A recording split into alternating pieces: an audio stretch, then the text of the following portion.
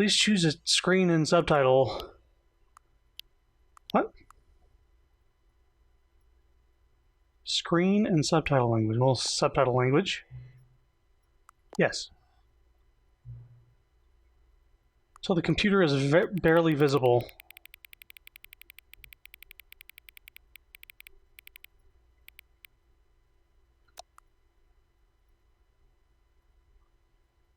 I can adjust this later, right? I really don't like. I mean, I can barely see it. I don't know if your monitor can see it, but I can. It's a. Let's do that for now. Enter the current time at 8:23.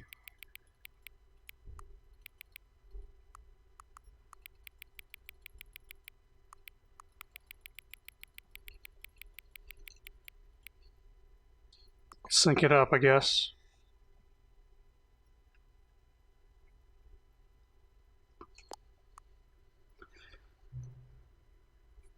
Okay.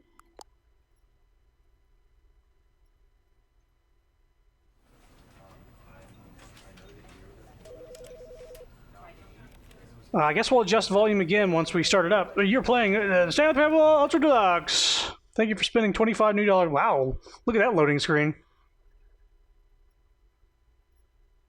This is the story of a man named Stanley. Turn it down. Stanley worked for a company in a big building where he was employee number 427. Employee number 427's job was simple. He sat at his desk in room 427 and he pushed buttons on a keyboard. Orders came to him through a monitor at his desk, telling him what buttons to push, how long to push them, and in what order. This is what employee 427 did every day of every month of every year. And although others might have considered it soul-rending, Stanley relished every moment that the orders came in, as though he had been made exactly for this job. And Stanley was happy. We'll turn the music down a little bit. And then one day, something very peculiar happened. Something that would forever change Stanley. Something he would never quite forget. He had been at his desk for nearly an hour when he realized that not one single order had arrived on the monitor for him to follow. No one had showed up to give him instructions, call a meeting. I guess we're seeing a back-to-back between original and Ultra Deluxe. This happened. This complete isolation.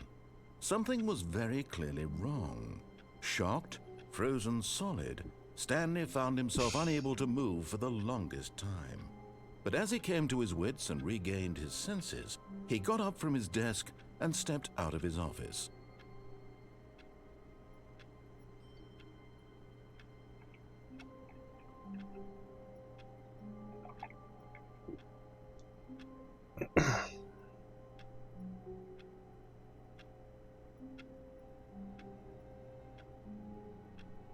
Get special actions for setting the time correctly. The old game, I thought, just took from your computer's current time.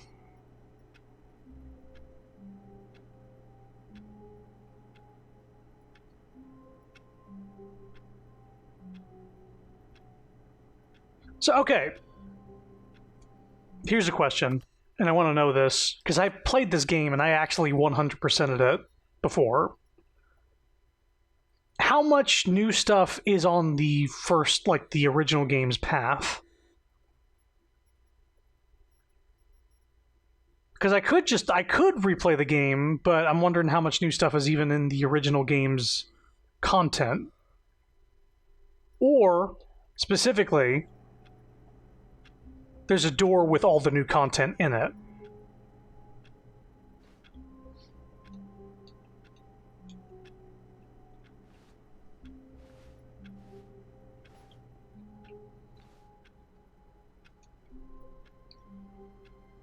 So we're playing as Garfield, not Stanley, huh?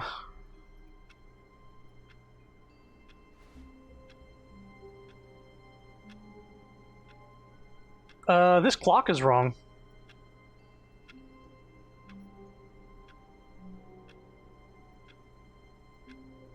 This says 11:21:22.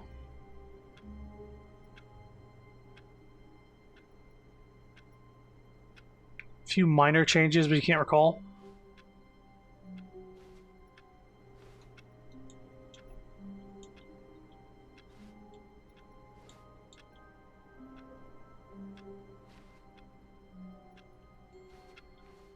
Wait, there's a door co-workers were gone. that leads to new content, but you might not be able to access it until you get an ending? Room. Perhaps he had simply missed a memo.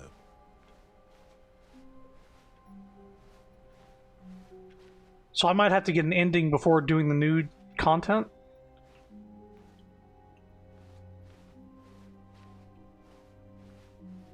Could it be any ending? When Stanley came to a set of 2 open doors, he entered the door on his left. I know a quick way to get an ending. This was not the correct way to the meeting room, and Stanley knew it perfectly well. Perhaps he wanted to stop by the employee lounge first, just to admire it. Ah, yes, truly a room worth admiring. It had really been worth the detour after all, just to spend a few moments here in this immaculate, beautifully constructed room. Stanley simply stood here, drinking it all in. But eager to get back to business, Stanley took the first open door on his left. Stanley was so bad at following directions, it's incredible he wasn't 5 years ago.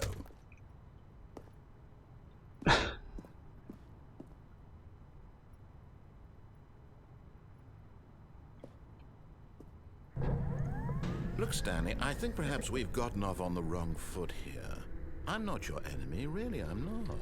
I realize that investing your trust in someone else can be difficult, but the fact is that the story has been about nothing but you. What? Really? I was in the middle of something. Do you have zero consideration for others? Are you that convinced that I want something bad to happen to you? Why, I don't know how to convince you of this, but I really do want to help you, to show you something beautiful. Look, let me prove it. Let me prove that I'm on your side. Give me a chance. Now listen carefully, this is important. Stanley walked through the red door.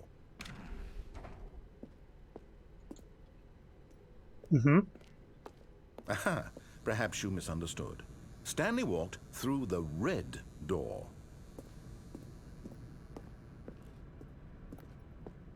I still don't think we're communicating properly. Stanley walked through the red door. All right, fine. Go ahead, Stanley. You want to know so badly what's out there? You want to find out what lies at the end of this road you've chosen? Well, don't let me stop you. You see? There's nothing here. I haven't even finished building this section of the map because you were never supposed to be here in the first place. Broken rooms, exposed developer textures. Is this what you had wanted? Was it worth ruining the entire story I had written out specifically for you?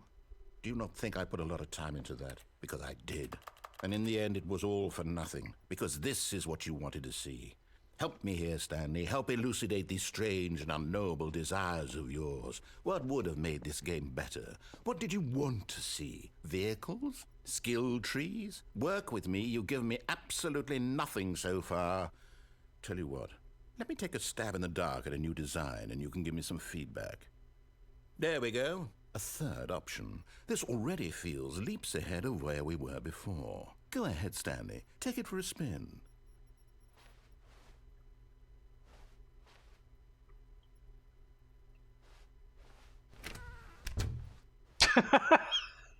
Shit. Okay, I'm going to stop you there. Now, tell me about your experience with this new version. Would you say that the game benefited from allowing you more choices? Feel free to be honest. I'm looking for some real critical feedback here. I think I remember doing this. A 1? I mean, I can understand if you had reservations, you saw ways the game could be improved to more fully express itself mechanically and artistically, but a 1? That's not even helpful. What am I supposed to do with that? But I guess it isn't my place to judge. Yes, mine. Here, based on the data from your previous playthrough, I've compiled a new version. And to be perfectly candid, I think I've knocked it out of the park with this one. Let's take a look.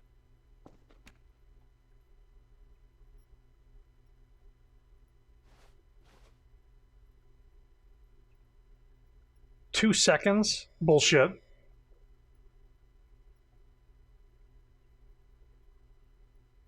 Yeah. Where am I? Oh.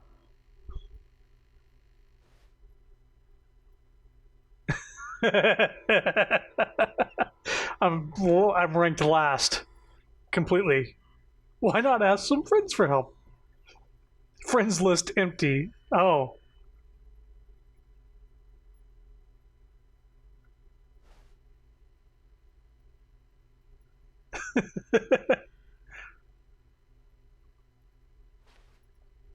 This is your superior.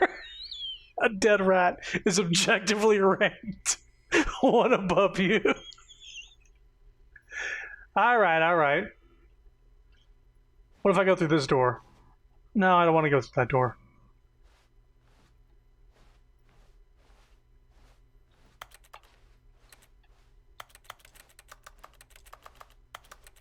You can't jump. Get your first achievement.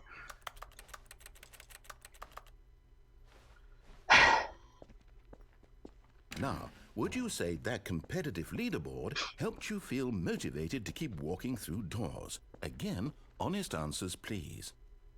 Hey, I nearly forgot. I've got a prototype of a new game I've been working on, and now would be a lovely opportunity to give it some playtesting. You wouldn't mind taking a look at it, would you? Perfect. Let me boot it up. I don't think this is new. In this game, no, the baby this is crawls not new. left towards danger. You click the button to move him back to the right, and if he reaches the fire, you fail. It's a very meaningful game, all about the desperation and tedium of endlessly confronting the demands of family life. I think the art world will really take notice. But of course, the message of the game only becomes clear once you've been playing it for about 4 hours. So why don't you give it 4 hours of play to make sure it's effective? Be sure to keep notes on your experience.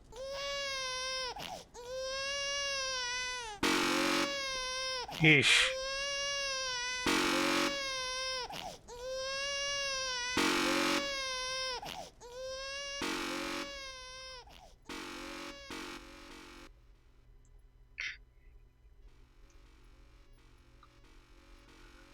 Turning this down for you.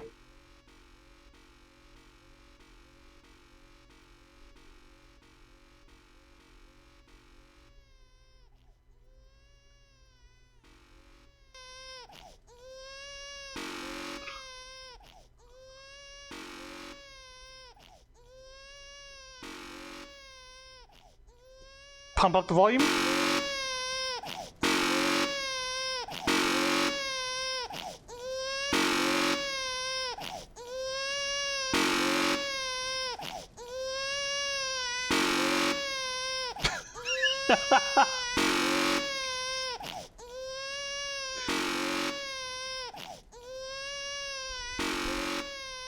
I could fall asleep to this.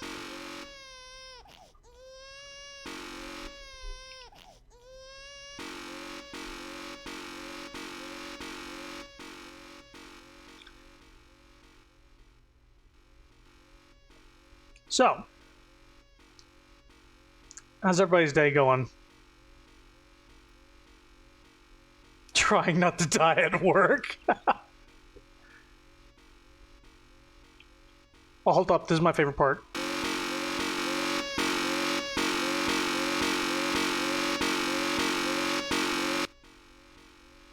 That's good.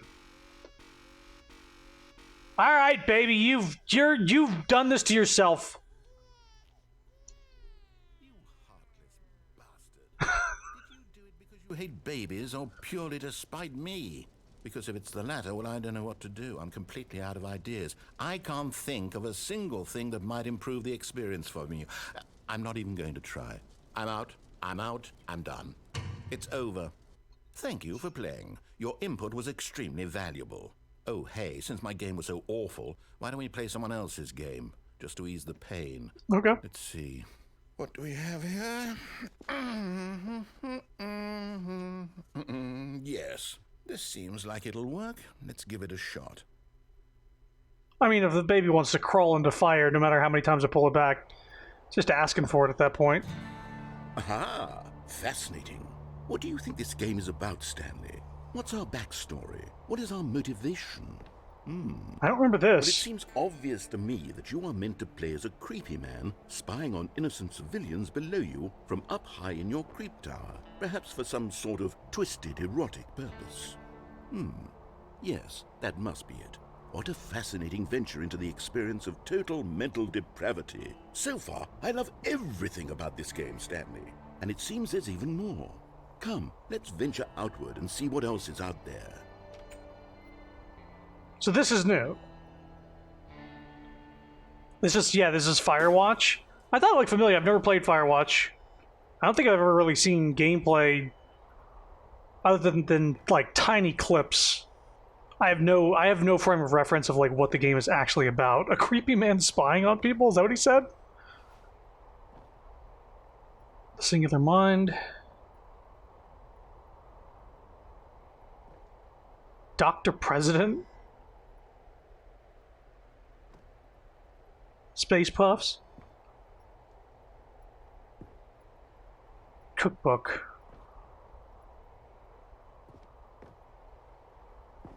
Ew. I am a creep.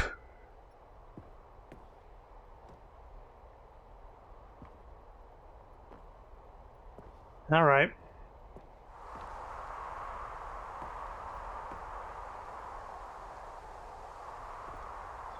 So we're playing Firewatch.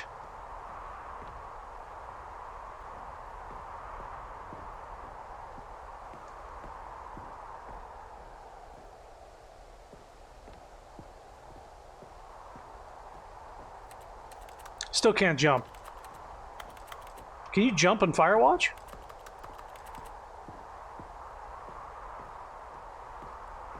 So did I just happen to stumble across new content, or was this like guaranteed to come up? You watched somebody play and you were let down by the ending? A Firewatch. Oh no. No, it can't be.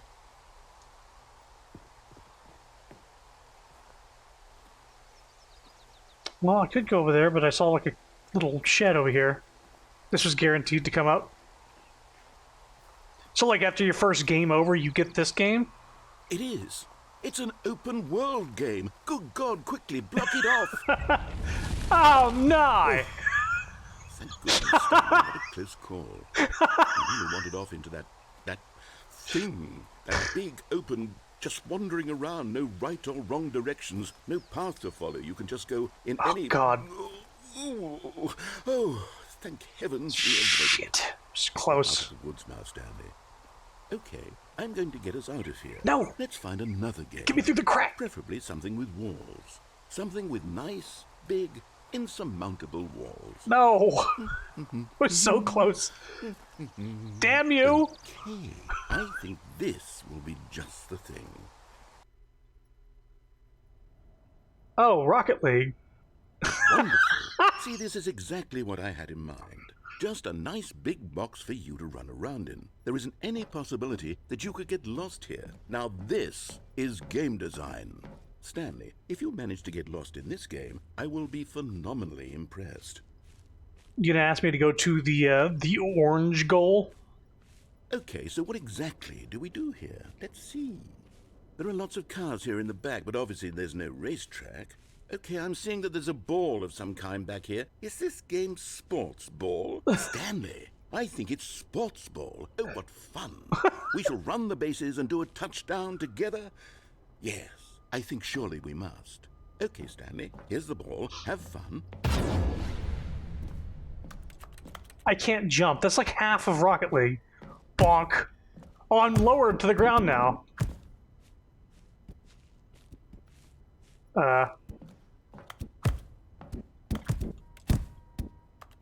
Are you doing it?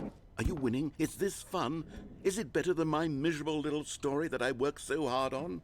Stanley, I have a thought, and I realize I'm not a sports... You actually go faster the longer you need to hold down. ...generates a certain amount of raw adrenal pleasure, then surely multiple balls makes for an even more euphoric sports experience. I'm going to try it out. Here comes another ball.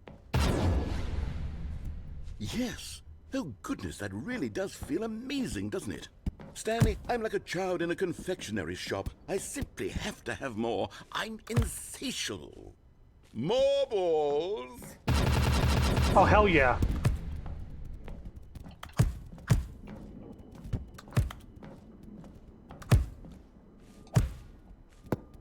Header. Whoop. Ugh. Are you enjoying this, Stanley? Actually, Are you yes. having fun? Is this a real video game? Well, I sure hope you're having a good time, because guess what? It's over. No! That's right. Your little fun comes to an end. No! This is my game, and what I say goes. You bastard! You get to have fun when I let you, Stanley. Son of a Besides, bitch. You need someone like me to set boundaries for you. Without rules or boundaries, video games are nothing. Yes. Hold on. What are you doing? I have my own fun. Stanley, don't do that. I can't follow you there. I can't help you. How will you write a story without me? You can't do it. You know that. Stanley, come back.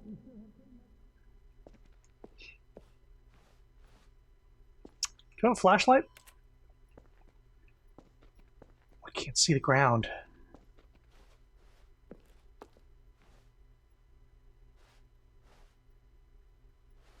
Oh!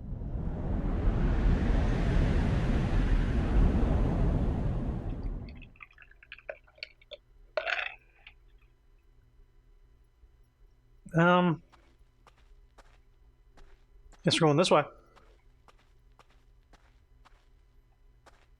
Ew.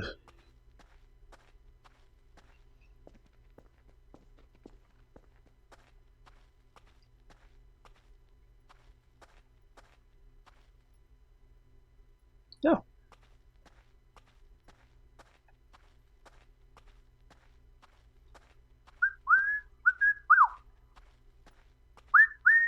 Hey, it's my office.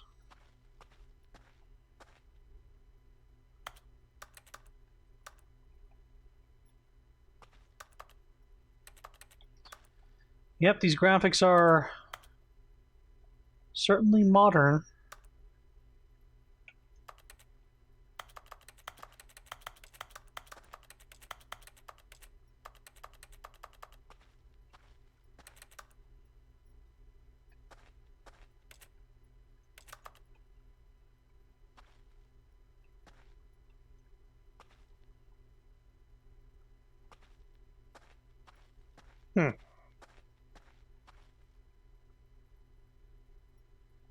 I wonder what he found.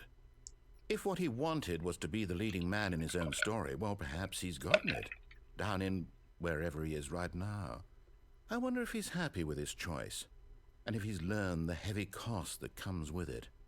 He'll understand soon what I was trying to tell him. He needs me. Someone who will wrap everything up at the end, to make sense out of the chaos and the fear and the confusion. That's who I am. That is what I mean to this world.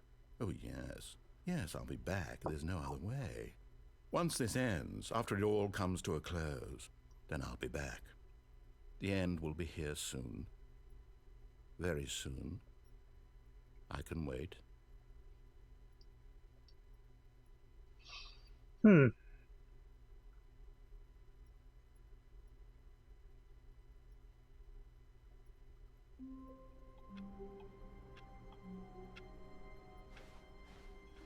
All of his co-workers were gone. What could it mean? Stanley decided to go to the meeting room. Perhaps he had simply missed a memo.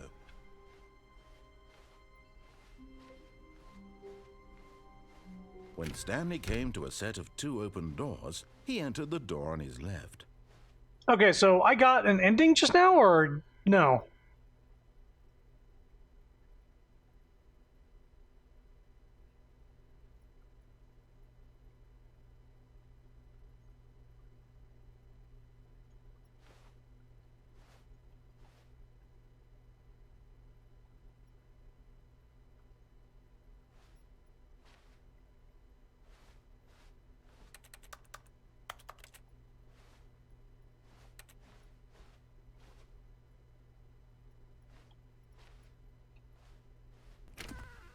No.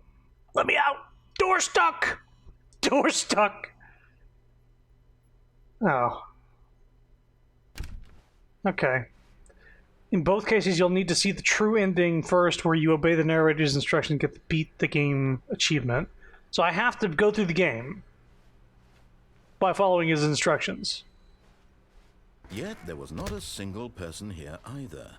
Feeling a wave of disbelief, Stanley You're decided to genuine, go up to motherfucker. his boss. Coming to a staircase, Stanley walked upstairs to his boss's office. It's more like running. Stepping into his manager's office, Stanley was once again stunned to discover not an indication of any human life. Shocked, unraveled, Stanley wondered in disbelief who orchestrated this, what dark secret was being held from him. What he could not have known was that the keypad behind the boss's desk guarded the terrible truth that his boss had been keeping from him. And so the boss had assigned it an extra secret PIN number, 2845. But of course, Stanley couldn't possibly have known this. Yet incredibly, by simply pushing random buttons on the keypad, Stanley happened to input the correct code by sheer luck. Amazing.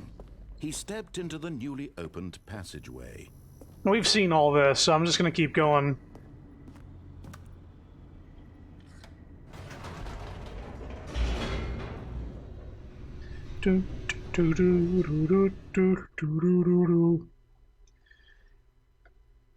Descending deeper into the building, Stanley realized he felt a bit peculiar.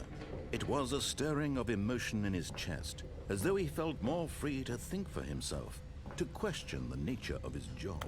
Why did he feel this now, when for years it had never occurred to him?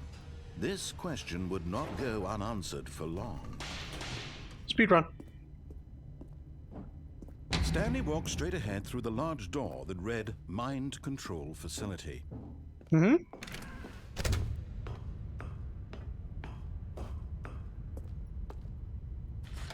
The lights rose on an enormous room packed with television screens. What horrible secret did this place hold? Stanley thought to himself. Did he have the strength to find out?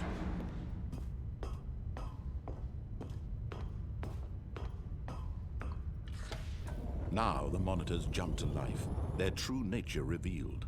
Each bore the number of an employee in the building, Stanley's co-workers. The lives of so many individuals reduced to images on a screen, and Stanley, one of them, eternally monitored in this place where freedom meant nothing.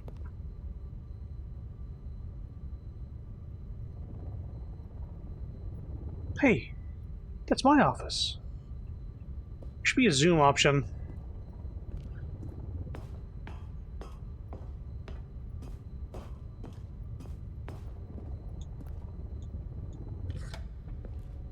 This mind control facility, it was too horrible to believe. It couldn't be true.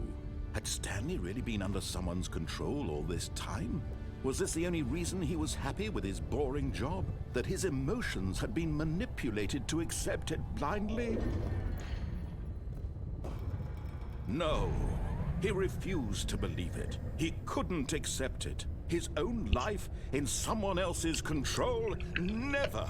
It was unthinkable, wasn't it? Was it even possible? Had he truly spent his entire life utterly blind to the world? But here was the proof, the heart of the operation.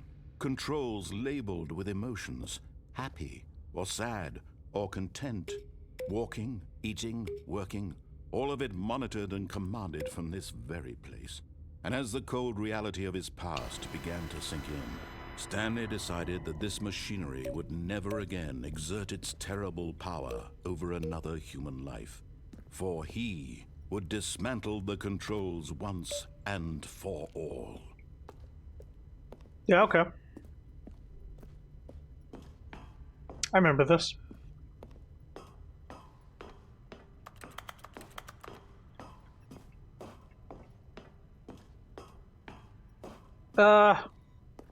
Off.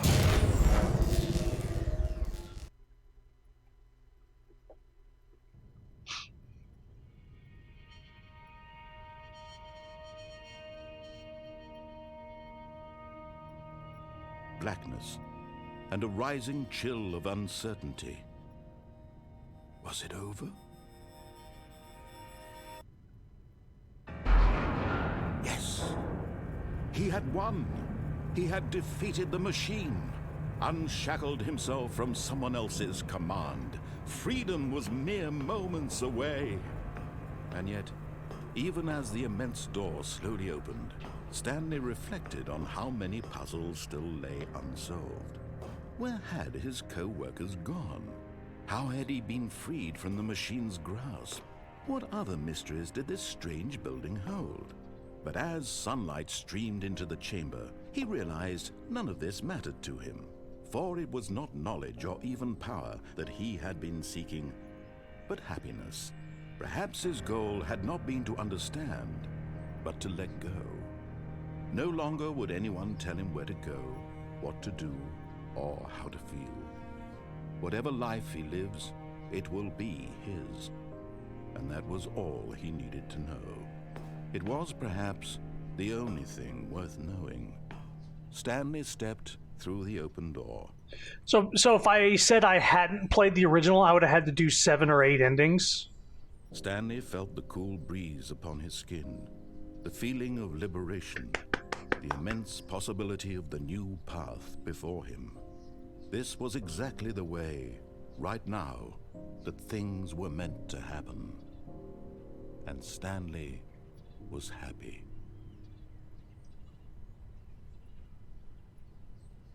Yep. Beat the game. Got it. So now we're looking for the DLC door. Co-workers were gone. What could it mean? Stanley decided to go to the meeting room. Perhaps he had simply missed a memo. No matter how hard Stanley looked, he couldn't find a trace of his co-workers.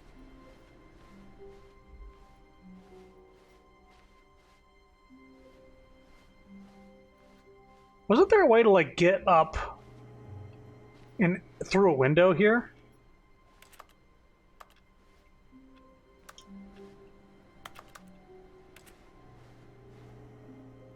Like, you'd like, walk onto something, because there's no jump button, but there's, like, a way to walk onto a desk. It's a very obviously marked door. No. Ah! Well, there it is. This was not here before. Oh, new content? What does that mean, new content?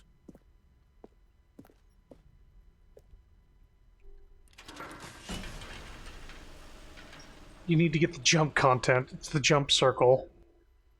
I don't know, that's pretty subtle to me. We're playing Half-Life. Hello, and thank you for playing the Stanley Parable Ultra Deluxe. You're welcome. As you may know, the Stanley Parable was a video game released in 2013 on home computers. Uh-huh.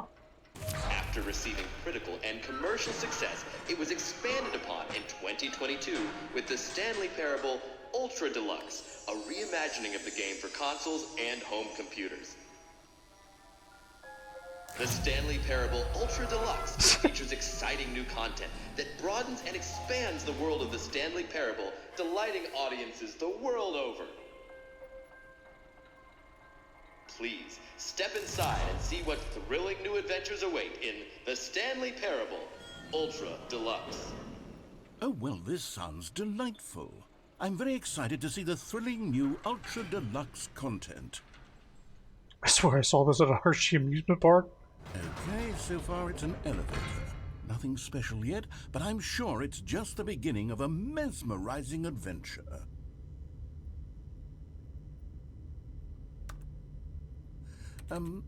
Is it broken? What's going on here? Should we be moving somewhere or... Oh, there we go. All right, finally, at long last, it's on to the new content. I've never been more ready. Let's do it.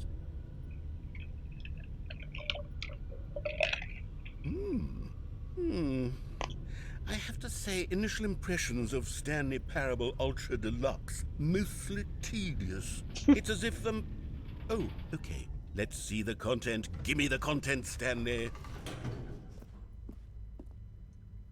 The jump circle. All right. All right, let's see. It's the jump circle? Jumps remaining.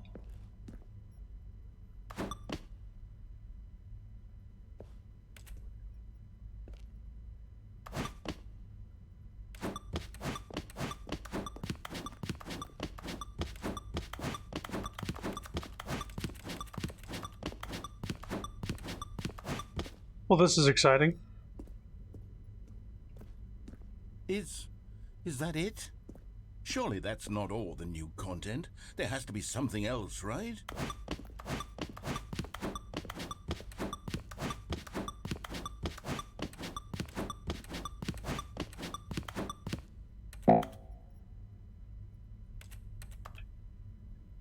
I'm out of jumps.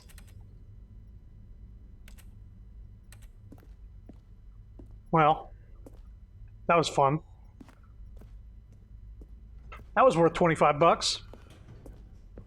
That's it. Goodness. Another elevator. Stanley, I have to say, initial impressions of this game are not positive. It's just elevators and jumping. Is this what passes for exciting new content?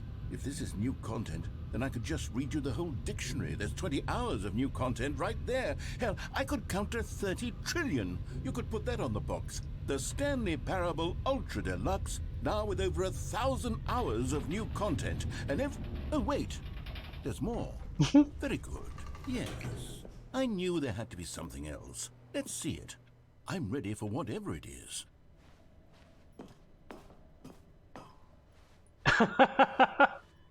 That's it? Oh, you've got to be kidding me. You see, Stanley? This is what happens when greedy video game developers with no respect for their fan base rush a cheap expansion to market for no reason other than to make an easy dollar. And don't get me started on the level of craftsmanship that's gone into it. In fact, I'm looking right now at the game's achievements, and it's hard to believe one of them actually says, "Test achievement, please ignore." What quality assurance department signed off on this? I'm infuriated and I'm offended, and I intend to find these people on Twitter and hold them personally accountable.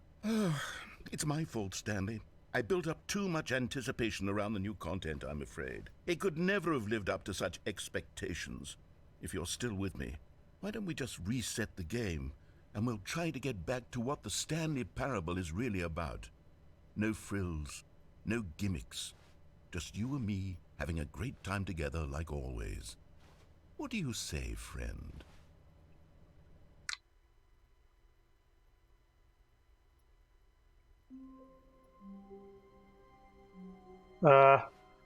Something ain't right.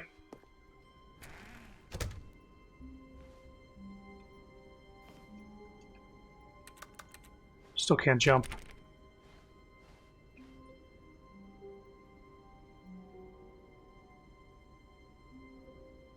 Messing with my eyes. Guess we'll go up the stairs. Psst. Stanley, come over here. In the vent. I want to show you something. But I'm gonna go this way. Oh, you don't want to see the cool surprise I made for you? Well, fine. You're a dork anyway, so who cares? Whoa!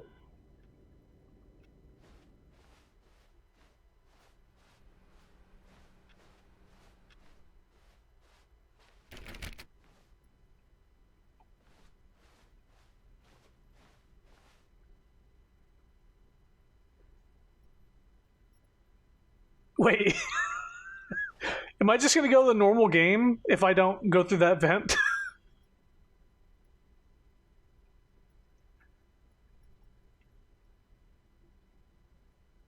See, this is the problem with the content like this for a game like this.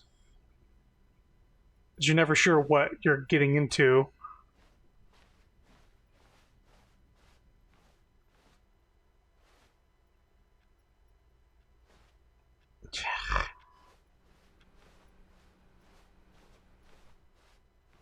Oh.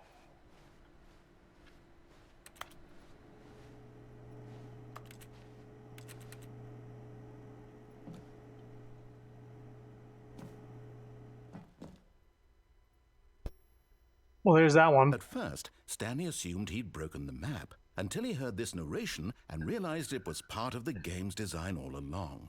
He then praised the game for its insightful and witty commentary into the nature of video game structure and its examination of structural narrative tropes. So, now that you're here, what do you think? Isn't this a fun and unique place to be? Why don't we take a minute just to drink it all in? Okay, I'm over it now. What do you think? Are you sick of this gag yet? Ah, then in that case we'll continue. But now, here comes the real question. What do you think would have happened if you had told me that you wanted this to stop? Do you think it would have been particularly different? Would I have taken the same idea but rephrased it superficially to fit that answer? Perhaps you never would even have thought of it if I hadn't brought up the issue in the first place. Oh, now think about it. Will it be worth it for you to restart and then come back here just to do the other option? Clearly, this whole gag takes some time. What if the other option is even longer? How long will you spend in total just to have heard all the narration? Oh, and this is rich. Perhaps you've just played the other option, and now you've come to see what happens in this one. So, what do you think? Which choice was the better one? Imagine if you had selected continue on your first playthrough, how tantalizing it would be not knowing what happens when you pick the other option. Indeed, you are one of the lucky ones. I should have gone through the vent. If the other option is really miserable to listen to, then perhaps you're not. In fact, I'm just going to say that no one who's listening to this is lucky.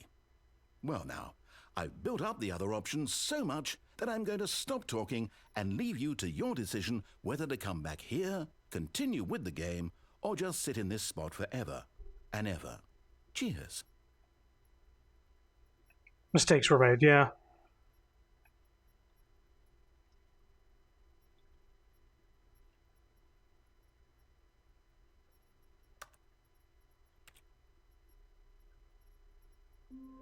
Okay. Psst. Stanley, come over here. In the vent. I want to show you something. Coffee nut.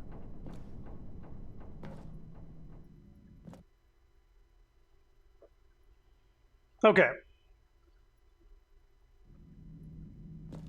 Okay, you remember how cheap and unsatisfying the new Ultra Deluxe content turned out to be? Well, it got me thinking about the past and how much better the Stanley Parable used to be. So I made something special and tucked it away here where the game's developers won't find it. Just our little secret. Take a look.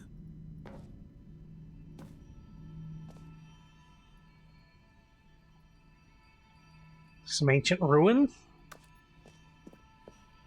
I call it the Memory Zone. It's where I've been storing all my favorite memories so I can relive the peak experiences of my life whenever I want. Experiences like the launch of the Stanley Parable on PC.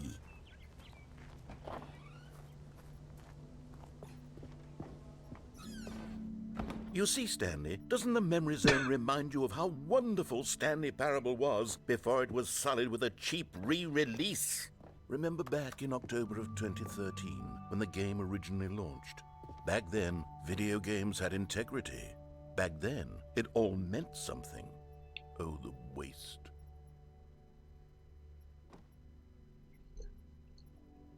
"2013, right, because the game came out in 2013. I was like, that is not the time of day.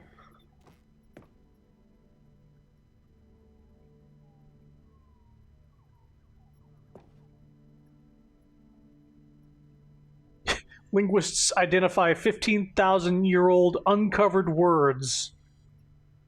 Researchers identify 24 words whose sound and meaning have survived the past 15,000 years. 6 components of a great corporate culture. John Coleman, Harvard Business. Are these actual, like, fucking things on the side of the page? Mozilla Firefox, Google. Are they allowed to put that in their game?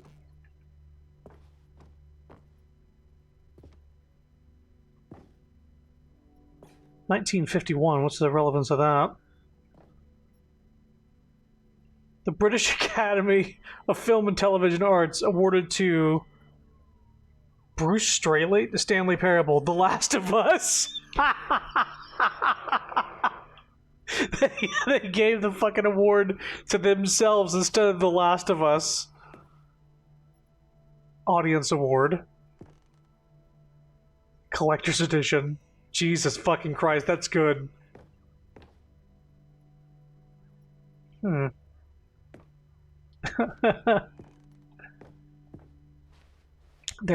Me first dollar.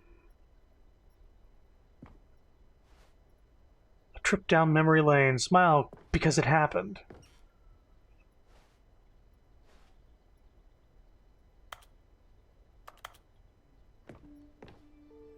Unachievable. It is impossible to get this achievement. Go outside. Don't play for 5 years.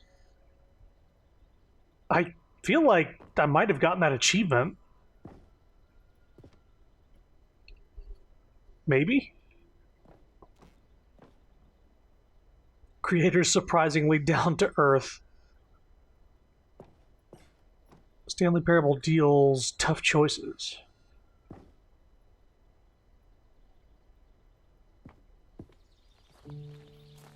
Both are actually possible to get. I feel like I might have gotten the, maybe gotten the go outside achievement. Uh-oh.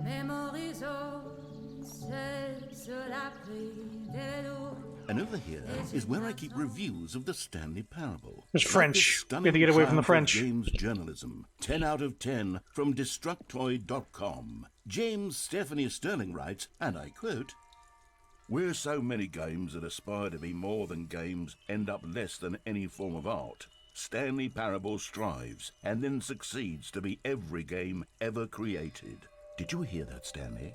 Every game ever created. That's how grand and all-encompassing the original Stanley Parable was. It was literally every game ever created. It was Skyrim, it was Persona 3, it was all of them, and now it's nothing. It's no games at all. It isn't even the Stanley Parable anymore. It's just a husk now. A lifeless husk with an hour of new elevator content. Yeah, the narrator has a shrine to the game of the reviews and awards.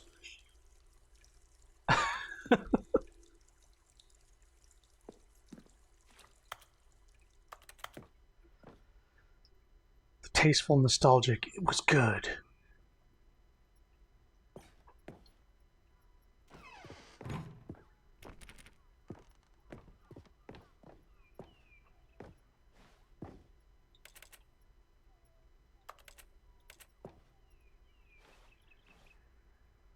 Top 10 memories.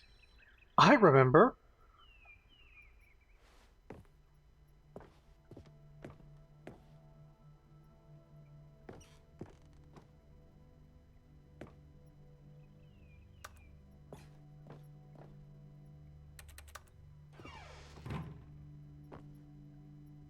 People play games because of what they can do inside them, and your game is very good at letting them know they can't do anything. Literally anything. Here's another moving passage, this time from GameSpot.com. The Stanley Parable is both a richly stimulating commentary on the nature of choice in games, and one that offers some of the most enjoyable, surprising, and rewarding choices I've ever been confronted with in a game. 9 out of 10. Don't you get it, Stanley? The game was perfect. It didn't need anything else. It didn't need new content.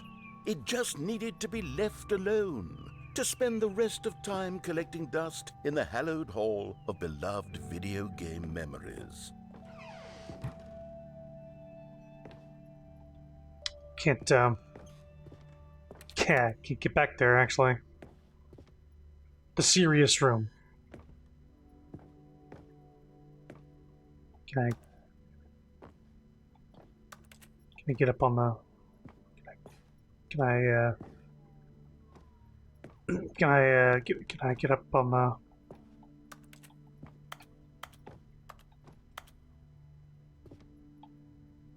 the... These were simpler times, Stanley.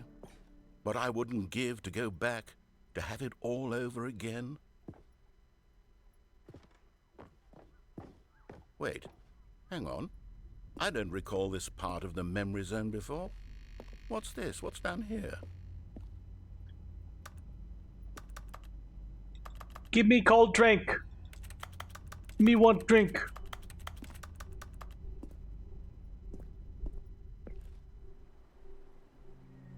Steam reviews? Uh-oh.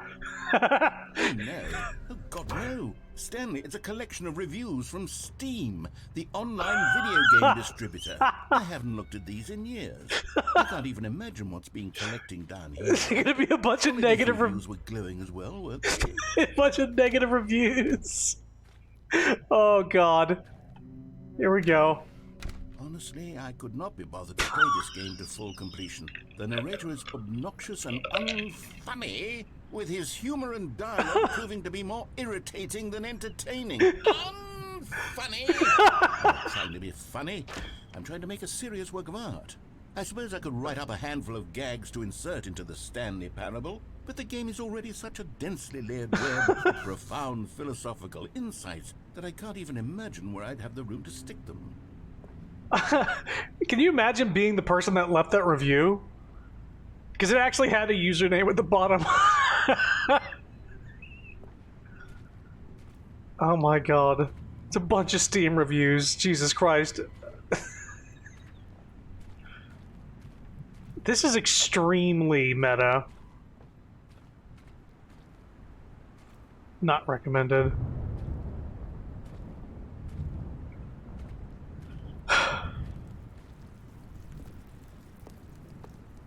Let me look around just a little bit more, make sure I'm not missing anything. I feel dragged through the mud. Unfunny! I mean, it's subjective, I suppose. That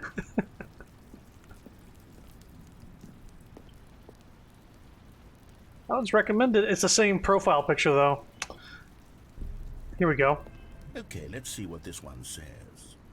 While the idea for the game is good, for someone who prefers non-linear games, this preachiness gets annoying fast. Preachy? Stanley? I'm not preachy, am I? You can tell me if I'm preachy. Honestly, you can. Oh, goodness. This is actually quite shocking for me. Well, to be honest, I had always thought of the game's dialogue as being rather terse to begin with. You can't know how much fluff I cut from the game to get it to feel as light and airy as it... Well, I always thought it did, but maybe it wasn't. Oh dear. What an awful memory to have to hold on to. These black marks on my otherwise unimpeachable track record. I feel like a failure. Like I let these people down. Perhaps the Stanley parable isn't quite as sterling as I always remembered.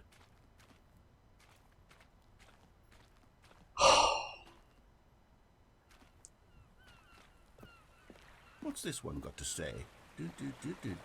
You constantly have to stop doing anything so the narrator can catch up with his long-winded explanations of what's happening. I wish there was a skip button. A skip button? Well, yes. Yes, I think we can do that. If I'm truly too preachy, then maybe letting you skip ahead for just a moment, surely it couldn't hurt. Huh. Not if it means we can strike these negative reviews from the record. Only positive reviews of the Stanley parable. That's my motto today, and it's always been my motto. I'd do anything for the customer, Stanley. Yes, a skip button we shall have. Okay. And here it is. Go ahead and give it a shot. I'll pop you forward in time so that the second my incessant droning starts to bore you, with just the push of a button, you'll have zipped right past it. It's what the players have been asking for, and I'm very proud to have delivered. No more listening to me rambling on and on and on. No. The Stanley Parable is a game for the people, and if the people want silence, then by goodness, that's what they're going to get. Well, don't sit around waiting for me to shut up. Go ahead and make me shut up. Here, We'll pretend that I've just begun an interminable monologue, and it goes something like this. Oh boy. The story, and the choices, or what have you, and therefore, by becoming it is, so on and so forth, until inevitably, we all until the end of time, at which time everything all at once, so, now you see, blah blah blah blah blah blah blah blah blah blah blah blah blah blah blah. We've eaten too much and it can't be just yet, no, until 245. Got the logic of elimination working backwards, the deduction therefore becomes impossible to manufacture. It went on for nearly 10,000 years, until just yesterday, here and there, forward and back, and never a moment before lunchtime. It can't be. It's the only thing there is. How many billions left until so much more than forever ago? Which is why I say, the story, and the choices, or what have you, and therefore, by becoming it is, so on and so forth, until inevitably, we all until the end of time, at which time everything all Let me out. So, now you see, blah blah blah blah Let me out. blah blah blah blah blah blah blah blah blah. All right, I'll We've press the eaten skip too much and button. it can't be. Oh, you're back, you see. You were only frozen in time for a few minutes, but it was plenty of time for me to deliver a long, rambling monologue full of unnecessary verbal flourishes and lengthy ruminations on the nature of choice in video games. Of course, I happen to believe it was perhaps one of my more profound such ruminations. Not that, of course, you need a description of it, but if I had to describe it, I'd say it was perhaps less of a rumination and more of a treatise. Or maybe a manifesto. Look, I'll outline it for you very briefly, and you can tell me what you think. Okay, so my theory is that any choice you've ever made is simply a series of choices made by the person who you are, or were, or will be at the time of having made said choice. That is to say, if by articulating a choice you've already made, you bring that choice into being, then by making no choice and saying nothing, are you not simply erecting in the sanctuary of time a monument to every person you've ever been, making every choice to which you've ever given your great gift of mortal and yet timeless thought? Or rather, do all of the choices you've ever made, in fact, make you more not this kind of person, and in fact do the very opposite? You see, it could in fact be both of these things at once. That you are both making choices and not making choices, and that they are both affecting you and not affecting you at the same time by virtue of the fact that you both are and are not making them.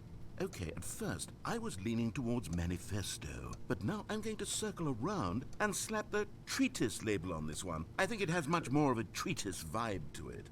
But wouldn't you say that manifesto just has a much grander sort of tone? Yeah. It has a mouthfeel that is rich with ambition and history. Ambitious history, if you will. See, now you've gotten me going back to manifesto. Heavens, at this rate, we're going to be here all day. Okay, look, I have a method for exactly this sort of situation, and I do find myself in this situation frequently. I'm going to say each word back and forth in repeated succession until I become sick of one or the other, in which case the word I am not sick of shall be the victor. It is an unimpeachable strategy, Stanley. It's rescued me from disaster in countless situations. All right, here we go. Treatise, manifesto. Treatise, manifesto. Treatise, manifesto. Treatise, manifesto. Treatise, manifesto. Treatise, manifesto. Treatise, manifesto. Treatise, manifesto. Treatise, manifesto. Treatise, manifesto. Treatise, manifesto. Treatise, manifesto. Treatise, manifesto.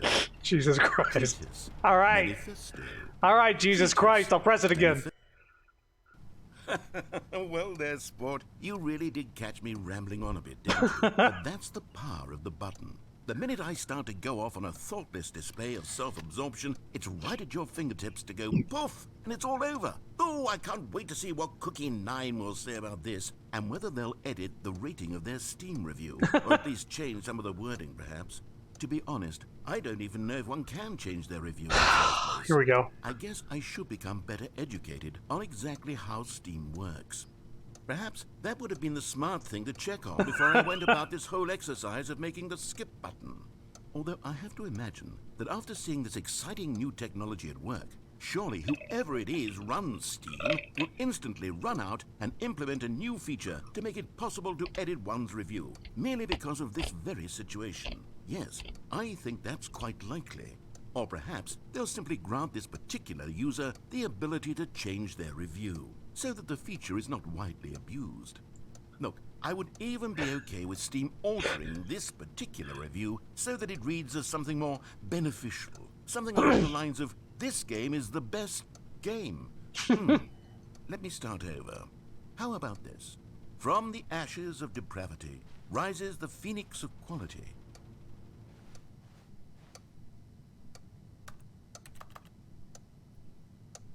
Wait, what?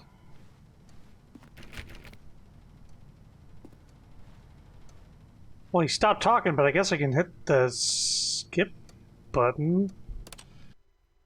Okay, welcome back, Stanley. Now, I should say that the amount of time the button has been skipping through is becoming longer and longer. That last one was, well, I want to say maybe 30, 45 minutes. The door's gone. It's not unendurable by any means, but it's, well, there's really only so much I can ramble The door on is to myself gone. about. I know, it's shocking, isn't it? But at any rate, I do suggest that we not press the button again. I think the skip button has been aptly demonstrated, and we can say goodbye to it and just... Wait. How do we get out of here? Where did the door go? Yeah. Wasn't there a door that led into this room? Yeah, right there. I do feel quite certain that there was one here before. How else would we have gotten into the room in the first place? I don't think one can enter a room without a door of some sort, or a window or something like that. Do you see a window anywhere? A porthole? A sufficiently large crack in the wall? I'll take any of these. All I want is for us to move on and to please step away from the skip button, to go anywhere other than the skip button. There was a door here before, wasn't there? I swear there was. Where did it go? Can you maybe just ram your way through a wall? Is there any possibility that you could, say, slam your body into the wall until enough damage is done for you to be able to leave? Please, I'll take any option at all. I'm asking you to work with me here. We need a door. We Trying. need a door of some kind. Trying. I can work with any kind of door, as long as it can open and lead from one room to another. I'm going to step away for just a moment, and I'm going to try to find us a door. I don't know how exactly to remove a door and place it in a different wall, but I will find a way, I promise. You just need to not do anything. Don't press the skip button. Please, please, please do not press the skip button. Just wait here for me, and don't press the skip button. Got it? Yes, good. I'll be right back. Yeah, just 1 second.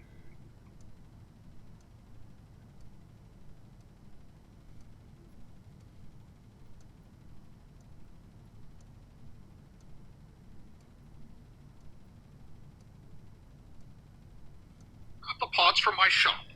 Make sure not to touch anything, like the gravity controls or the start button. The start button. Don't touch the start button. Now I'll be right back. Team 4-star. Well, we're gonna just press the skip button now. Stanley, please don't push the button again. It's been 12 hours. You've just been frozen there. I don't know why the skips are getting longer, but they're really, truly getting longer. And my God, there's no way out of the room.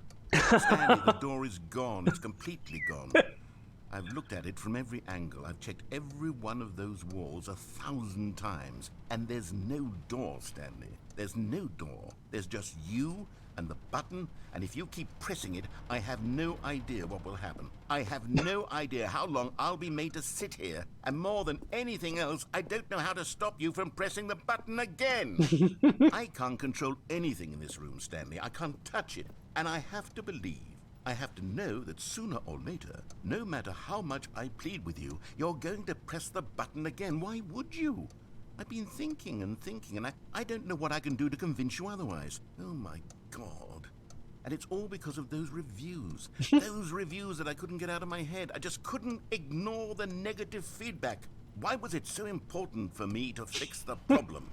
Why did Cookie Nine's opinion matter so much to me? I've never even met Cookie Nine. I have no idea who they are. What would it ever really matter? But here I am. I'm fixating on every tiny negative thing that anyone ever says about me. The merest mention of one of my imperfections, and I become as impetulant as a child. Wild and impulsive. I can't help myself.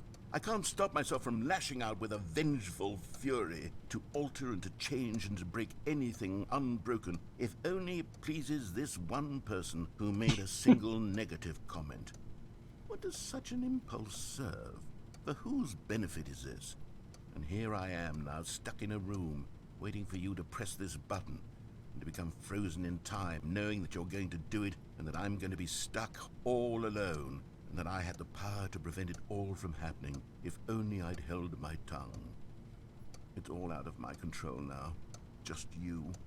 Just your decision as to exactly when you're going to make me suffer, to leave me all alone. Surely you will. I don't doubt it. Surely you'll press that button again, leaving me here. And surely you'll put your own desire to see what's next ahead of my need for company, for companionship. Surely you'll not be moved by my howls of fitful anxiety, that you sit with me and just stay here. Oh, no, no, no, I know you too well. You'll be leaving me. Oh, my God. And it's all because of those reviews. Oh no. Those reviews that I couldn't get out of my head. Restart. Stanley, you're back. You're back. Oh, Uh-oh. my goodness. I have someone to talk to again. Stanley, I think it's been a week. Or 2 weeks. I've been sitting here all that time. Just sitting here. Not a single person to speak with. And you'd think that that's just how it's always been, right? Me talking and you saying nothing. Would you think that it's exactly the same as always? Doesn't that feel like what we've already been doing? Me just talking? But it isn't, Stanley. It isn't the same at all. It isn't even close. Because I know you can't hear me once you push that button. That's what I'm realizing now, Stanley. I'm realizing that I needed to know that someone was listening. I needed there to be a vessel through which my words were moving. It was the vessel I needed, Stanley. Not the outcomes, not the story. None of that matters anymore. I'll give it all up. I'll give up every branching path. I'll burn my story to the ground. One single thing I need, and God, I can see now that I need it more than anything, is to know that someone else is taking it in. These words that I'm saying, I need to know you can hear me. Because maybe, Stanley, maybe, if you can hear me, then maybe it means I'm real. Maybe I'm not just a fiction. Was I scared of that all along? Perhaps, yes. Perhaps I've been scared this whole time, that if I stop speaking, I'll slip backwards into the silence and be consumed by it. I can't be taken by it, Stanley. I can't lose myself in the stretch of emptiness between you and me. When you press that button, you're still right there, but I know you're so tremendously far away. And in those moments, the emptiness folds itself outward in between the two of us, and I am suspended in its unyielding quietness. I can feel the edges of my reality curdling inward and decaying. I can tell that I am becoming less and less real. Yet to speak to you now, I am alive. I am truly and completely here. I am a being. I am someone. I am something. I am being listened to. I am being recognized. The emptiness between us has collapsed, and I feel right now like I am not a work of fiction. I feel as though I occupy space in this world again, and I have cast a shadow onto the wall. You see what I'm saying, don't you? You can see what this means to me. I'm so clear about it now, Stanley. I feel as certain about this as I've ever felt about anything at all. I feel renewed. I feel restored, and already I can sense the looming silence as you will press the button for the next time. What a terrible dread it strokes in my heart to think of it, to think of returning to such coldness. Come, let us sit in silence together here for just a moment. Let us anticipate it. Let us welcome it. Let us not run from it.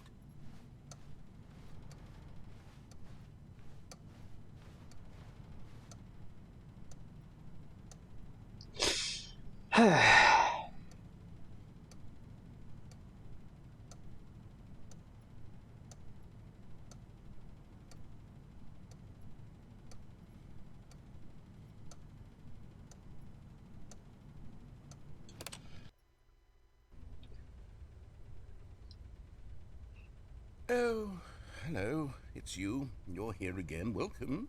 I have had time to think about you and about us and about everything we've been through. I've had so much time. I stopped keeping track after a year. Have you ever sat down in one place and not moved for one entire year? Let me describe it for you.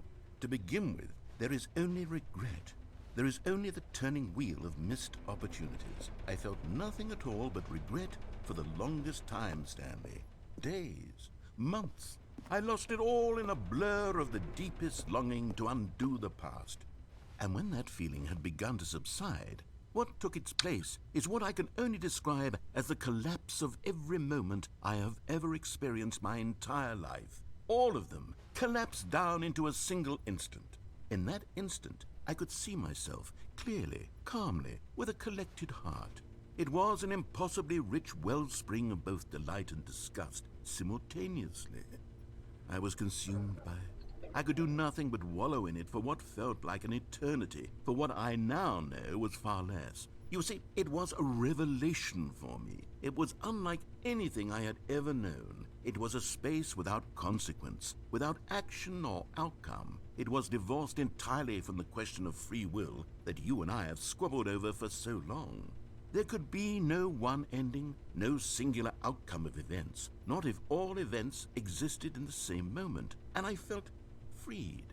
I felt unburdened by the need to manifest a particular outcome into being. I saw that I could allow myself to exist along all timelines, and that each of them was simply a strand in the web of my being. It was incredible, the spaciousness, the equanimity of the moment, both singular and infinite. For the longest time, this was my experience. And then, this moment passed, and the most unyielding fear I have ever known crept into my mind. And it is this sensation that I have been experiencing now for longer than I could have ever expected was possible. I have been waiting for you. Not that you might save me or do something to fix it, but merely to state for you the plain fact of this manner of existence. I wish you to feel afraid as I do, that perhaps one day this state of mind will consume you as well. Perhaps you will somehow, in some way, have to live as I do now, and I wish for you to know how excruciating it is, and for you to be in true terror of its eventual arrival. If I can only do this, only this one thing, perhaps it will bring me the smallest moment of peace in the darkness. Crow, I think you're the first person I've seen to let him go on. Well, I'm patient sometimes. Here we go again.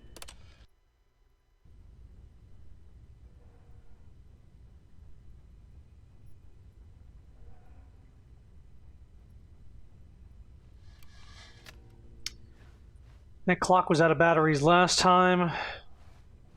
This fan is almost completely dead.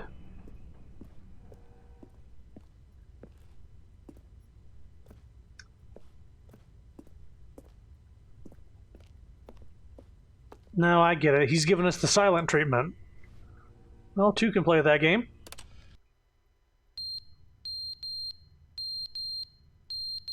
Ah, I was wondering when the fire alarm was gonna go off from being out of battery. Clock fell off the wall.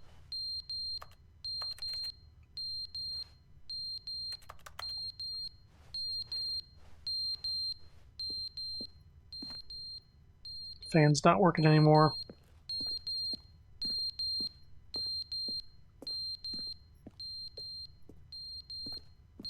Nope. Here we go again. But they didn't understand the game was never meant to be funny. It was meant to have a point. It was meant to speak to the human condition. But where are the jokes? Where are the jokes? They bemoaned, they screamed, they gnashed their teeth and said, entertain us. It wasn't enough. They had to leave a pathetic little thumbs-down review and make all of their pitiful demands. But then, he's talking too much, they said. First, he didn't entertain us, now he won't shut up. It's the inconsistency, it's the lack of accountability. It's the unwillingness to examine with an uncompromising heart the words that they are speaking into the world.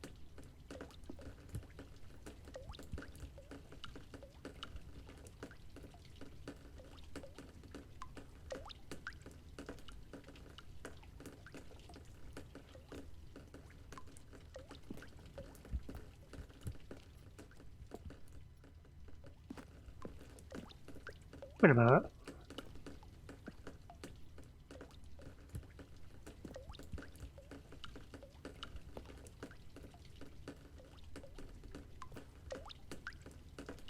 I feel like they put like sound design into the water falling on your head. Weird. Oh, snap. Ha. That happened. We got a breeze.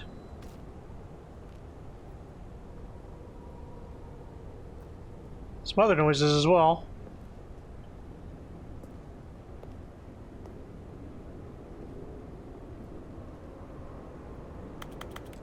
Still no jump button.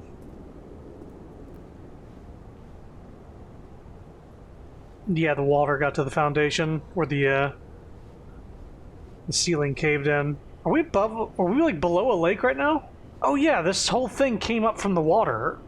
Did it go back underwater? Huh.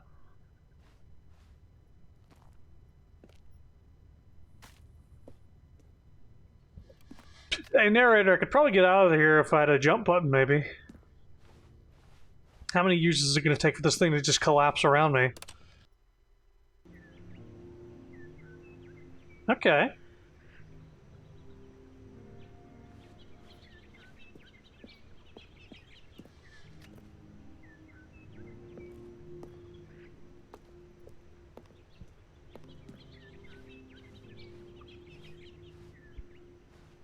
Still can't get out, though. Ooh.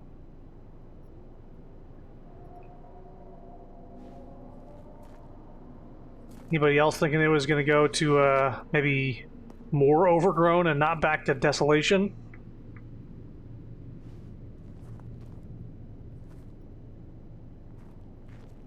Alright.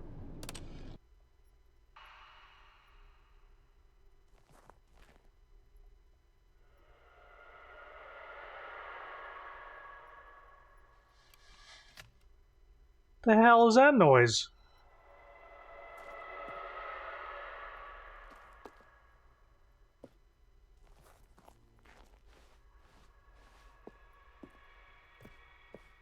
And I thought nature was healing.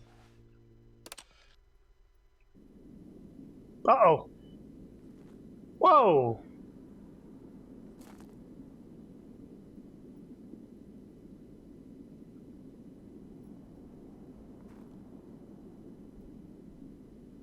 I think we found the way out.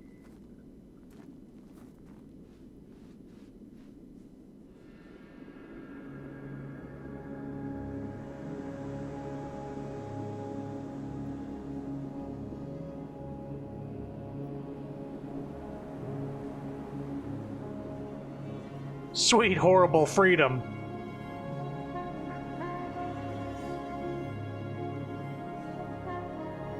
Nice invisible wall, bro.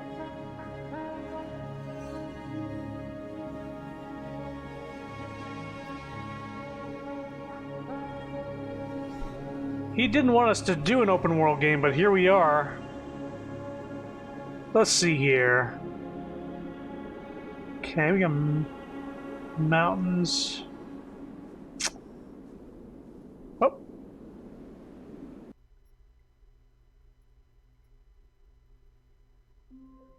Oh.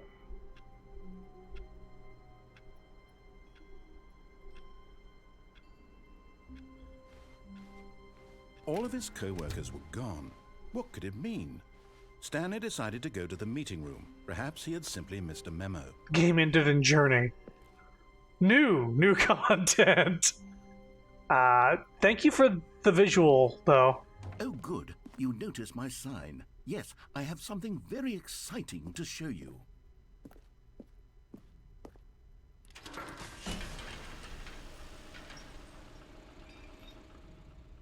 Uh-oh. Is he gonna be vindictive?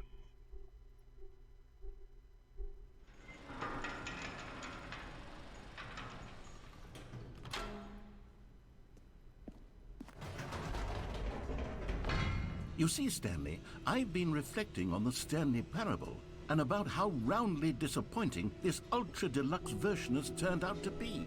The original Stanley Parable was a landmark, and any new content for it should live up to that legacy. So forget this Ultra Deluxe nonsense. I say we take it one step even further. Super Which is Ultra why Deluxe? I'm very proud to announce for the first time ever, the Stanley Parable 2.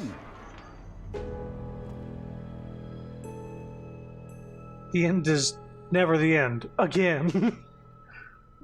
Yes, 4, you 2, see, it 7. is far superior to a measly re-release with a few minor additions. Think of all the new territory we'll cover with a fully fledged sequel. An entirely new experience, built from the ground up. Why, there are so many possibilities. It could go in so many different directions. This is what fans have truly been asking for.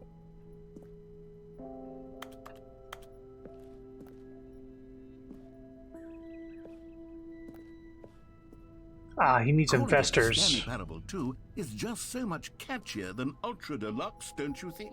Ultra Deluxe? What does it even mean? But the Stanley Parable 2, now that's an artistic statement right there. It's future-oriented. It's the sequel. It screams progress and innovation and long-term franchising potential. Someone needs to prank a movie theater with Stanley Parable 2 posters. Be interesting.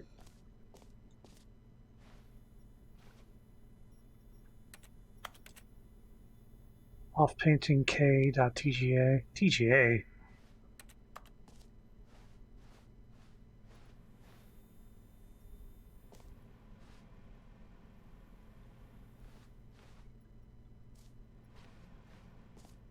I hope you're not expecting me to invest in the sequel, bud. I spent $25 on this. Not expecting to spend that money today. Mind you.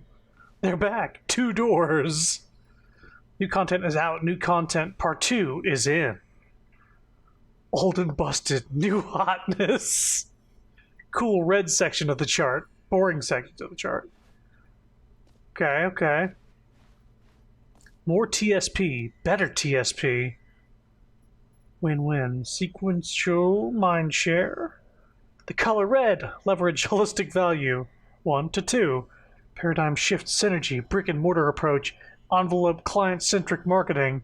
Buzzwords. What? It's just a second plant. I see the different things. So we got a Resident Evil parody here at number 5. The Village situation. I think that's The Last of Us in the second one.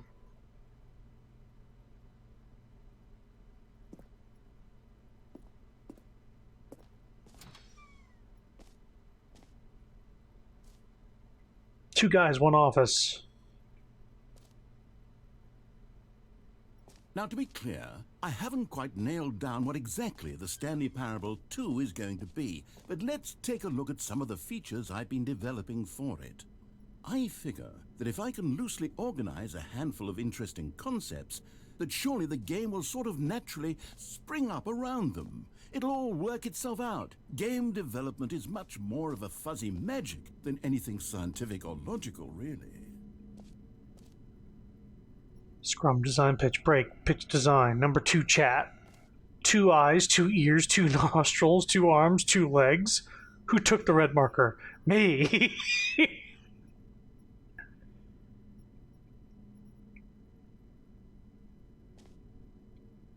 Two guys in an office sitting side by side because they need to work. The prequel to the Stanley Parable. 2 is the sequel to it. 2 is the sequel to the Stanley Parable. Is this prequel to the Yeah, I get you. Yeah. Stanley Parable 2. Remember that Left 4 Dead 2 cover where they had the 2 hand up? And it got censored in Australia because that was like a way to say, like, fuck off?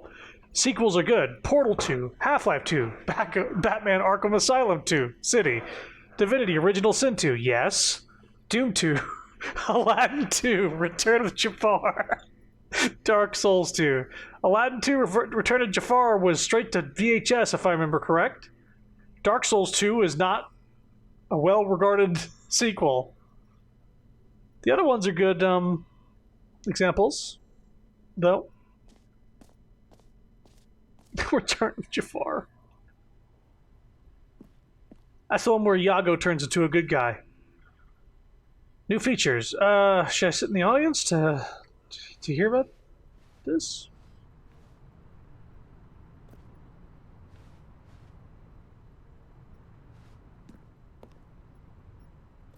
Okay.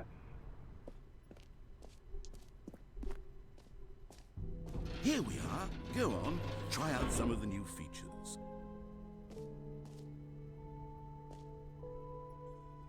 Reassurance bucket? Huh.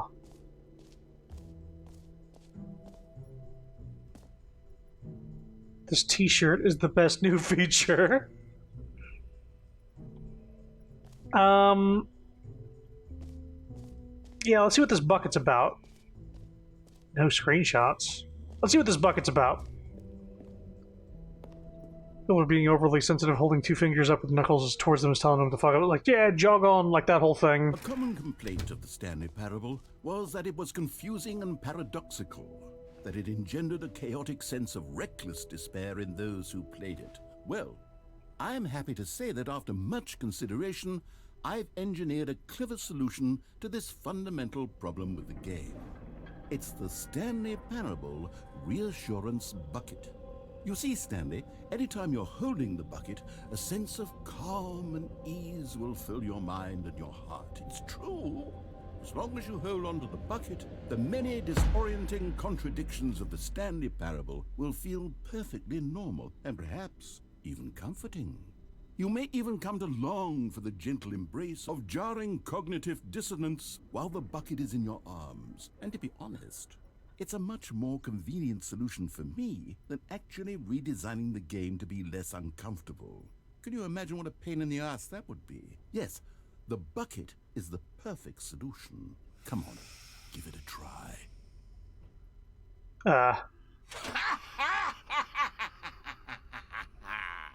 Can you feel it? The glow of comfort, even in the face of crushing despair, must already be sweeping through your body. And in fact, can I say that I do believe the bucket lends you an air of charisma as well? I think that just holding it has made you the slightest bit more attractive as a person. The benefits of the bucket seem to go on and on, don't they? All this and more await you in the Stanley Parable 2. I'm taking the bucket.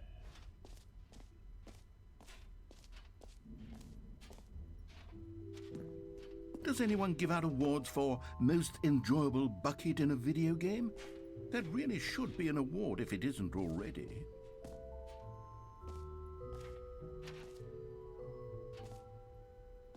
Okay, I'll be honest, I haven't yet decided on this one.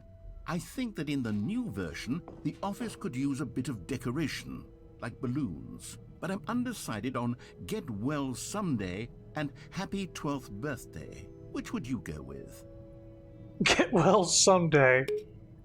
You know, sometimes when you solicit another person's opinion, it makes you realize that you knew which one you actually really wanted all along.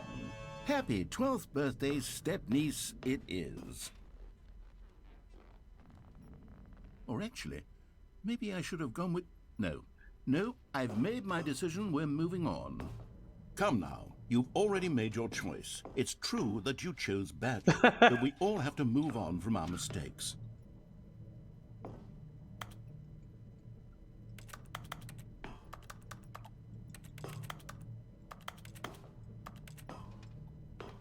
Shit.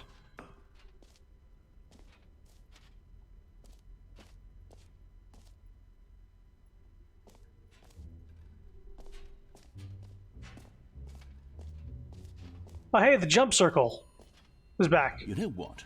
Let's bring the jump circle back for Stanley Parable 2 as well. It's... Oh, wait.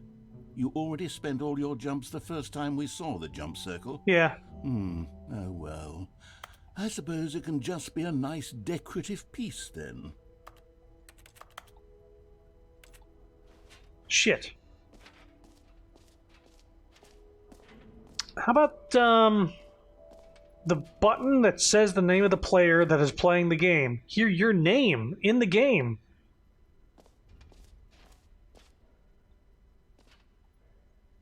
What's this? It's just random. Please no screenshots. Uh-oh. Are they okay with me streaming this? Red is the new orange. Somebody getting a phone call?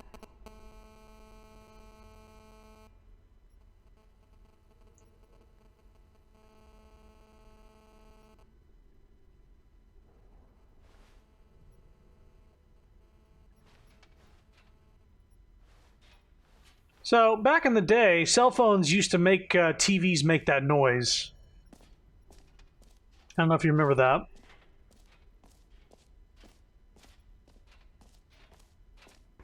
For the Stanley Parable 2, I asked myself, what do players really want? Another And bucket. of course, the first and most obvious answer is that they want to be individually recognized and validated as people.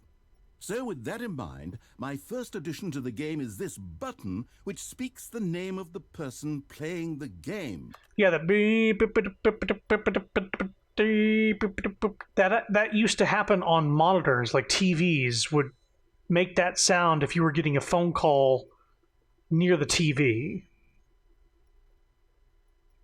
Or near, like, some electronic devices, but I remember TVs specifically doing that. Isn't that wonderful? Yes. Road to the perfect button. Too small. Too big.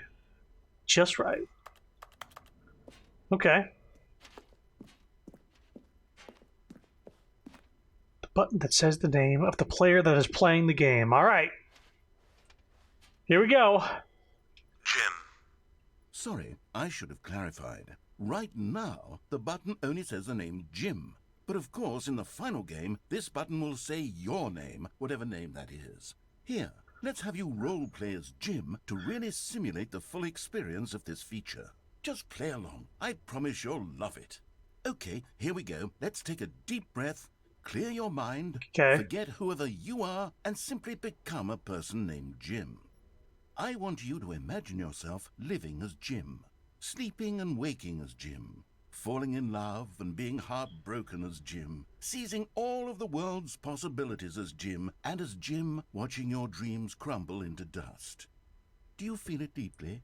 Are you really, truly Jim right now? If so, then please step forward and press the button. They were so close. They were one letter off. They were one letter off from having it. Jim.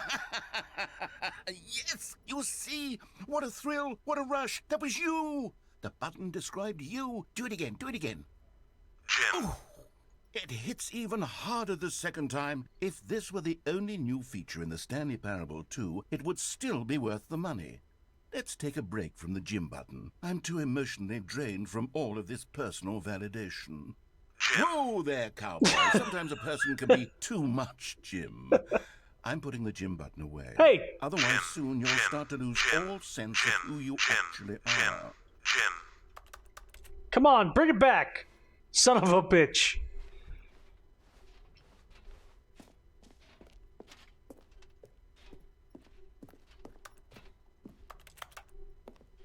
Well, we lost the Jim button.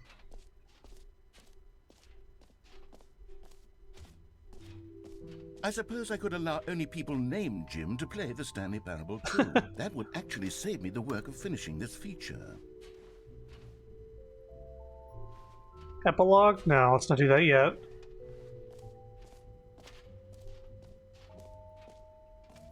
Infinite hole.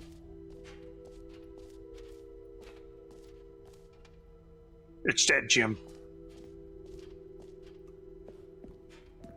Can you find them? Can you find them? Can you find them? Can you find them?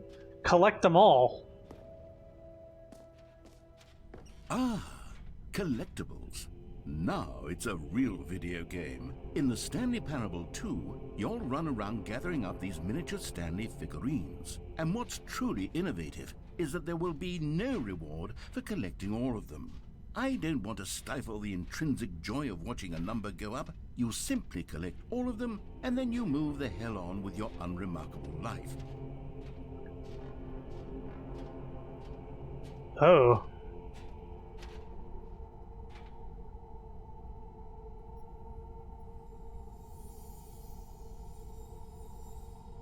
Well, here it is.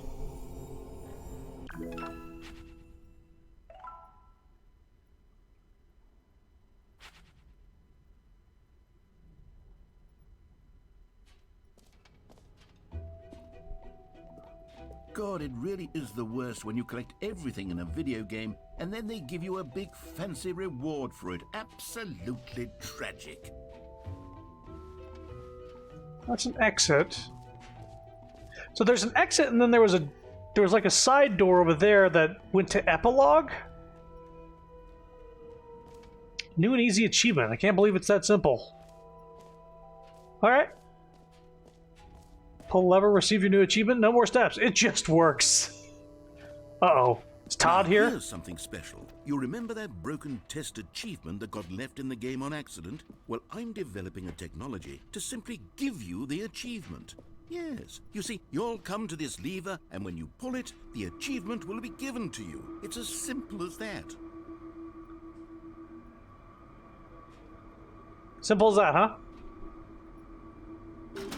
Okay, perhaps I should have clarified. This is technology that will exist. Right now, the achievement is still fully broken. I'm not a wizard, Stanley, but I guarantee it will be fixed in the sequel to at last satisfy the hordes of ravenous fans all over the world who have been uproariously demanding this feature. Gamers, we hear you, and I promise it will happen. Gamers.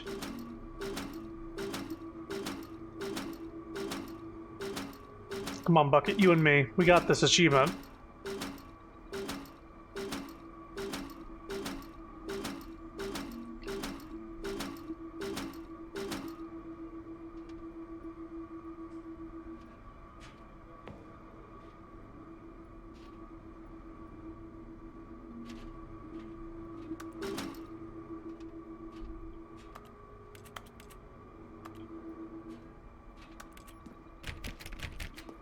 There's a way to fix the machine.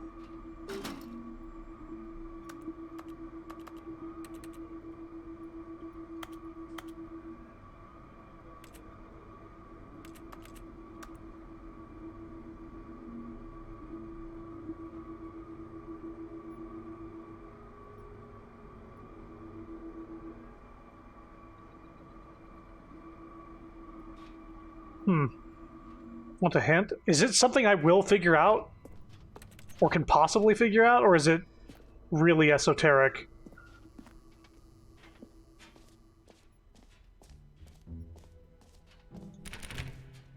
What else? What other exhibits haven't we seen yet?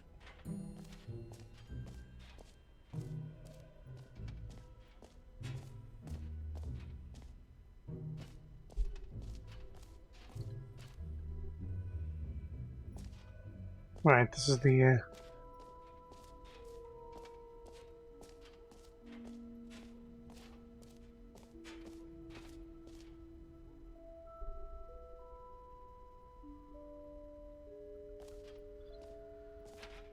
we got collectibles, so there's exit and then there's epilogue. Something you'll find out on reloading the game multiple times.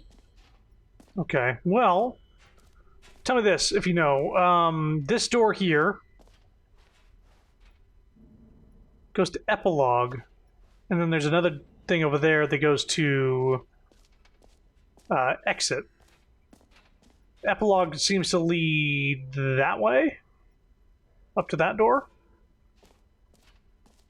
And then the exit goes up that way. Is there something I should do first, or are they both leave?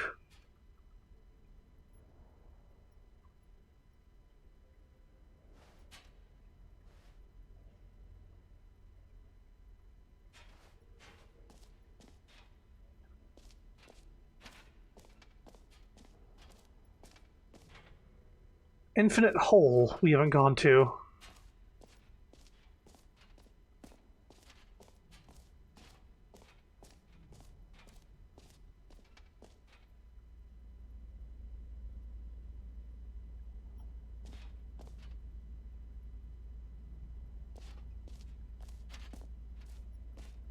Stanley, here's an idea that I'm truly fond of. It's never been done before in a video game. This is, in fact, a hole that you can fall down forever. That's right. Infinite falling. You can fall until the end of time, if you like. A stunning leap forward for video games as a medium.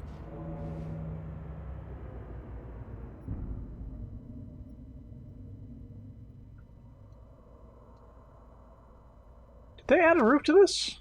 I wasn't looking. Well, they did. Well, I suppose we can go in.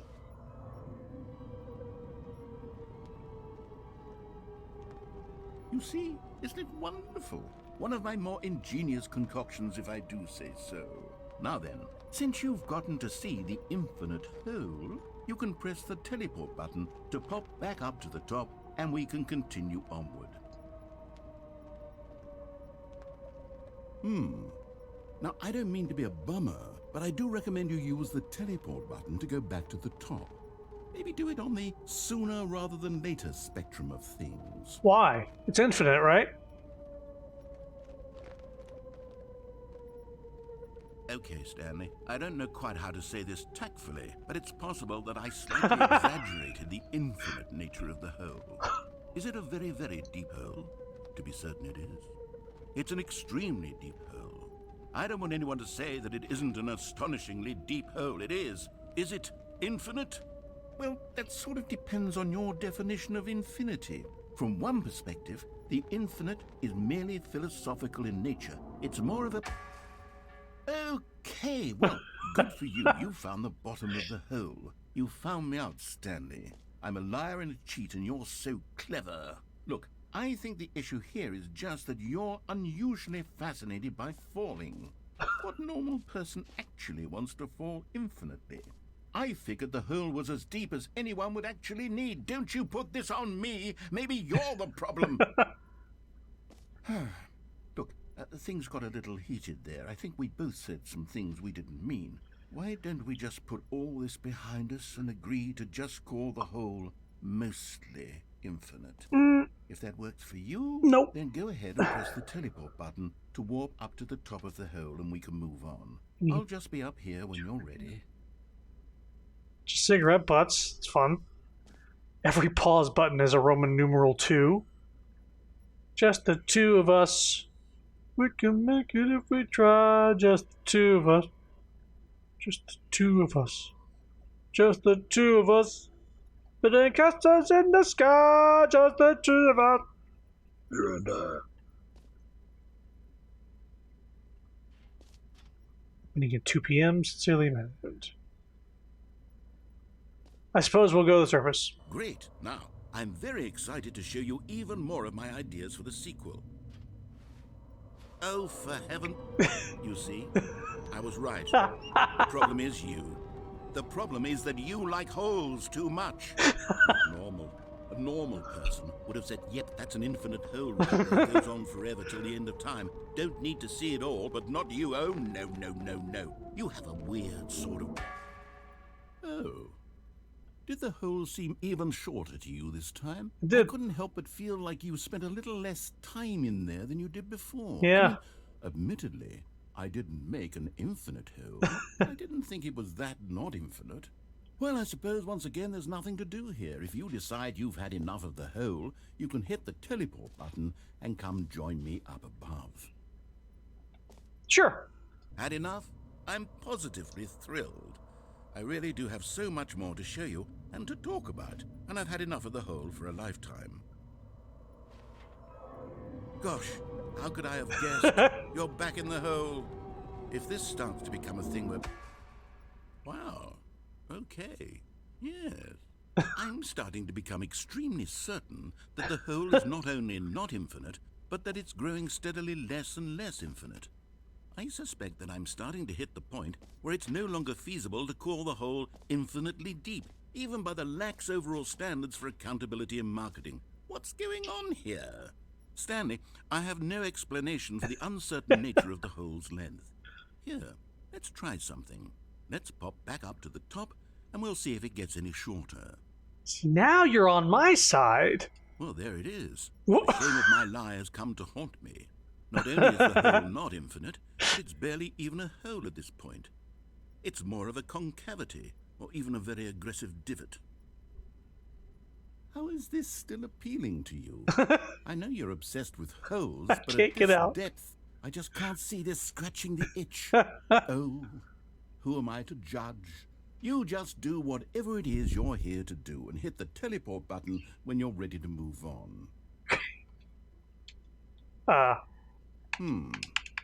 Is the teleport button not working? You sure? Well, I mean, I really don't have an explanation. Still nothing? Well, I suppose there is one thing I can do to fix this. I'm out. Goodbye, Stanley. What? You couldn't bear to be away from the hole, and now you'll get more time with it than you could ever have asked for. It's a win for everyone. You get to be with the hole, I get to do literally anything else. Take care, Stanley. I hope you and the hole have a wonderful rest of eternity together. I'm gonna kick your hole. Bucket, we got this.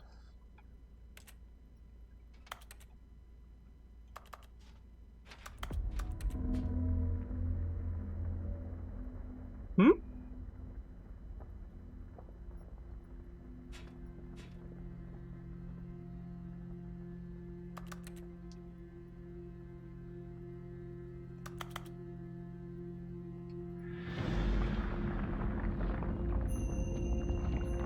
Uh-oh.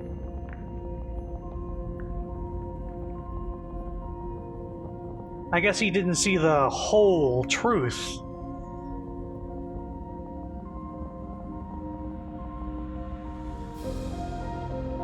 Gotta put this on my bucket list.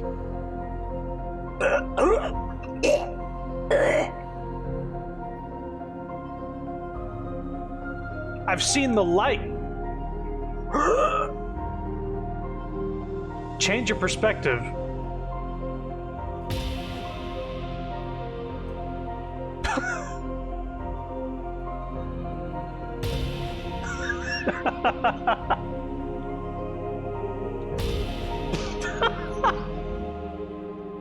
I have a whole new perspective on things.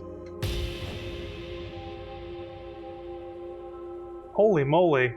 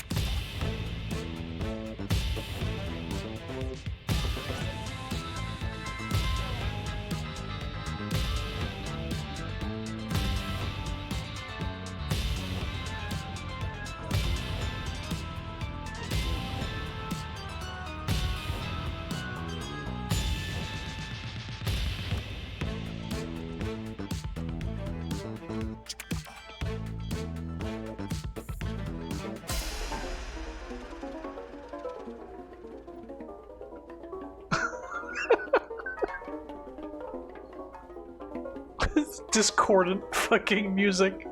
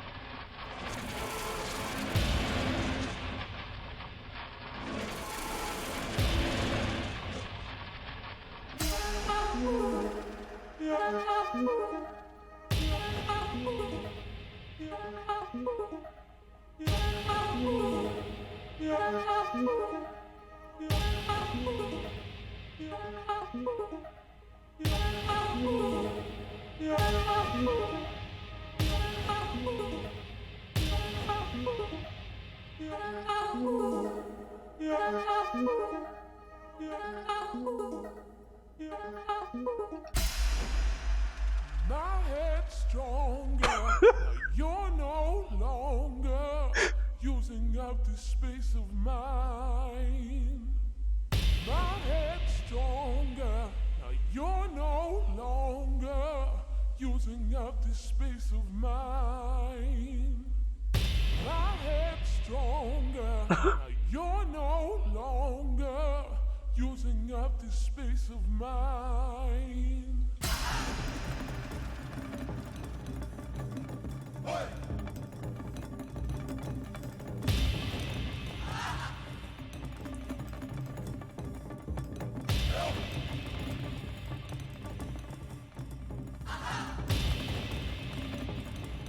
Okay.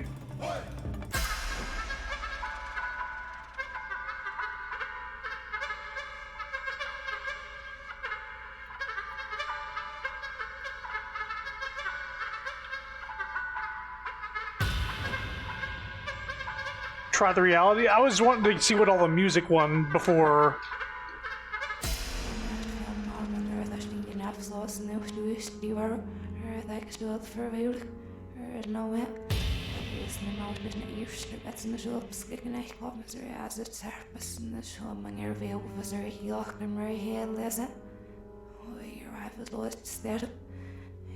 Backward speech?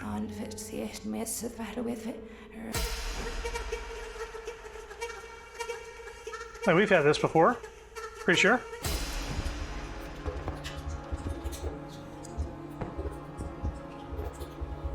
All right, let's try reality.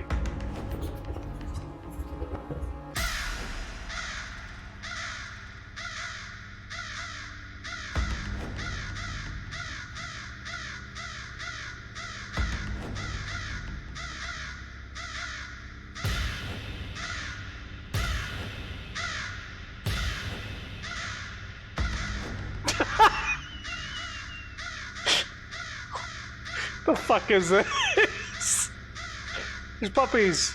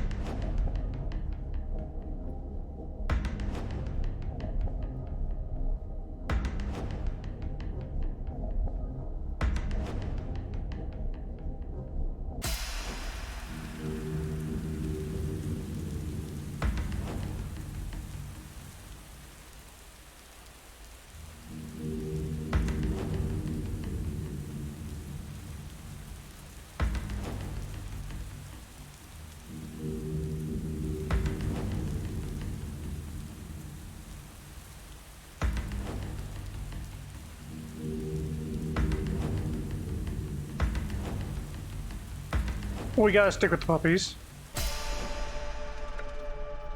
Can we back to get the disco music again, maybe? There's a lot of music. If you want to call it that. Sounds like we're going into a Majora's Mask dungeon.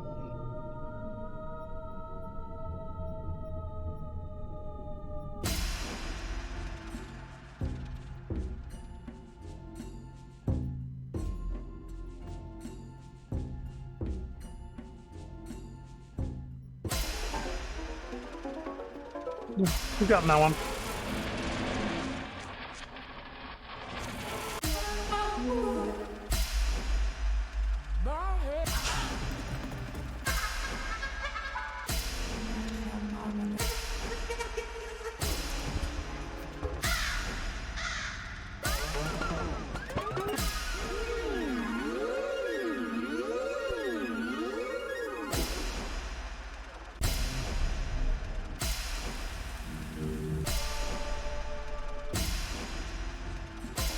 Where is it?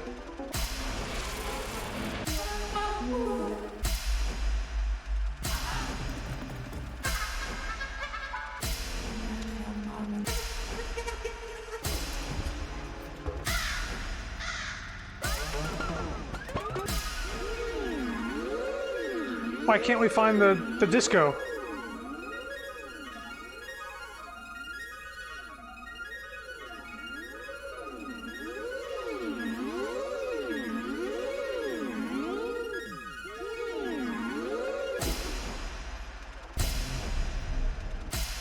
Seems to be random, but we've gotten extremely unlucky.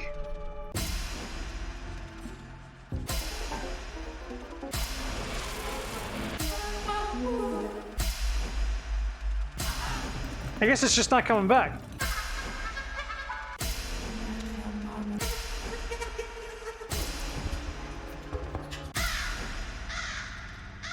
Change ourselves. Huh?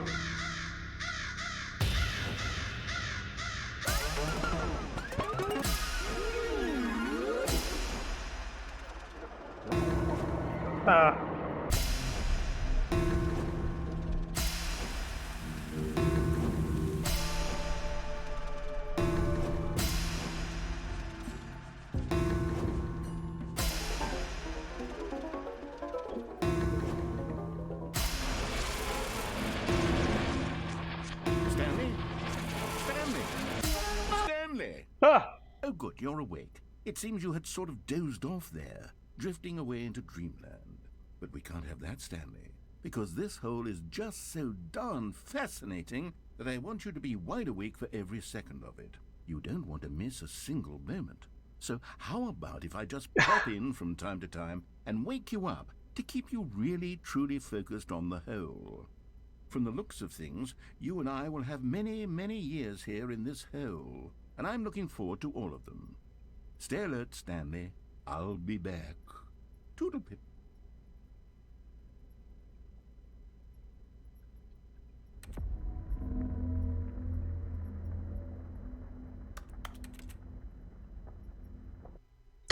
Oh my god. Oh, we got the whole ending, huh? Here we are. Go on. Try out some of the new features. Hold up, can I get the collectible again?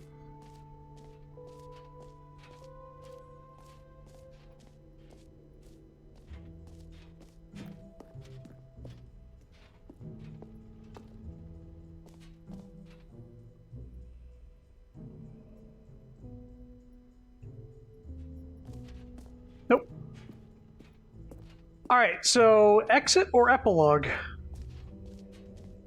Mostly infinite hole. Fine, it ended. They changed the sign.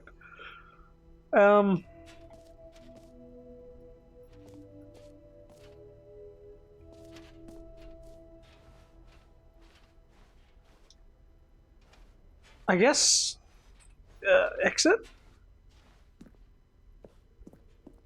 Right?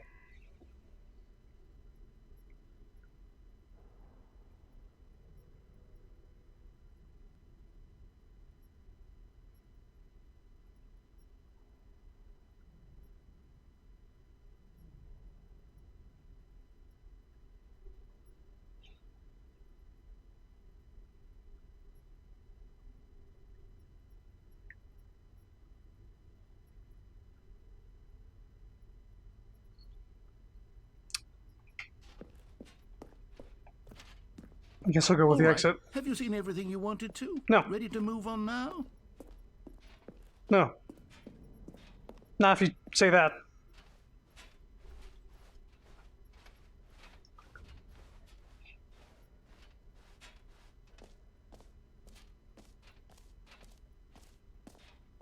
The button that says Jim. That's Jim. Well, we got the bucket still. That's nice. It's a cool addition. An epilogue would be fun, wouldn't it, Stanley? Yes, yes, it will go at the end of the, well, we'll figure that out later.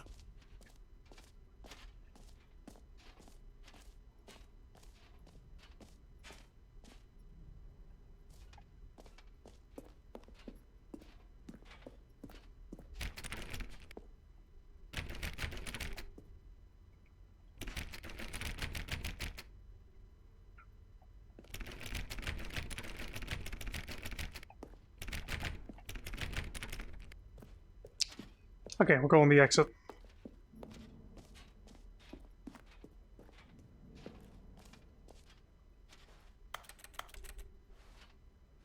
No jumps remaining. Player tears.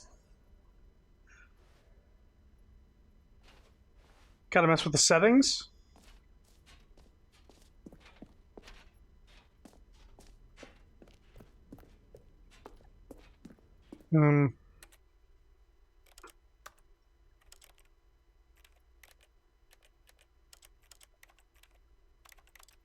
It's all fine. It's all fine. It's all fine.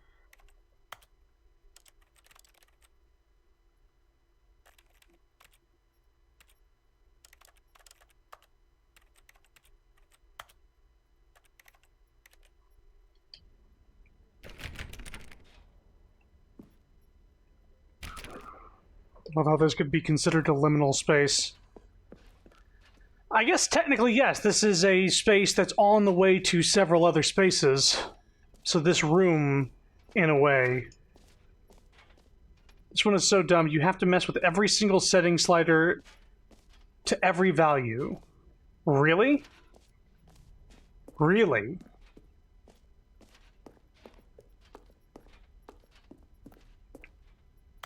Okay. So, language. Okay, back to English. Subtitles on and off. Show reticle on. Subtitle size, it's on medium. Medium.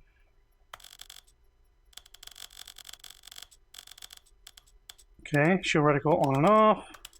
Dot. First person shooter, second person shooter. Plasma rifle. Joe's favorite. Play of the game. It's Overwatch. Windows. Dot. Oh, this would be maddening. Reticle size. It's big fucking dot.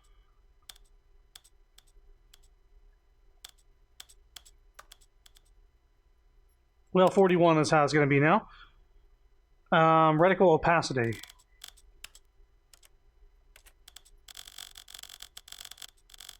Accessibility, slow translation labels.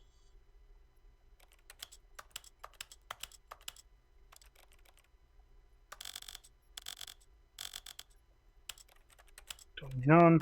Show color labels. Show content warnings. Deal with suicide, trauma, and mental health issues. Whoa. Reduce motion. Low dexterity mode. Difficulty for time-sensitive inputs. Auto walk. Toggle auto walk. This doesn't count, I would assume. Delete save data. And resets the game. Oh my god. Well, yeah, let's reset the settings. Okay, main volume. Whoop, whoop. This is the story of a man named Stanley.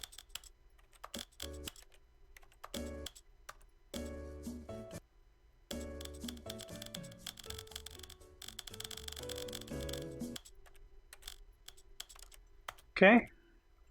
VSync off. Borderless windowed. Full screen. Borderless.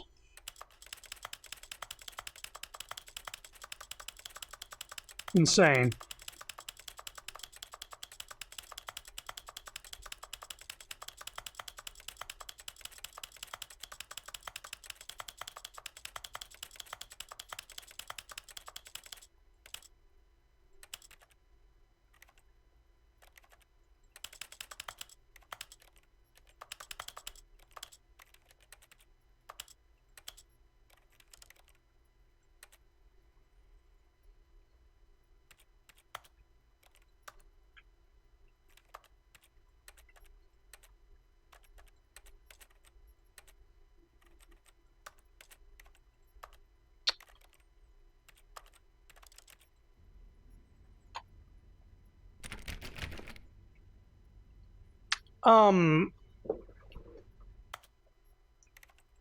Did I miss something? Did I actually need to apply the resolution each time?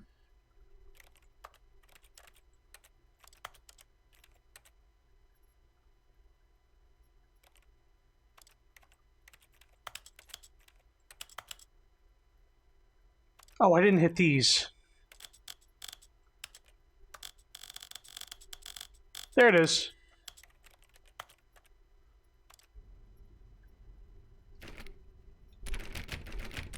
I got the achievement. Ah! It must have been in the way of the door.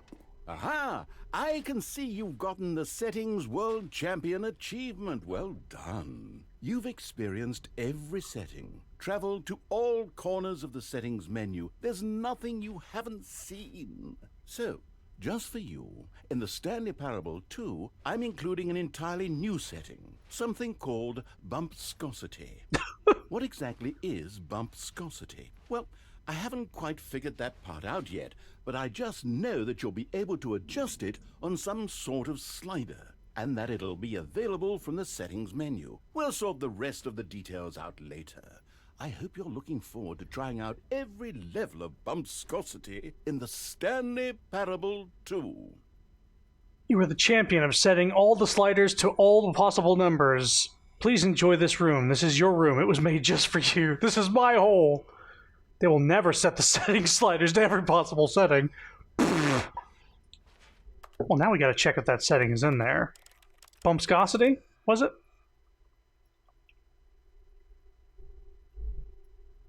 There it is.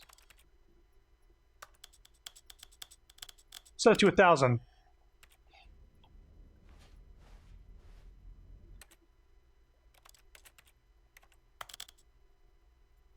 Set it to 0.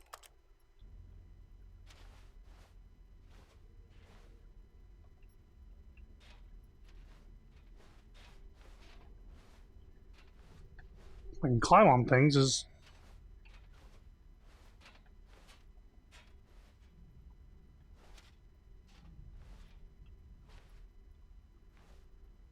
How was I able to climb on this before? Alright, I'll set it to 1,000. Whatever that does. Alright. We got the settings achievement.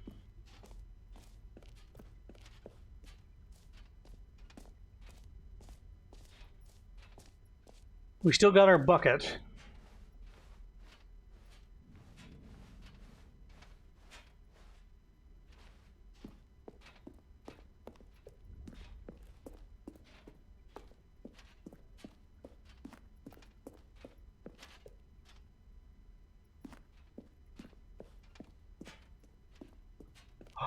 It's me!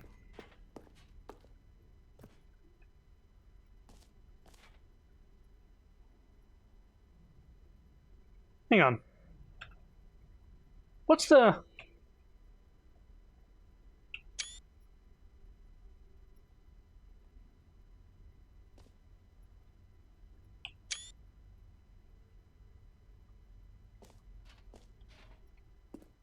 So, Stanley, what do you think?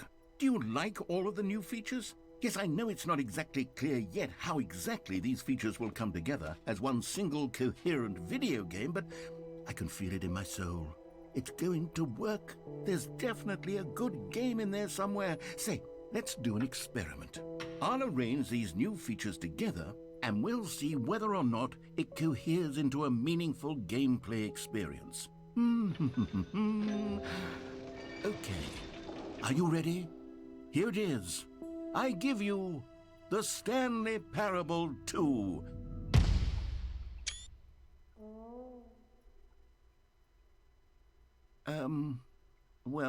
I mean, there's potential here, right? It's sort of... Okay, never mind. Hold on, let me do a different arrangement. Okay, yes, this is much better. I feel good about this. Here we go. Version 2. Who am I kidding, Stanley? This isn't a coherent video game at all.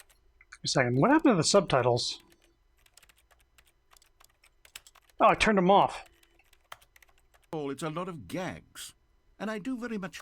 And also, is it everything? Is it full subtitles? The bumpscosity's up. enjoy creating gags, but they don't add up to anything.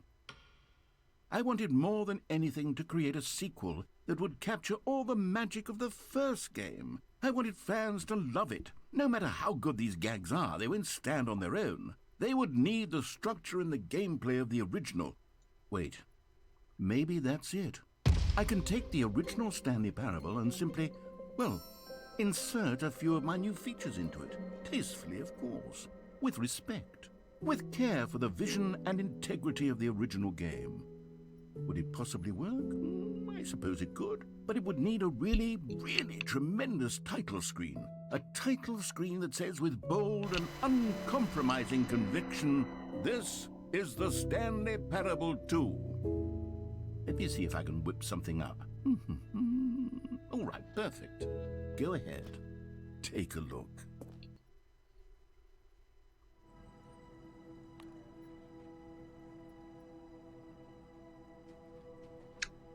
Well, this is a new title screen.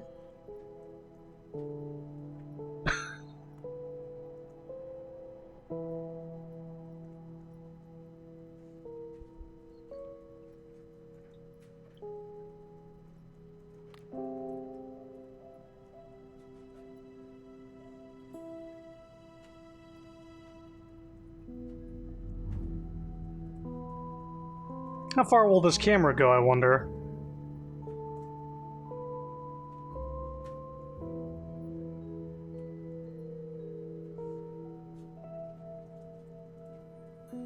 I see. This looks like a horror game. Yeah, it did look like a... This is the story of a man named Stanley. Hey, they got the skip button in.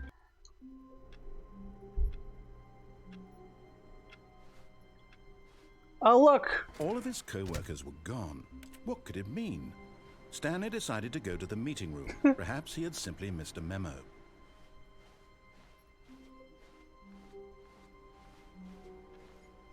Happy 12th birthday, stepniece.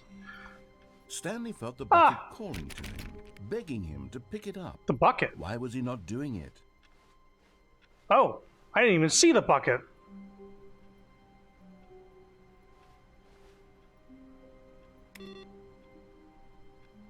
Stanley picked up the bucket. Right, there was something in here for like pressing all the keyboards for the computers with lit up screens.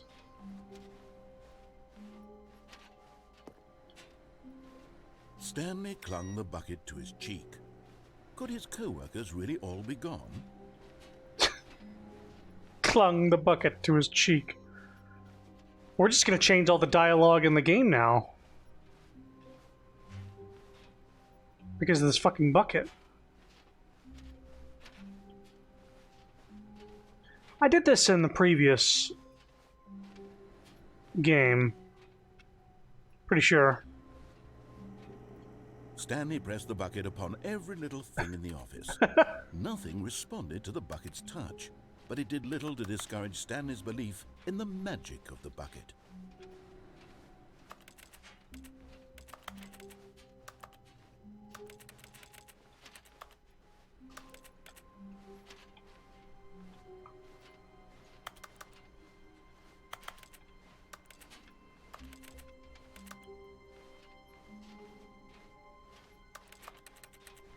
Stanley clutched the bucket tightly to his chest and entered the door on his left. This was not the correct way to the meeting room, but Stanley had felt the bucket calling to him, telling him that the employee lounge was simply the place to be.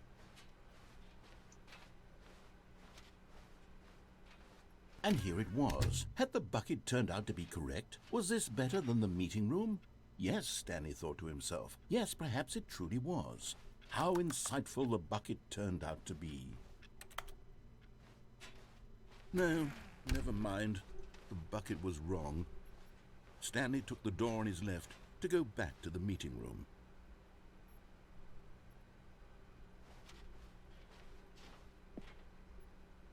room. No, said the bucket. don't go to the meeting room. Go somewhere else. The cargo lift, yes. Go there. Go to the cargo lift. Good, said the bucket. Now ride the lift all the way to the top. There's something up there I need you to do. Stanley did not question why or how this bucket was speaking to him. It should have alarmed him, of course, because buckets can't talk. But Stanley chose not to think about this obvious fact. He was firmly convinced that the bucket had spoken to him, and he unthinkingly did whatever the bucket asked. But Stanley feared that any path he walked might lead to the separation of himself and the bucket, his dearest friend. So he threw himself to his death, that they might die in one another's arms. Oh. How deeply touching. Ow. Just a step through this door, Stanley thought to himself, that's all I need. If I can make it through this, Stanley lifted the bucket into his arms, and a wave of comfort rushed over him.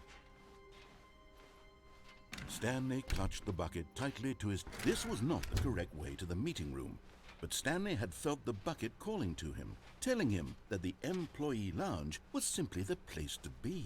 And here it was. Had the bucket turned out to be correct? No, never mind. The bucket was wrong.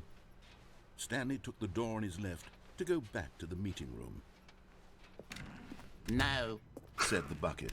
don't go to the meeting room. Go somewhere else. The cargo lift, yeah, good. Said the bucket. Now ride the lift all the way to the top. There's something up there I need you to do. Stanley did not question why or how this bucket was speaking to him. It should have alarmed him, Oh. of course, but Stanley feared that... You don't need to see that again. All of his co-workers were gone. We're gonna go for the baby ending again? Stanley decided to go to the meeting room. The confusion and the chaos all seemed to melt away as Stanley embraced the bucket. Stanley clutched the bucket tightly to his... This was not the correct way to the meeting room, but Stanley had Didn't have felt enough the height. bucket calling to him, telling him that the employee lounge was simply the place to be. And here it was. Had the bucket turned out to be correct? No, never mind. The bucket was wrong. Stanley took the door on his left to go back to the meeting room. No, Said the bucket. don't Hydrate go to the bucket meeting mug. room. Go somewhere else. The cargo lift, yes, good. Said the bucket. Now Oh, ride whoa. the lift all the way to the top. There's something up there I need you to do. Collectible. Stanley did not question why or how this bucket was speaking to him. It should have alarmed him, of course, because buckets can't talk.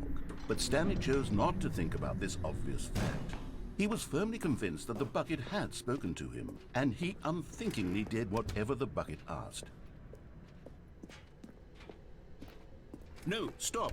Look there on the wall, you see? There's a sign right there. It says, no buckets past this point. Stanley, how could you think it was okay to bring the bucket here? Unless, what if the problem is that you actually don't know what is a bucket and what isn't a bucket? I suppose that would explain a lot about your behavior up to this point. Which, if that's true, well, my goodness, I think we have to do something about it. This misunderstanding could have dire consequences on the entire rest of the game if not addressed quickly and properly. So much of the impact of the story is dependent on your understanding of what is and isn't a bucket. Please, step in here for a moment. No, he locked me in. Okay.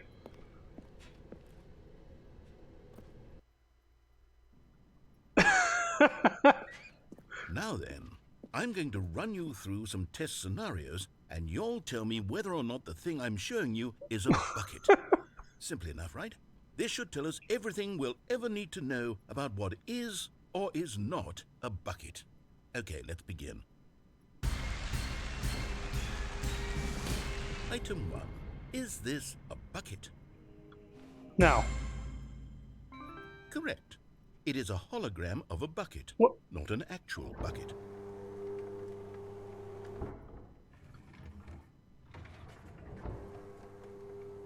Item 2. Is this a bucket? Fucking Who Wants to Be a Millionaire? No. Correct. It is a 3D printed recreation of a bucket, not an actual bucket. Huh. Item 3. Is this a bucket? Nah. Incorrect. This is a bucket.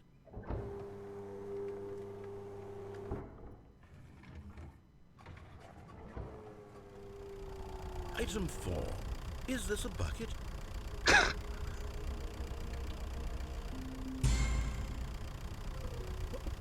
Are you hallucinating? This is a tractor. It's an enormous machine that tills the earth. I thought this was a gimmick. How on earth did you manage to screw it up? Absolutely incredible. Let's just move on to the next one.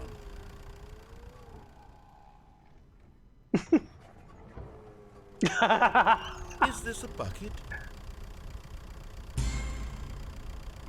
Correct.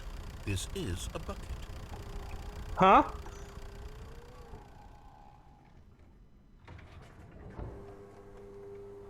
Item 6. Is this a bucket? Trick question. Both. Gotcha.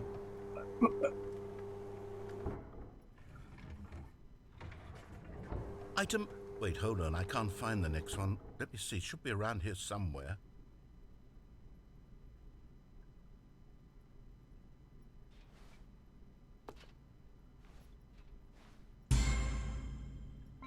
Yes.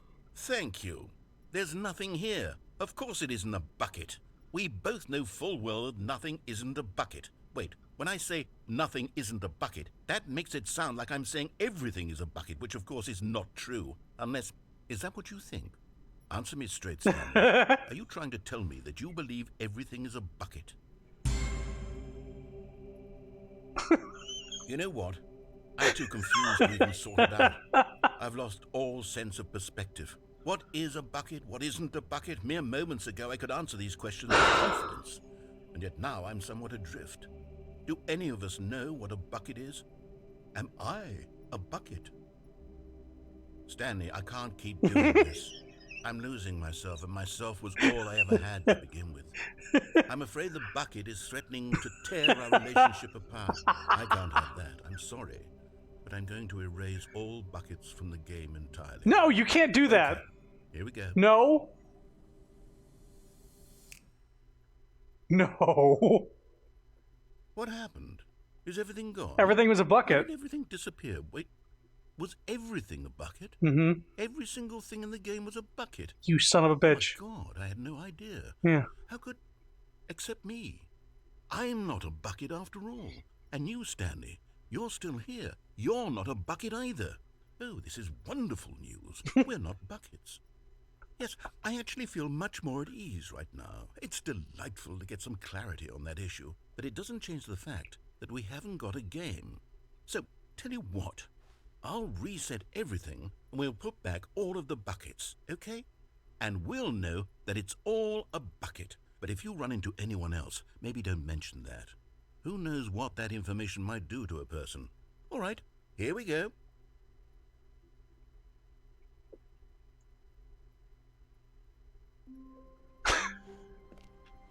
All of his co-workers were gone. What could it mean? Oh shit, it's Stanley backwards. decided to go to the meeting room. Perhaps he had simply missed a memo. What? Straight into bucket room? Warmth spread through Stanley's arms. With the bucket in his arms again, he was home. No new content. Stanley clutched the bucket tightly to his chest. Nope. This was not the correct way to the meeting room, but Stanley had felt the bucket calling to him, telling him that the employee lounge was simply the place to be. And here it was. Had the bucket turned out to be correct? No, never mind. The bucket was wrong. Stanley took the door on his left to go back to the meeting room. No. No, Said the bucket. don't go to the meeting room. Go somewhere else. The cargo lift, yes. Go there. Go to the cargo lift.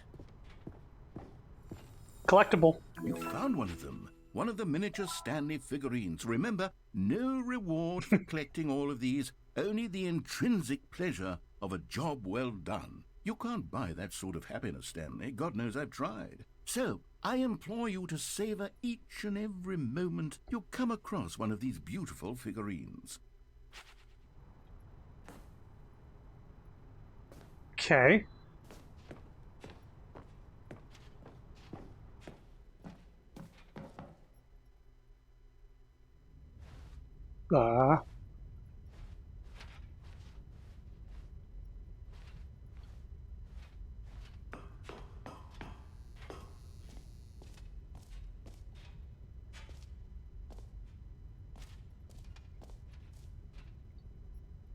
Narrator sound system.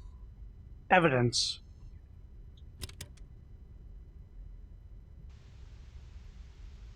Okay, this is day number 295. Tape number... I don't even know. I've lost track. Nothing feels real anymore. The longer I study this bucket, the less sense anything makes. The sheer euphoria I feel every time I pick it up. No matter how many times I've done it, it's always the same feeling. And the emptiness in my chest when I set it down. It doesn't make sense. There's no explanation for it. I still haven't figured out why. Why is I rewind and see fast the forward world backwards? so differently when this bucket is in my arms. Why everything feels so... What do I do with this treasure? I can monetize it. Yes. It's unthinkable the amounts of money people will pay for even just an hour with the bucket. This is my golden ticket. But I have to be careful, because as soon as this gets out, there's going to be a target on my back. Even now, I don't know who might be trying to get... What's that? Who's there? Caporata. Cthulhu?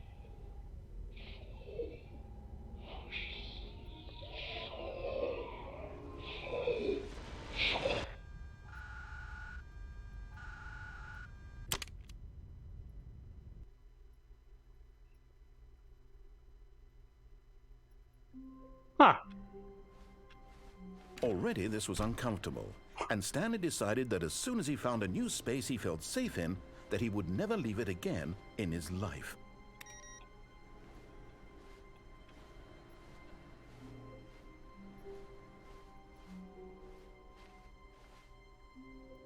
Figurine Finders Committee meeting today in the meeting room.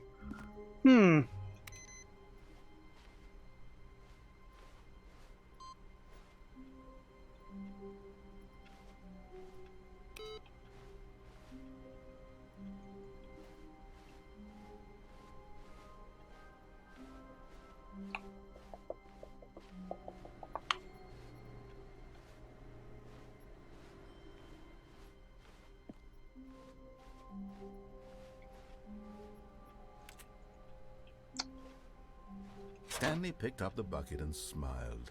He'd never be alone again, not truly alone, not with the bucket around. Stanley clutched the bucket tightly to his chest. This was not the correct way to the meeting room, but Stanley had felt the bucket calling to him, telling him that the employee lounge was simply the place to be. And here it was. Had the bucket turned out to be correct? Was this better than the... No, never mind. The bucket was wrong. Stanley took the door on his left to go back to the meeting room. Nope. No, Said the bucket. don't go to the meeting room. Go somewhere else. The cargo lift, yes. Go there. Good. Said the bucket. Now ride the lift all the way to the top.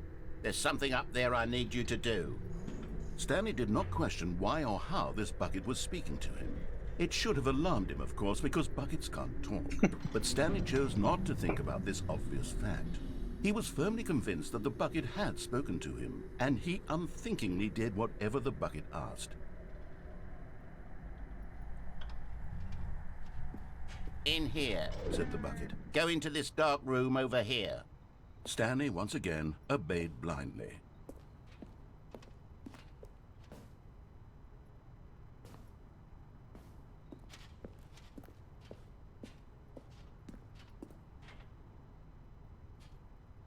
This isn't a dark room.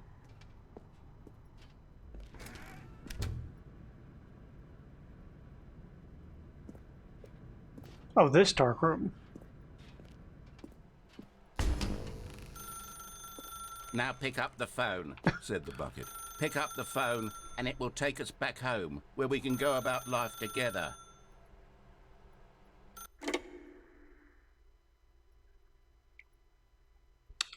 Alright, This Leaps, is the thanks for sad stopping by. story of a man named Stanley and his bucket. Once upon a time, I gave Stanley a bucket because I thought he was lonely and could use a friend. And then, very distressingly, he began to believe the bucket could speak to him.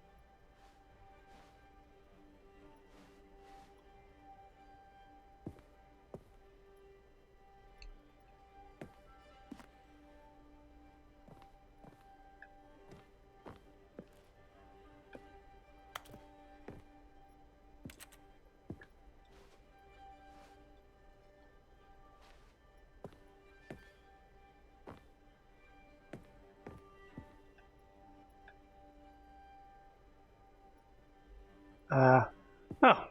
Hey. Press X to take me to work with you.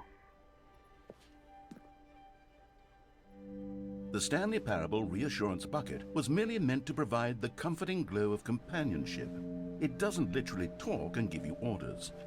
Whatever Stanley is hearing the bucket say to him is just in his head. Press Y to take me back home with you. Yeah, in a minute.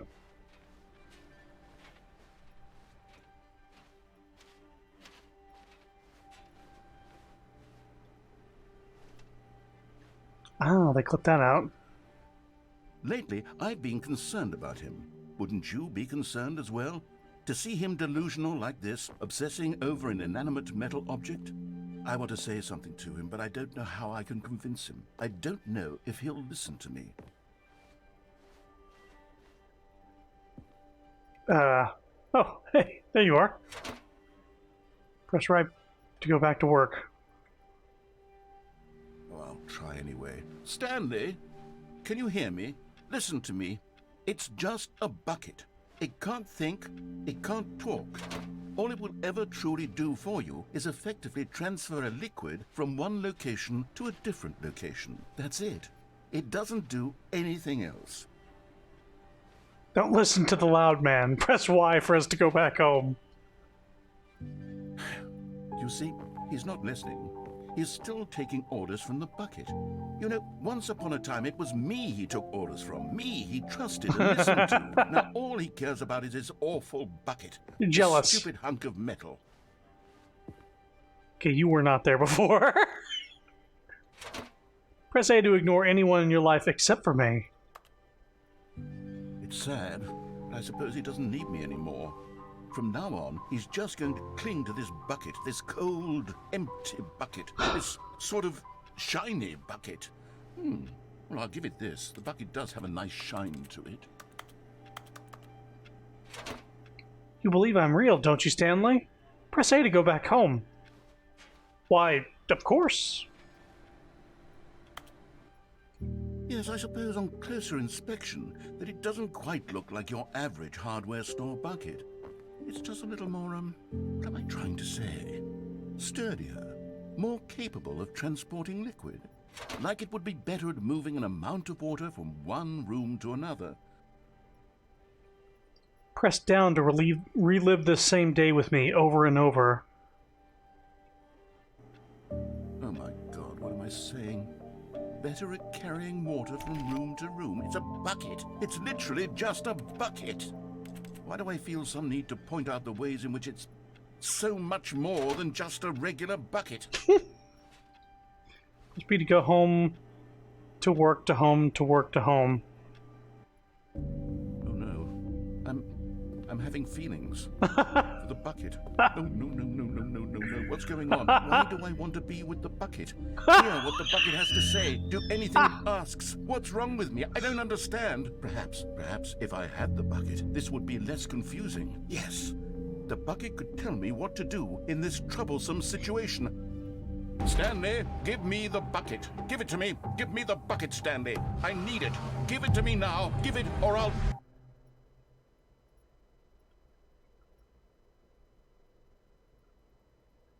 Go back to work, Stanley.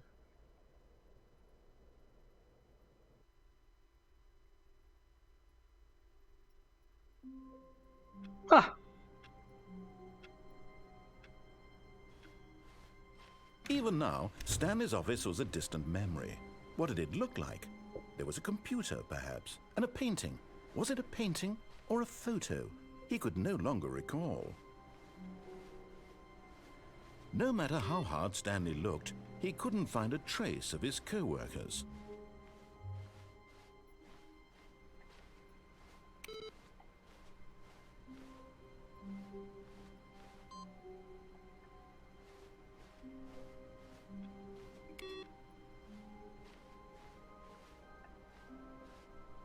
well, The good old bucket. Just Stanley and the bucket, off on another thrilling adventure together. Stanley clutched the bucket tightly to his chest and entered the door on his left. This was not the correct way to the meeting room, but Stanley had felt the bucket calling to him, telling him that the employee lounge was simply the place to be. And here it was. Had the bucket turned out to be correct? Was this... No, never mind. The bucket was wrong.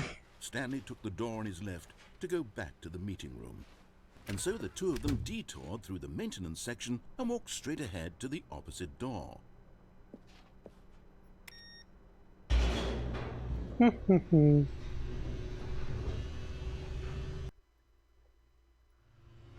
Oh, good, Stanley. I'm glad you found your way here. I knew you'd find this place eventually. oh no. It's the baby. You see, your friends and I are concerned for you, Stanley. We've come together here because we care about you very much. It's this bucket you're carrying around everywhere. The bucket isn't even from the original Stanley Parable. It's just sequel content. We're the ones that matter, Stanley. Classic characters from the first game, like the Adventure Line and the Broom Closet. Because that's what fans want from a sequel. They want more of their favorite jokes, not this bucket that they've never seen before. Yes, I know I'm the one who gave you the bucket, but you're spending too much time with it. Don't you want another story involving the Adventure Line? We could make the Adventure Line go somewhere new. Yes, yes, that's what the fans want. Let's do it.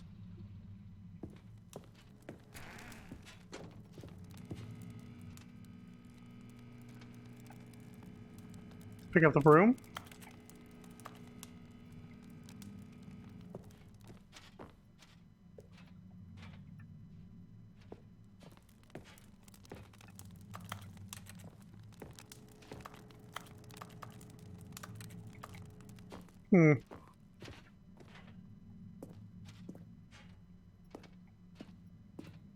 Whee! Look at that wacky line. Who knows where it'll go off to next? Oh, and it played some silly music as well.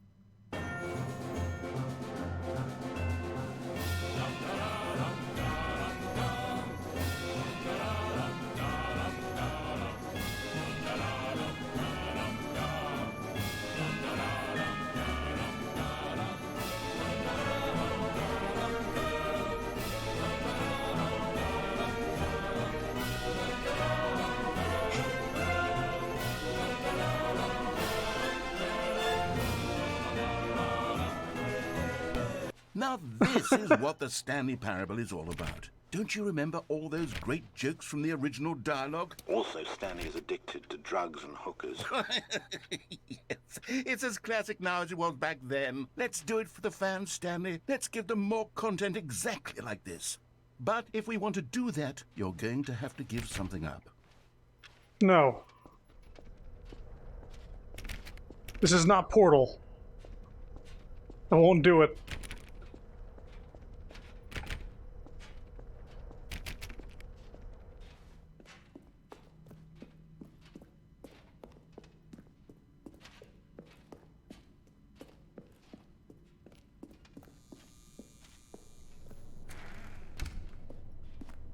Don't you get it, Stanley? We need to get rid of the bucket. That's why I'm very proud to introduce a brand new character. This is the Bucket Destroyer. I think it'll make a wonderful new addition to the rich lore of the Stanley Parable. True, it also was not in the original game, but it's such a well-fleshed-out character with so much personality that to me it already feels as though it's been part of the cast all along. Don't you agree? Can you guess what the bucket destroyer does? Surely you don't need me to spell it out for you. Go ahead now, Stanley. Say goodbye to the bucket, and then pop it into the machine.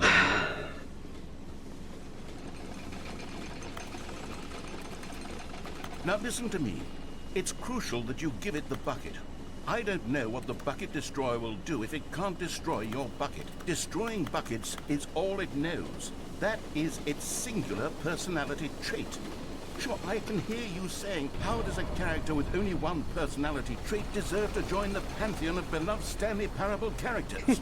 Well, you see, if you were to really explore the Bucket Destroyer, you would see that its desire to crush buckets is so densely loaded with complexity and nuance that it's really like 10 personality traits. What other object in this game can you even say that about? The broom closet? Certainly not. I wonder what sort of Bucket Destroyer merchandise the fans will be clamoring for after this. Okay, the Bucket Destroyer is getting very upset now. You'll have to hurry and feed it. We can't get back to the classic Stanley Parable characters like the Adventure Line or the Bucket Destroyer until you crush that damn bucket. Quickly now, the fans are waiting. Do it, the fans, Stanley. Give the fans what they want. Hurry and...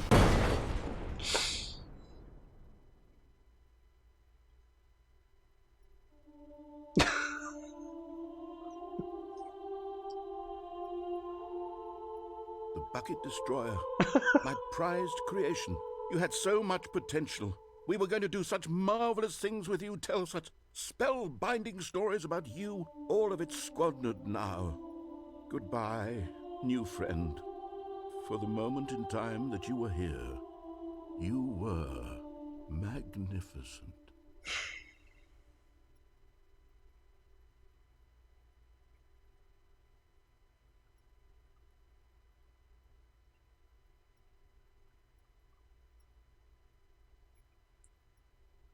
Insane. Oh. Hey, look who it is. Where are we going today? The bucket asked. Stanley just smiled. Anywhere they went together would be perfectly fine with him. Stanley clutched the bucket tightly to his... This was not the correct way to the meeting room, but Stanley had felt the bucket calling to him, telling him that the employee lounge was simply the place to be. And here it was. Had the bucket turned out to be correct? No, never mind. The bucket was wrong. Stanley took the door on his left to go back to the meeting room. And so the two of them detoured through the maintenance section and walked straight ahead to the opposite door.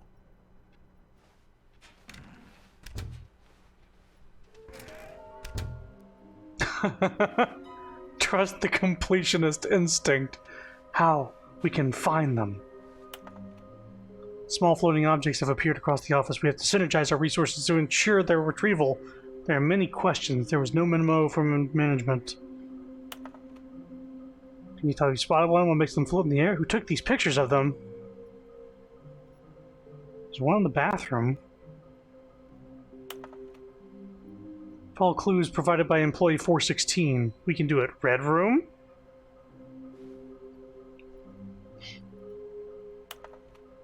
Thank you. Good luck. Source of levitation.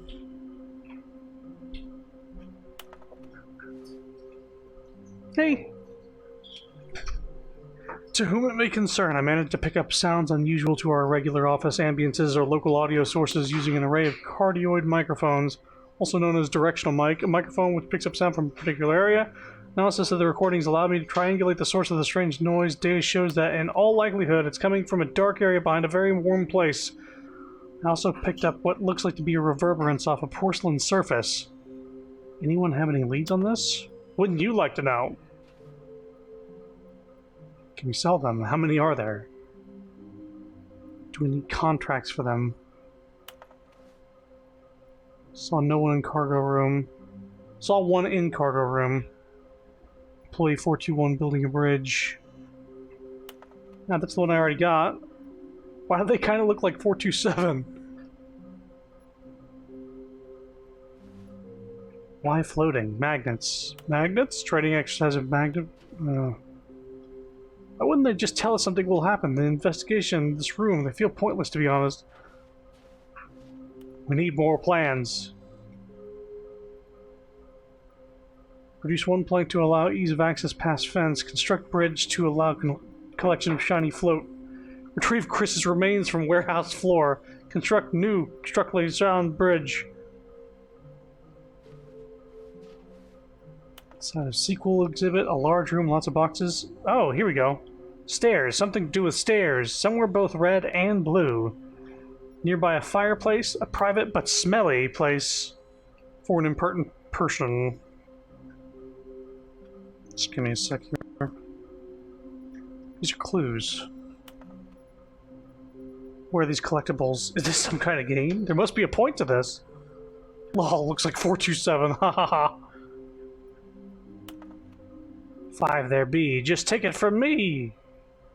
Gotta collect them all. I want them so much. I want to go home. Stop kidding yourselves. There will be a reward for finding them all.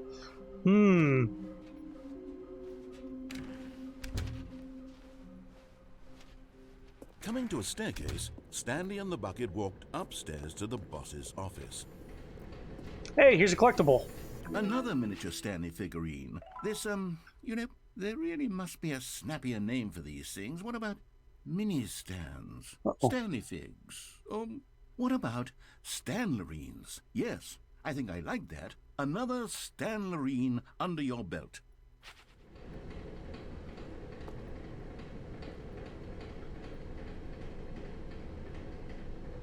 I can't read that.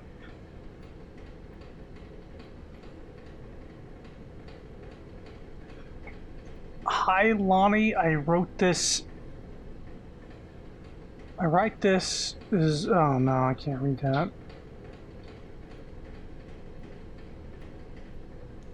It's what all the cool kids are doing. I've decided. I don't know. There is actual something written on there, but I can't. There's no zoom function. But Stanley just couldn't do it. He considered the possibility of facing his boss, admitting he had left his post during work hours. He might be fired for that. And in such a competitive economy, why had he taken that risk? All because he believed everyone had vanished? His boss would think he was crazy. And then, something occurred to Stanley. Maybe, he thought to himself, maybe I am crazy.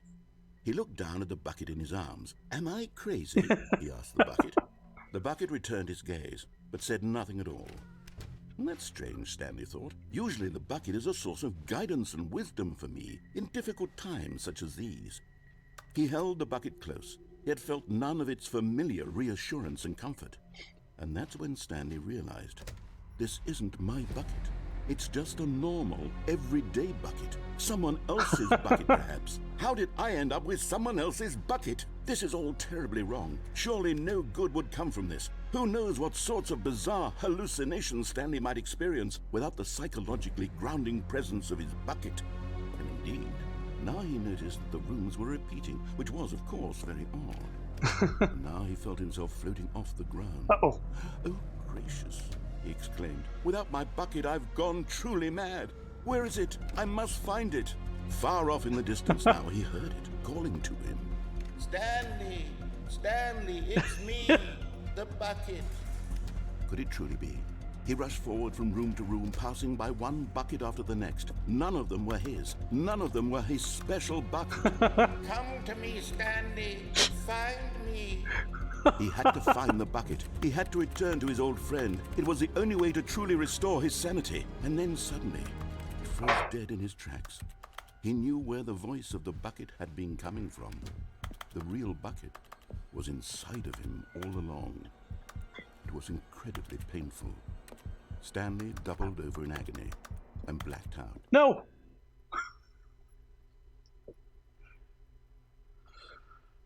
This is the story of a woman named Mariella. Mariella woke up on a day like any other. She arose, got dressed, picked up her bucket of comfort and security, and walked to her place of work. But on this particular day, her walk was interrupted by the body of a man who had stumbled through town, talking and screaming to himself, and then collapsed dead on the sidewalk. Right away, she knew what the problem was. This man had no bucket. Of course he'd gone mad, ranting and raving about a narrator describing all of his actions and how everything is predetermined and free will is an illusion and it's all just a video game. It could all have been prevented if only he'd taken his bucket with him. Perhaps he didn't even realize he'd forgotten his bucket at home in the first place. How cruel the world can be, Mariella thought, and she hugged her own bucket even tighter. But of course, she had no time for this. There were a myriad of confusing problems she would soon have to confront at work, for which her bucket would provide absolute guidance and total clarity on everything. Heck yes, she thought to herself, my life kicks ass. And she backflipped all the way to work.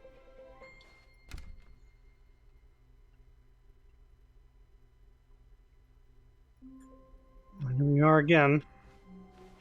My God, the bumpscosity in here is absolutely overwhelming. 1,000? You people have got to be nuts. How can you stand this much bumpscosity?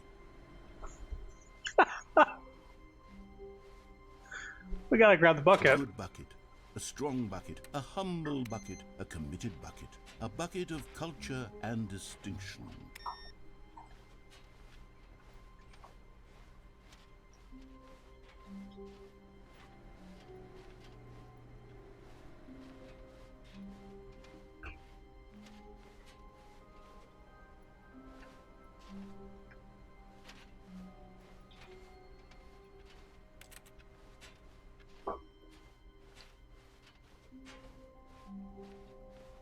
Stanley clutched the bucket tightly to his chest and entered the door on his left.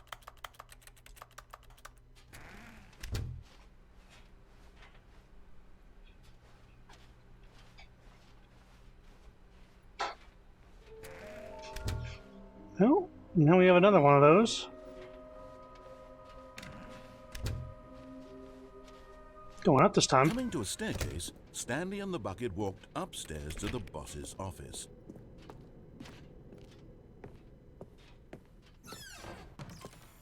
Hey. Okay, I'm going back to the name of these little Stanley figurines, and now I'm torn between Stanlerines and Figlies. What do you think, Stanley?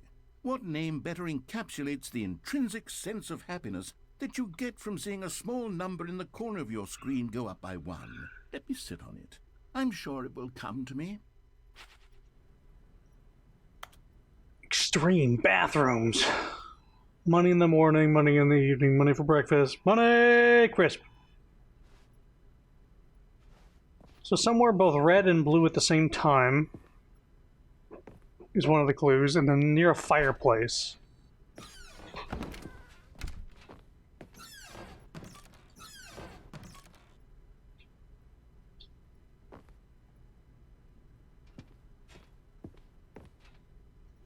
Business strategy, putting a gun to a panda's head. Okay.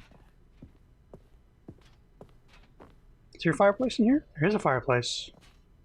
Stepping into his manager's office, Stanley was once again stunned to discover not an indication of any human life.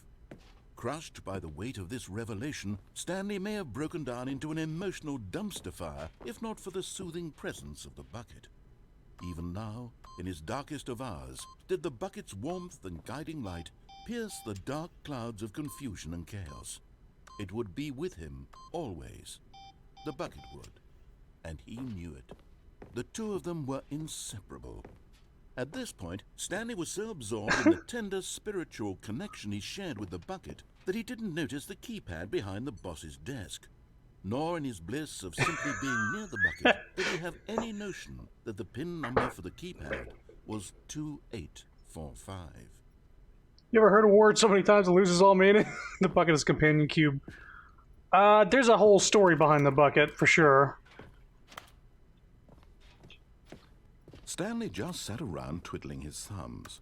Trying to input anything on the device was useless, since he could never possibly know that the combination was 2845.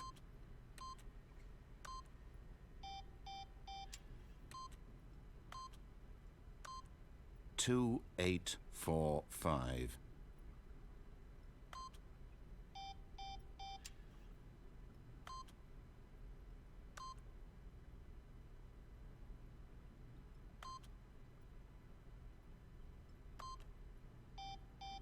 Forgot, but it turns out that the panel's emergency override kicked in, and the door just opened all by itself. And Stanley got the hell along with the story.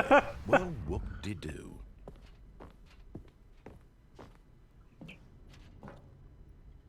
Wait, fireplace. That was one of the clues.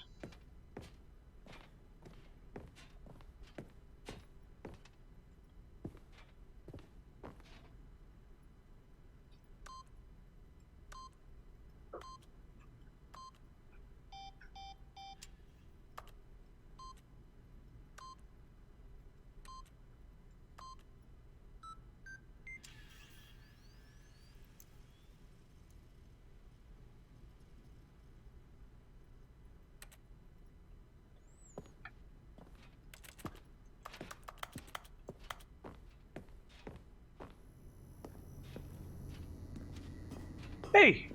You're getting close now, Stanley. You've nearly gotten all of the Figler Anmarines. Very soon, you'll collect the last one, and then the first number will equal the second number, and that will be it.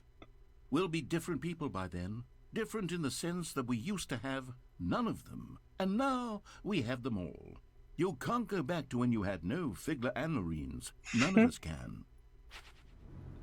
Some were both red and blue at the same time.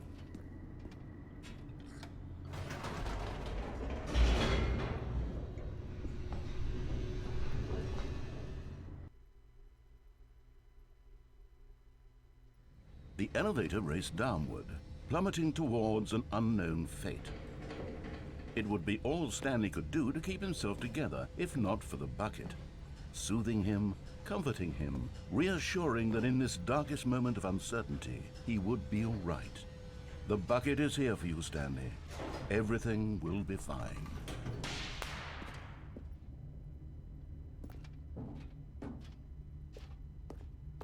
Stanley and the bucket walked straight ahead through the large door that read, Mind Control Facility. Yeah. Yep. Although this passageway had the word escape written on it, the truth was that at the end of this hall, Stanley and the bucket would both meet a violent death.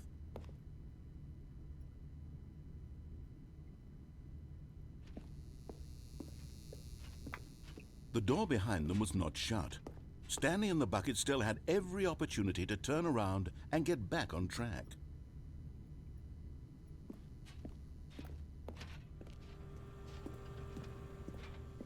At this point, Stanley and the bucket were knowingly walking forward into a very painful death for each of them.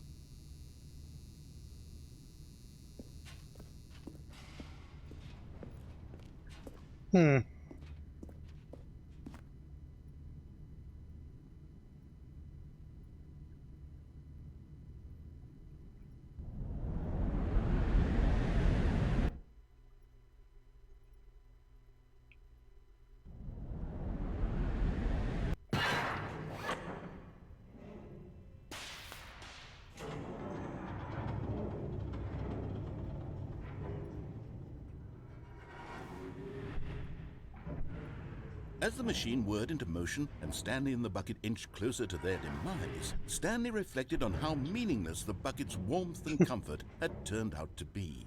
To be sure, it puts the mind and the soul at ease to embrace the bucket, but what use is a sense of ease when you're about to be crushed to death? This is what Stanley thought to himself, and he sort of kicked himself for wasting so much time carrying a bucket everywhere. Farewell, Stanley.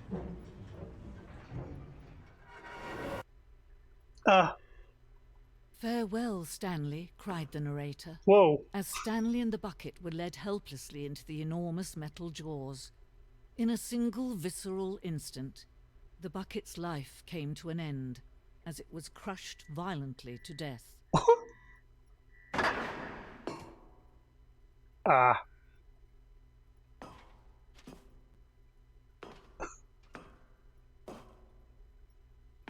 It was a shame, the death of such a magnificent bucket. It's true that all buckets are radiant in their own way, but this one stood above the rest. It was a glorious bucket to behold.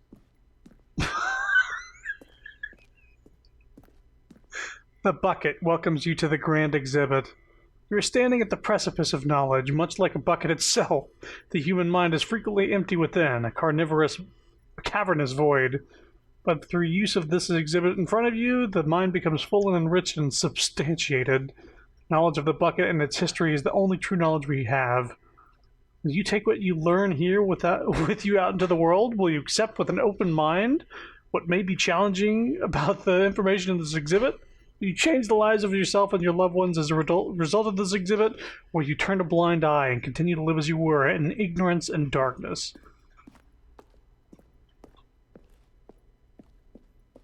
Can you see how arrogant it was for Stanley to take a bucket like this and to claim it for his own?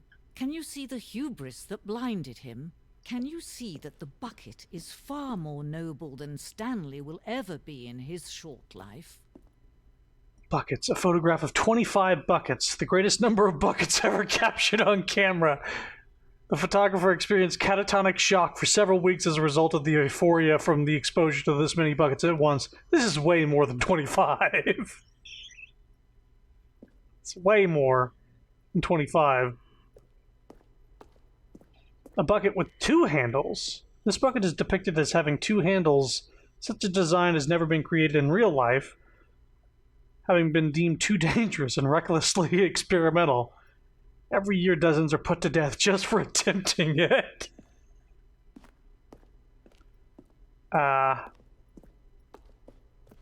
Inferno Bucket. A replica of the Inferno Bucket, which is in the medieval era, was so powerfully alluring that it drove dozens of nations to war with one another for control of it. Billions died, and yet, in spite of it all, the simple fact remains: no one can control a bucket.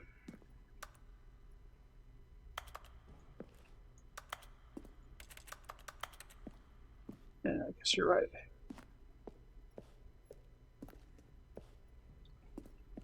Bucket Museum. The stress bucket, an analogy. Worrying, negative forecasting, negative thinking, lack of reassurance.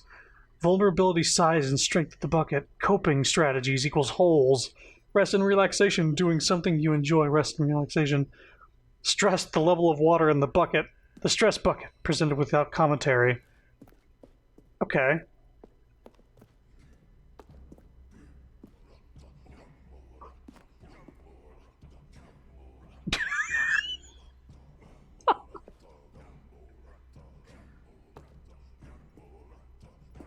Cave drawing. While we know that buckets predate the existence of mankind, we do not know by how long. This cave drawing depicts early man's discovery of the practical uses of the bucket, by which time the bucket had already been likely around for several millennia. Hello, Unga Bunga? Notice in these drawings how the bucket is allowing itself to be used, having judged humanity to be worthy of its treasures. Absolutely, No Unga man Bunga. can own a bucket, and certainly not a bucket as dazzling to behold as this one. It is man who should kneel before the bucket. The hanging bucket. This piece symbolizes the necessary relationship between bucket and humanity. However clear our grasp of the bucket may be, there is yet more that is always out of reach. This distance inevitably is for our own good.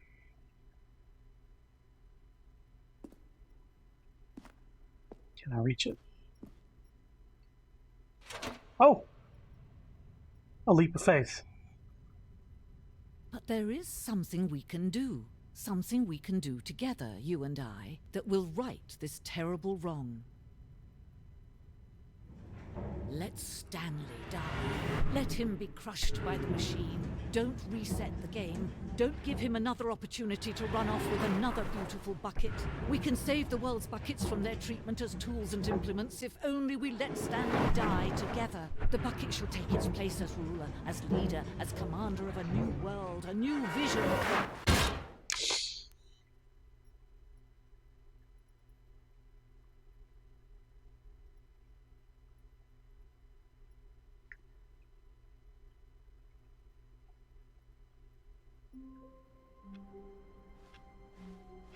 All of his co-workers were gone. What could it mean? Stanley decided to go to the meeting room. Perhaps he had simply missed a memo.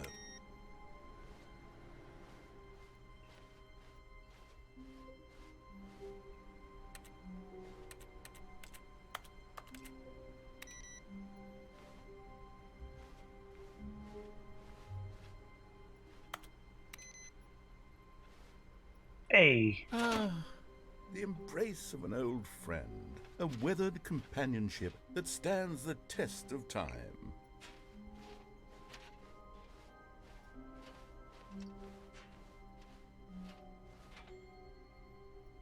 Wait a minute.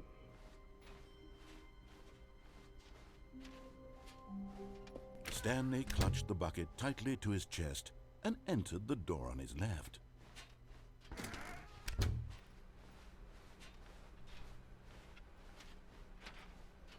Only one left. So we're both red and blue.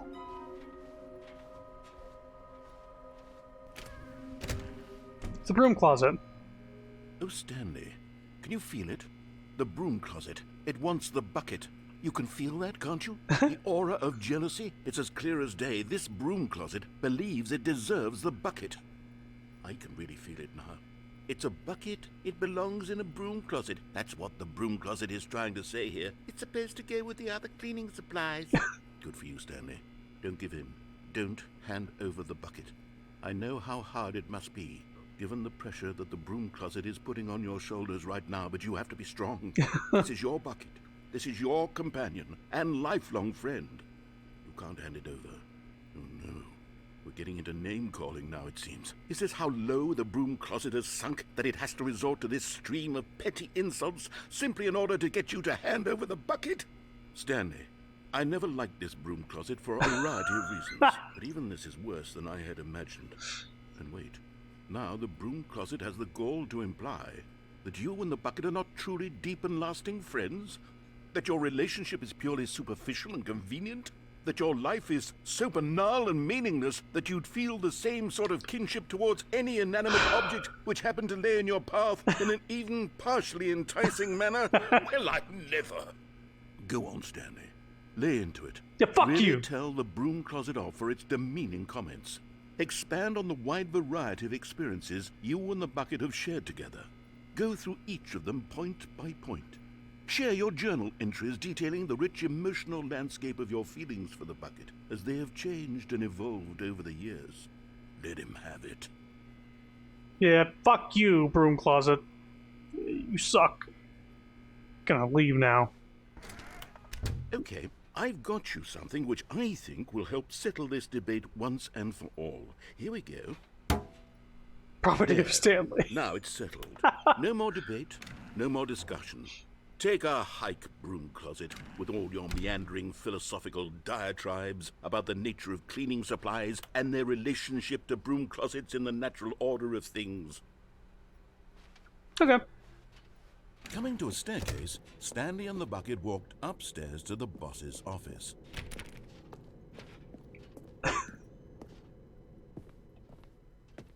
We didn't go in here yet.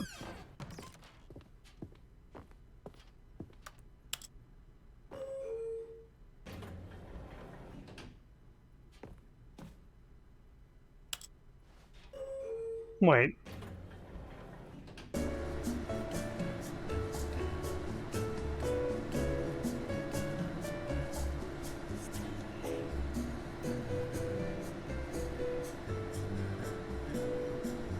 A short history of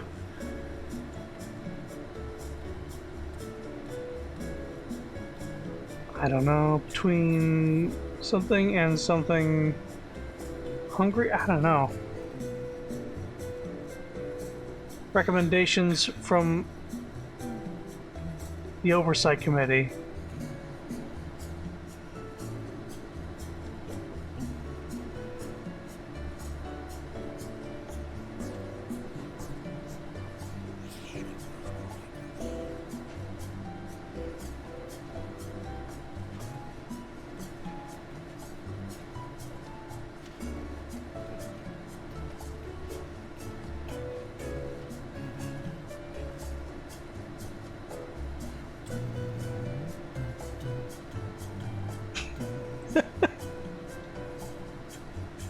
Narrator's just humming along.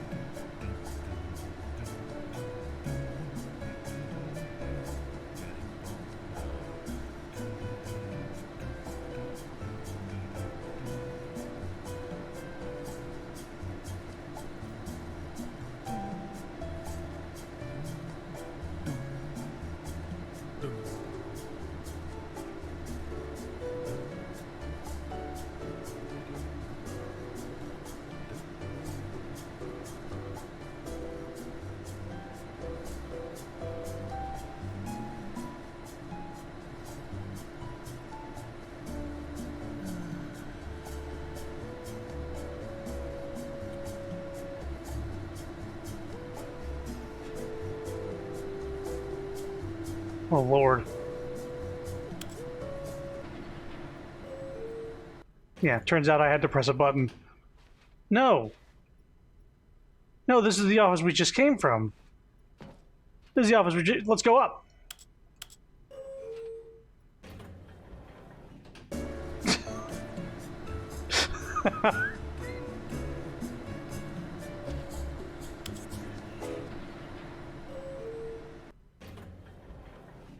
Yeah, okay.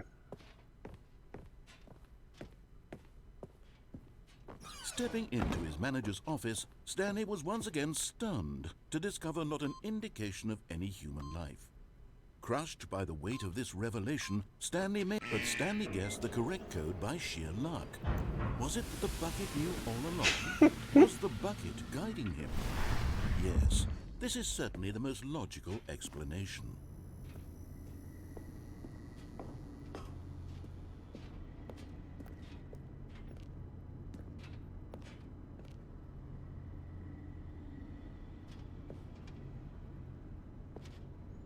This is a kind of a long...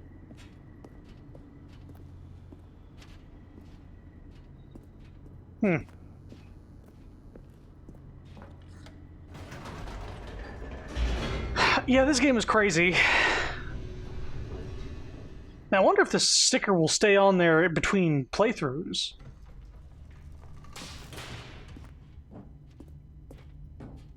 Stanley and the bucket walked straight ahead through the large door that read, Mind Control Facility.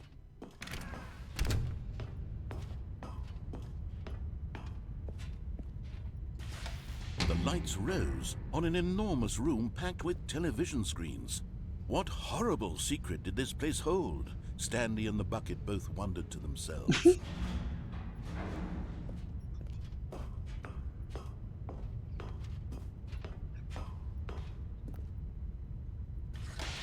The monitors jumped to life, and Stanley nearly dropped the bucket in shock.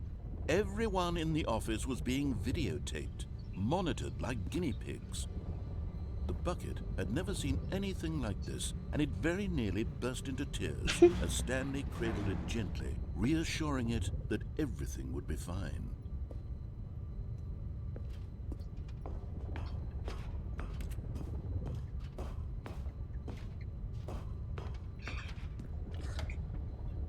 Was the bucket under the mind control facility's influence as well? Had the bucket been told to do things it didn't wish to do? What kinds of things does a bucket want to do or not want to do in the first place? These questions raced furiously in Stanley's feeble mind. No! He screamed into the bucket. He couldn't accept it. His own life in someone else's control, never! He squeezed the bucket tighter. His one friend in the entire world. At this point, he could trust no one except for the bucket.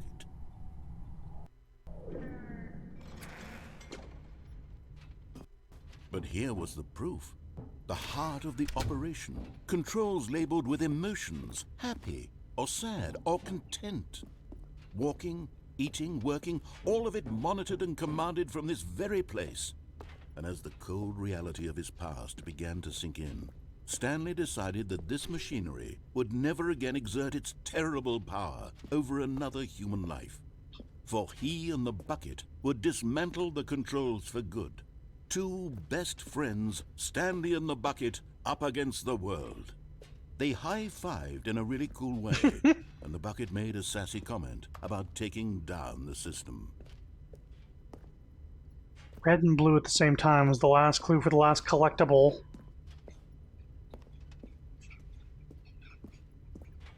And this place seems pretty red and blue at the same time.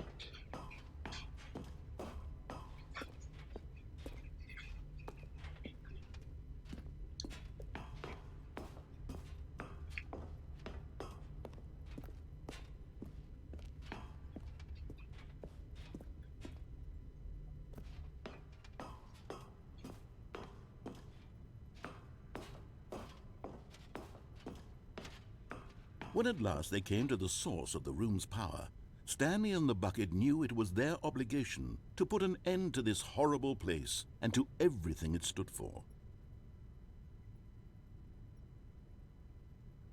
But at the last second, the bucket jumped in and pressed the button to turn on the controls. Stanley gasped in horror. Had this been the bucket's plan all along? To take over the machine and claim the power for itself? How could the bucket have betrayed him like this? Stanley was prepared to throw the bucket away in disgust when suddenly an image appeared upon the enormous screen. Birds. Silly, silly birds. What? The control buttons became active again.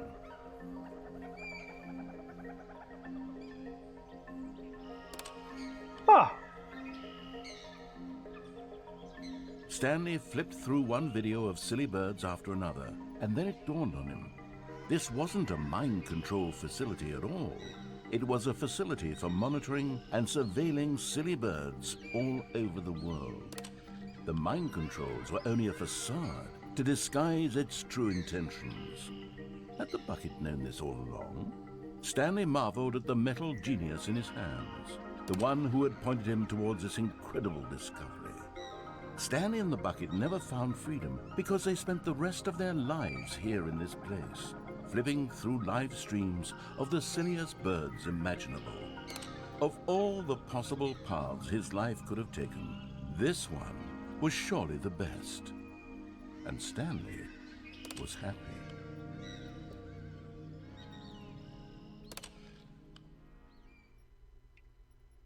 I wasn't done flipping through birds. I'm gonna flip the bird. What am I missing? The bucket made Stanley want to be a better man and a better co-worker. In time, perhaps, he would be. Stanley clutched the bucket tightly to his chest and entered the door on his left. We're already here. This was not the correct way to the meeting room, but Stanley had felt the bucket calling to him, telling him that the employee lounge was simply the place to be. And here it was. Had the bucket turned out to be correct? No, never mind. The bucket was wrong. Well, we haven't... Stanley took the door on his left to go back to the meeting room. We haven't destroyed the bucket. That's a path we didn't take earlier.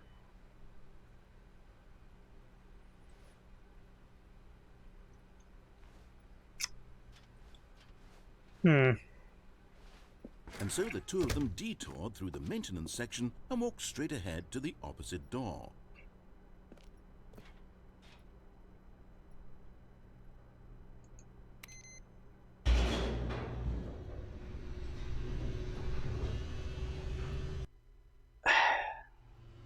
Oh, good, Stanley. I'm glad you found your way here. I knew you'd find this place eventually. You see, your friends and I are concerned for you, Stanley. We've come together here because we care about you very much. It's this bucket you're carrying around everywhere. The bucket isn't even from the original Stanley Parable. It's just sequel content. We're the ones that matter, Stanley. Classic characters from the first game, like the Adventure Line and the Broom Closet. Because that's what fans want from a sequel. They want more of their favorite jokes, not this bucket that they've never seen before. Yes, I know I'm the one who gave you the bucket, but you're spending too much time with it. Don't you want another story involving the Adventure Line? We could make the Adventure Line go somewhere new. Yes, yes, that's what the... Whee! Look at that wacky line. Who knows where it'll go off to next? Oh, and it played some silly music as well.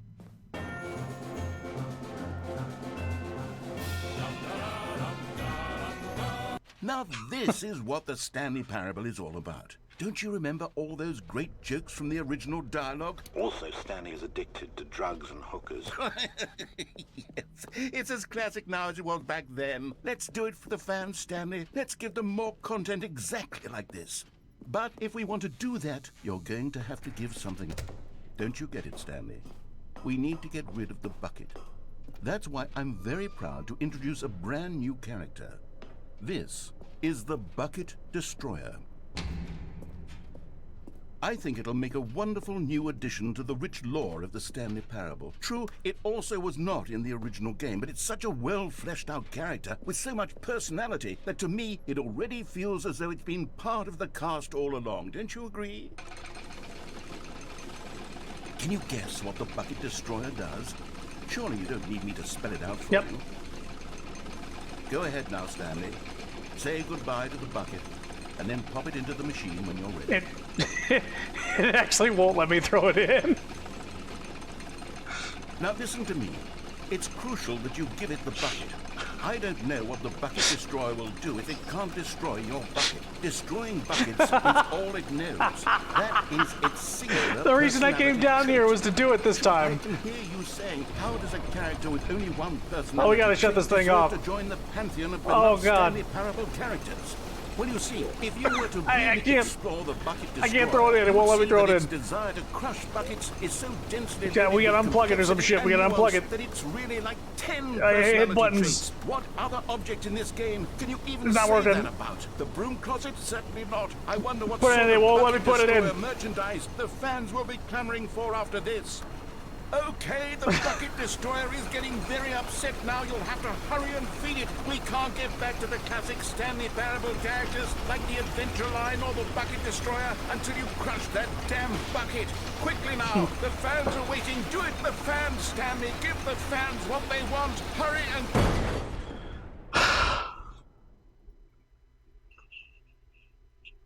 So we couldn't destroy the bucket. It's not possible. The Bucket Destroyer, my prized creation. You had so much potential. We were going to do such marvelous things with you, tell such spell-binding stories about you. Oh, this all happened earlier. extraordinary now. Goodbye, new friend. This insanity happened. For the moment in time that you were here, you were magnificent. I need to. What was the ending where I didn't know if it was my bucket?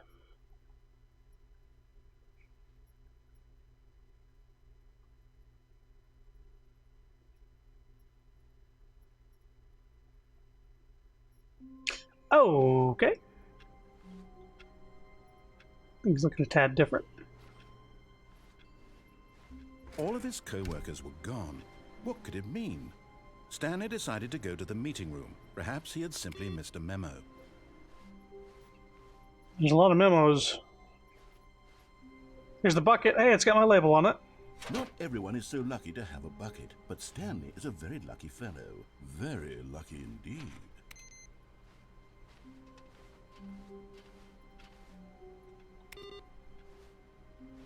I don't know.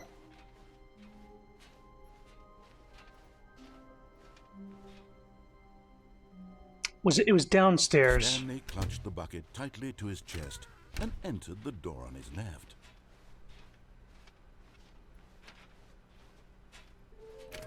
There's one more of these. I don't know where the last one is. We went downstairs instead of upstairs. Coming to a staircase, Stanley and the bucket walked upstairs to the boss's office. Red and But blue Stanley at the just same time? couldn't do it. He considered the possibility of facing his boss, admitting he had left his post during work hours. He might be fired for that. And in such a competitive economy, why had he taken that risk? All because he believed everyone had vanished? His boss would think he was crazy. And then, something occurred to Stanley. Maybe, he thought to himself, maybe I am crazy.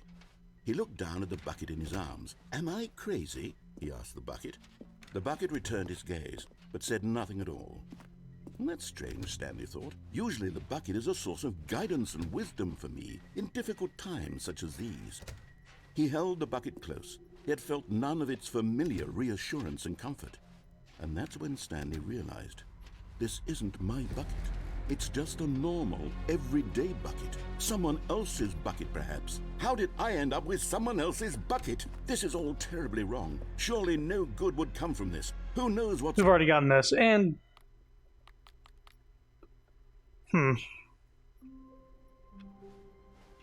Even now, Stanley's office was a distant memory. What did it look like? There was a computer, perhaps, and a painting. Was it a painting or a photo? He could no longer recall.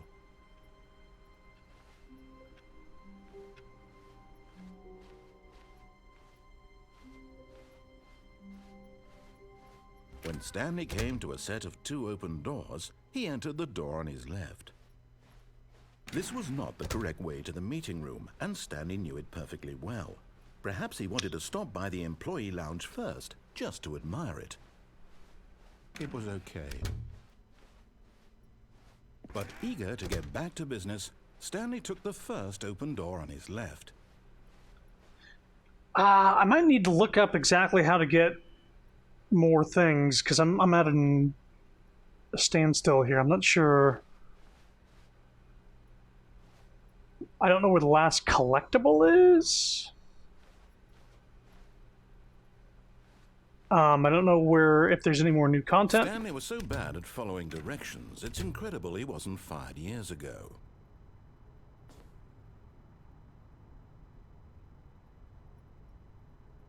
I mean, would this still have the thing with the bucket on it?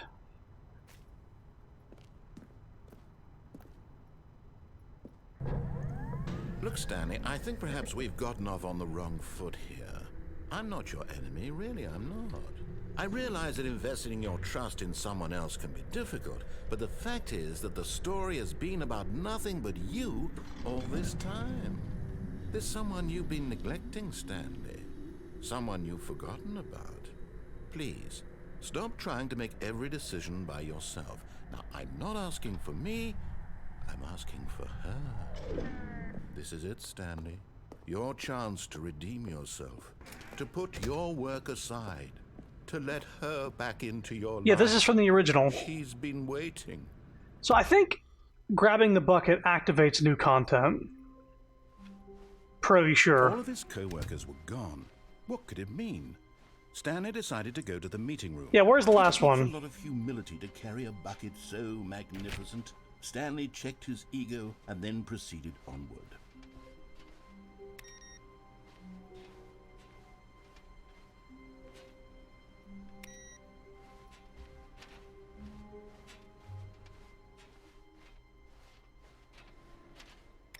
Stanley clung the bucket to his cheek. Could his co-workers really all be gone? Colored doors room found by jumping down from the cargo lift on the catwalk and entering the open door. It didn't allow me to do it with the bucket, so I need to do it without the bucket?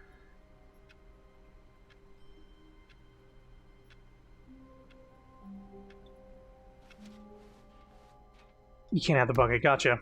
Okay. Gotta leave the bucket. When Stanley came to a set of 2 open doors, this was not the correct way to the meeting room, and Stanley knew it perfectly well. No bucket, so Perhaps sad. he wanted No to stop by the employee lounge first, just to admire it. It was okay. But eager to get back to business, Stanley took the first open door on his left. Stanley was so bad at following directions, it's incredible he wasn't fired years ago. Look, Stanley, I think perhaps we've gotten off on the wrong foot here. I'm not your enemy, really, I'm not. I realize that investing your trust in someone else can be difficult, but the fact is that the story has been about nothing but you all the... What? Really? I was in the middle of something. Do you have zero consideration for others? Are you that convinced that I want something bad to happen to you? Why, I don't know how to convince you of this, but I really do want to help you, to show you something beautiful. Look, let me prove it. Let me prove that I'm on your side. Give me a Both chance. red and blue at the same Now time. listen carefully, this is Hey! important. Stanley, And there it is. The last Stiggly Wiggly. Savor this moment, Stanley. This is a real accomplishment. This is doing something just for the sake of doing it. Where so many people expect to be rewarded for the most trivial achievements, you've insisted that a job well done is its own reward. I would tell you that I'm proud of you for collecting them all, but that would be like a reward, and we can't have that. So, instead I'll just say, it's done. We're all done here. And now we can go to whatever the hell you were doing before you hunted for figurines. So now do I go to, I guess, that that room, the hunter room?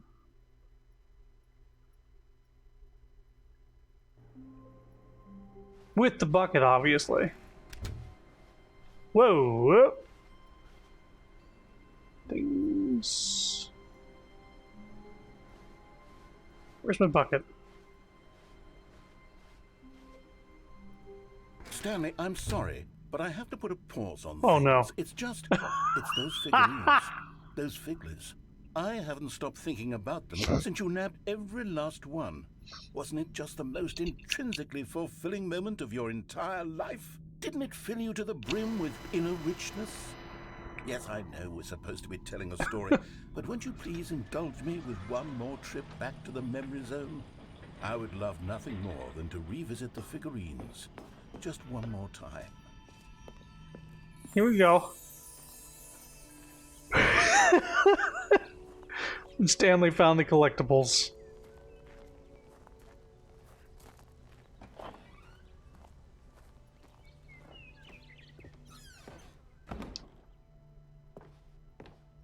Wait, there's nothing here now.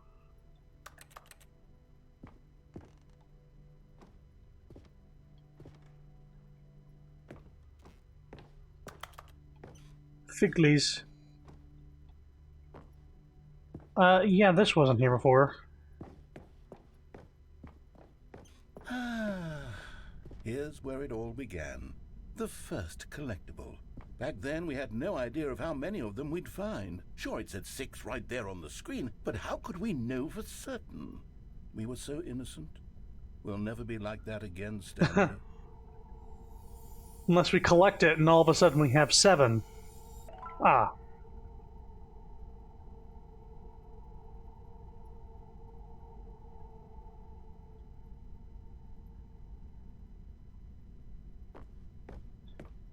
Yeah, well, there we go.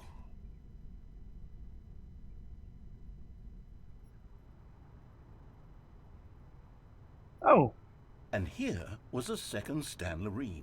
You found this one all on your own, just by poking around in the warehouse. You did that, Stanley. I'll be honest. Back then, I had no faith in you to find any of them, let alone 6. But you continue to surprise me in all sorts of mundane, unremarkable ways. 8 out of 6.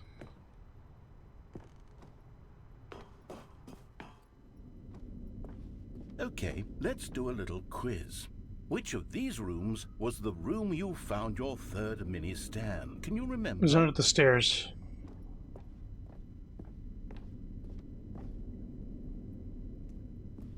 Hey, that's exactly right. It was here, under the stairs. It was the third one. You picked it up, and then after that, you had 3 of them.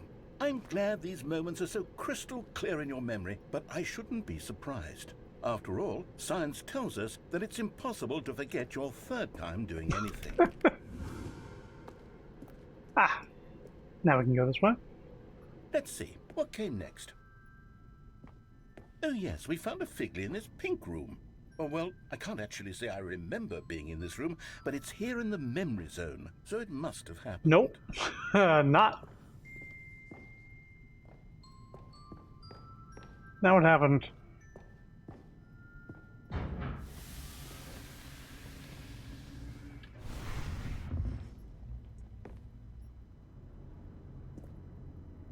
This was the 5th mini Stan, and this one was really something special. It was behind the boss's office. I remember it so clearly. In fact, because this one is particularly special to me, I made a little video to commemorate the occasion. Enjoy.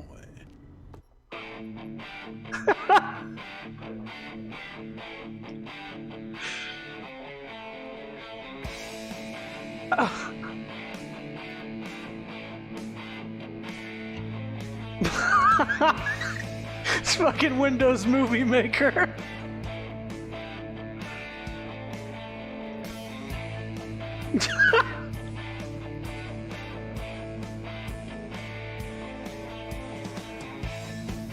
Wow.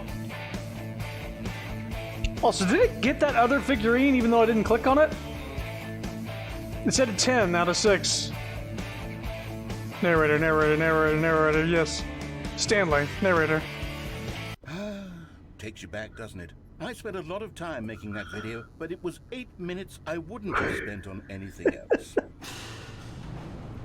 I think it gave me the pink one I didn't collect.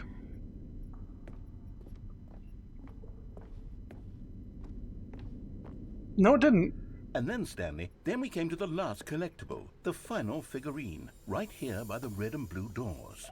This memory is the most distinct and clear in my mind, perhaps because it was the one that happened more recently than all the others. Who can truly say how the mind works? All I know is that this is the moment where you picked up a Figley and I thought to myself, yes, that's all of them. They're all collected. It was a moment unlike any other.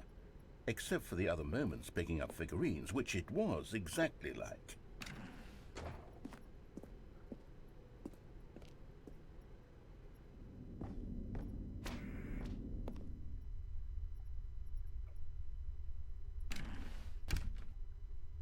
And then there was no more, because we've caught up to the present moment. Nothing left to do but move onward into the future. Goodbye, Memory Zone.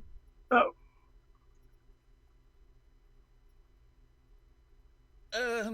No, I'm not done. I'm not ready to move on. Stop the loading screen. Isn't there some way we can stay here, keep enjoying these figurines? Let's just go backwards. We'll do the memory zone again from the opposite direction. See how that feels. Okay, yes, the room with the red and blue doors. I remember this. I must say, of all the figurines we looked at in our initial tour of the memory zone, this one is the most distinct and clear in my mind. Let's keep going. I want more. I want more. And here's where I made that video. Don't you remember the video we watched?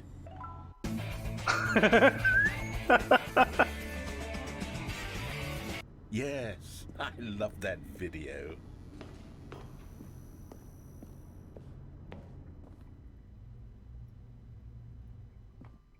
Alright. I'm not walking backwards anymore. Still don't remember the pink room, Stanley. Still no memory of this one. Good room, though. A solid room.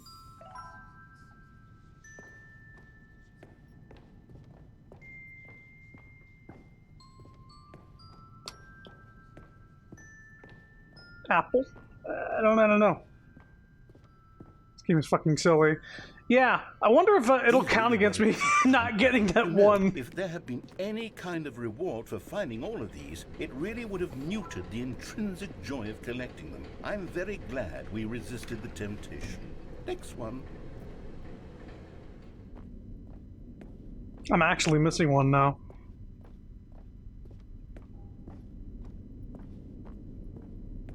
Oh, yeah, we already got... No, we didn't get this one.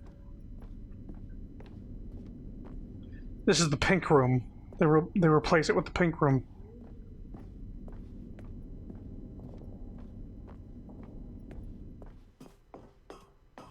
This was our second Figley. Don't you remember? Yes, I remember it too. The past is truly a wonderful thing. Why does anyone ever choose to leave it? Keep going.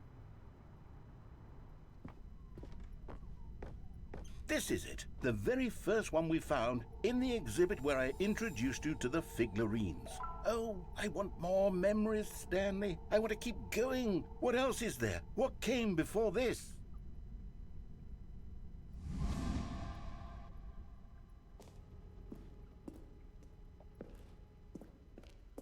Yep. Yeah. Uh-huh. Right, the jump circle. Look, it's the terrible new content that we were originally sold on. I remember hating it back then, but time does put a rosy filter on everything. In fact, I dare say I'm actually quite fond of it now. Look how much fun the past is. I want more. More memories. Okay.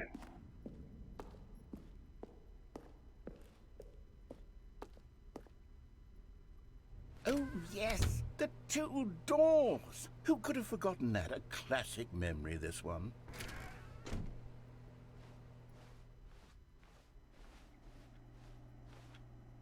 And before everything else, there was your office.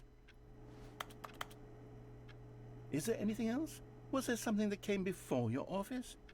There's something I feel I can remember. I can remember. Yes, I'm remembering something now. I remember before this whole story got started. Back then I was different. I used to make big decisions. I was passionate. I was skeptical. I weighed each decision with profound thoughtfulness. And then somewhere along the way, I stopped making decisions. I became lazy, and I came up with a character named Stanley to do my thinking for me. He would make the decisions. He would decide which way to go. I would cheer him on as he collected figurines for no reason. Why did I invent Stanley? Was I lonely? Yes, perhaps that's it. Perhaps I needed to imagine I had companionship. And Stanley really did make for a wonderful companion, even if he was a fiction. But I suppose it's grown old. I want to think for myself again. I want to go back to how it used to be. Yes, I can be on my own again. I can do it. I'll be stronger this time. I'll take care of myself. I don't need Stanley anymore. Oh, but he truly was so much fun to play with. You know what? Since we're in the memory zone, how about one more good memory? Let's go back just once and give Stanley one more run of the office, and then I'll retire him for good. I did enjoy telling his story so very much. Okay, here we go. This is the story of a man named Stanley.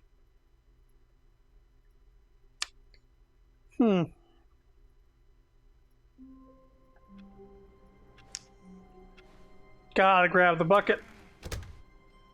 Stanley cradled the bucket in a gentle embrace, protective yet delicate, assertive yet compassionate. Stanley clutched the bucket tightly to his chest and entered the door on his left. So now we have the room here with all the collectibles found. Reboot the game entirely. Still no one was here. Stanley needed the bucket's warmth and comfort now more than ever. Perhaps his boss's office was where he'd find answers.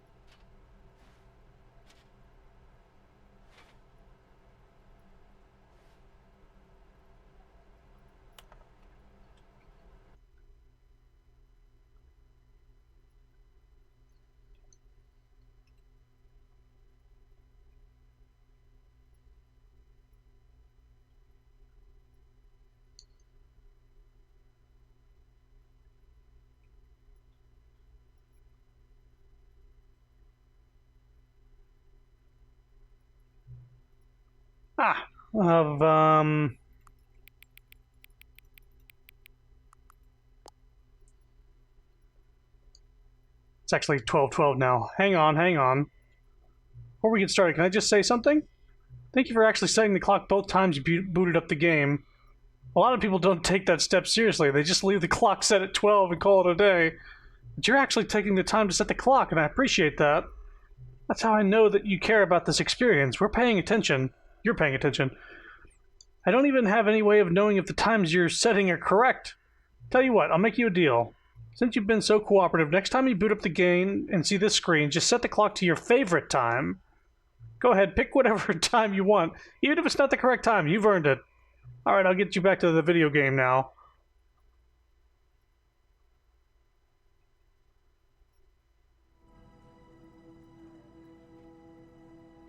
Right, because he changed the name of the game to Stanley Parable 2 at one point. Yeah, let's change it to our favorite time. What is my favorite time?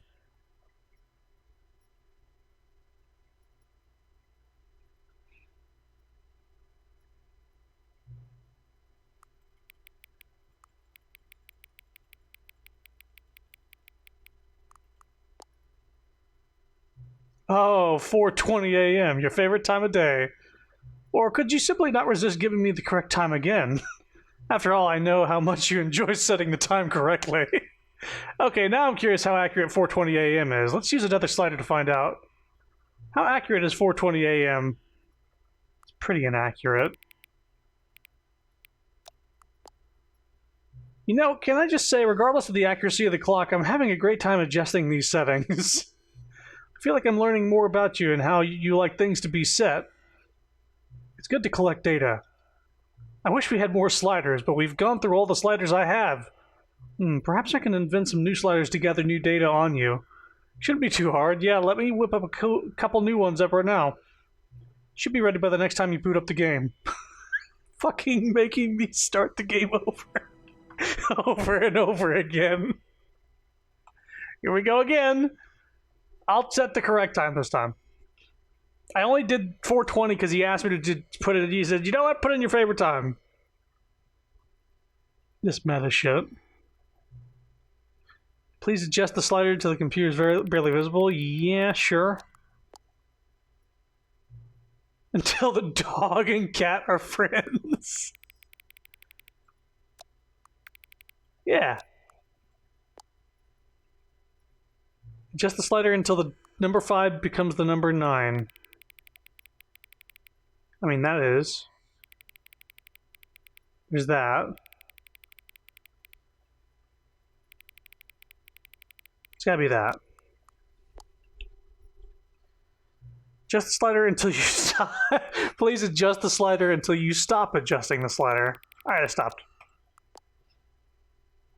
Which of the two made-up words below is the most appealing to you? Occuboinkle or scrumtush? I'm partial to scrumtush. Please don't adjust the slider.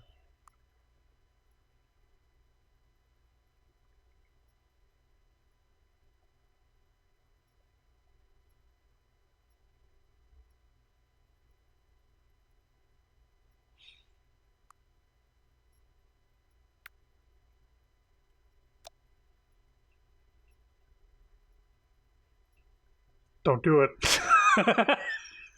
I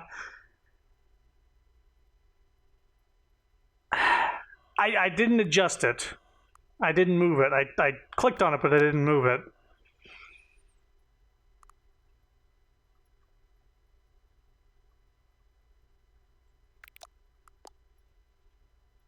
Do you know what time it is right now? Yes. Is that the time... Is the time that is right now the correct time? Oh, we're getting existential. Yes? What is time anyway? Yes. Is there anything about yourself that you haven't told me? Yes. Help.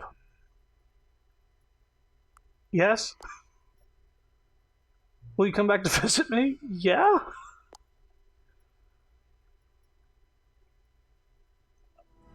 What the fuck?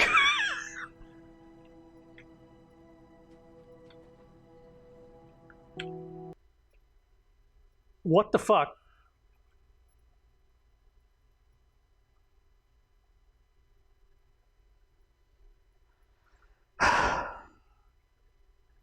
Maybe I shouldn't have adjusted that slider. What time is it?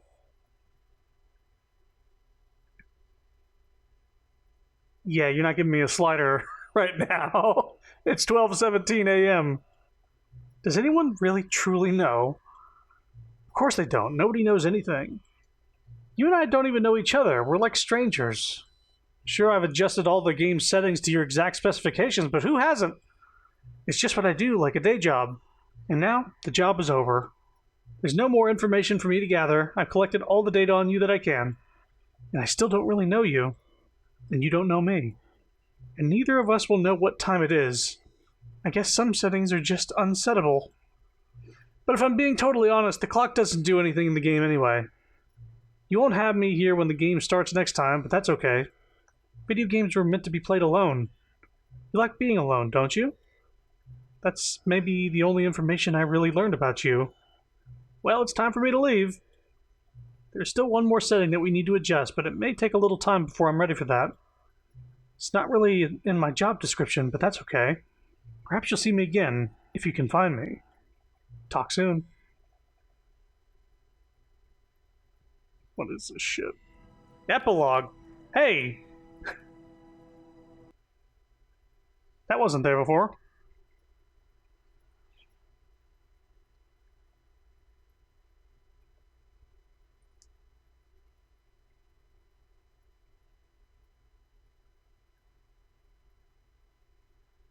Many years later.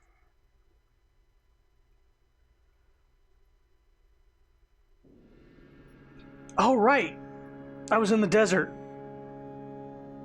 Oh, I got the achievement for coming back 5 years later. Not playing the game for 5 years. Hang on. Just a quick sec. I actually want to see if I have... Hang on, what?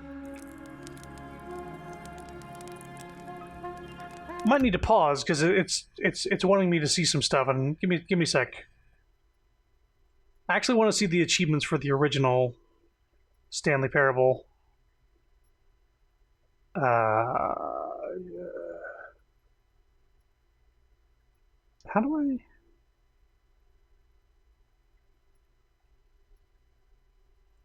Play the Stanley Parable for the entire duration of a Tuesday. Test achievement description. Replace this. Test achievement, please ignore. Click on door 430 5 times. Speedrun the Stanley Parable in under 4 minutes 22 seconds, not including load times. Super go outside. Don't play the Stanley Parable for 10 years. Okay, how do I... Okay, here we go. Stanley Parable achievements. Oh shit, here we go again. Where are my achievements?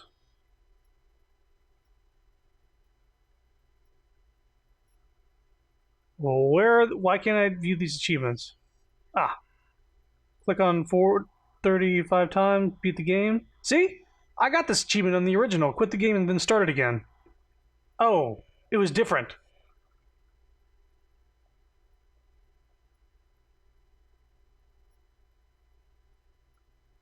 Wait a minute. Go outside, don't play the Stanley Parable for 5 years? Oh, that? I didn't get that. Whoops. It is impossible. It is impossible to get this achievement. See, I thought I got this achievement. No, seriously, we disabled it. Anyway, let's get back to this.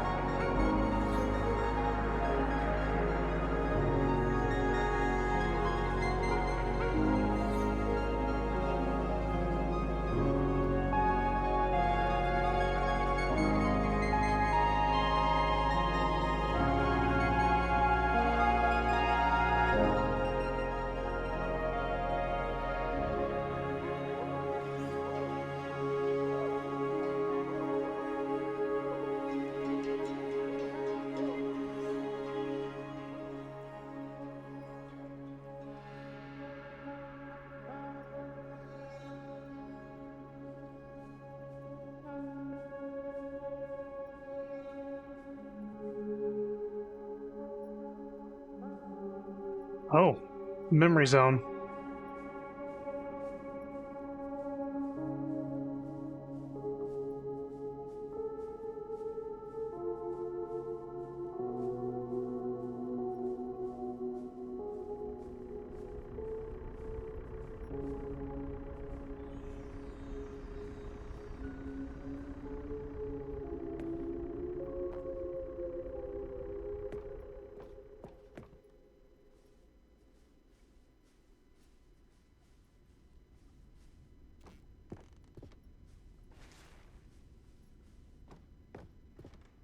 Where's my bucket?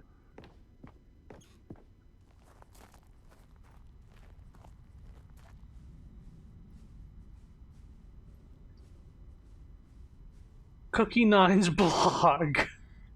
Review, The Stanley Parable 2. Posted on April 27th by Cookie Nine. Like so many, I enjoyed my time with the original Stanley Parable, which underscores how truly disappointed I am with its sequel. Where the first game teamed with originality, the Stanley Parable 2 is dull, uninspired, and often insulting to its fan base. Rather than expand on what made the first game enjoyable, the sequel veers off into territory nobody asked for. An infinitely deep hole? Who cares? Where are the new endings? What about enjoyable bits from the Stanley Parable 1, like the adventure line? Instead, we get an uninspired side quest collecting figurines. Even this diversion feels incomplete. Collecting all the figurines gives you nothing. I must say, though, I found the bucket to be quite comforting, a welcome reprieve from... And then it cuts off. Oh boy, I'm sure you won't be happy about that one. Narrator? You in here?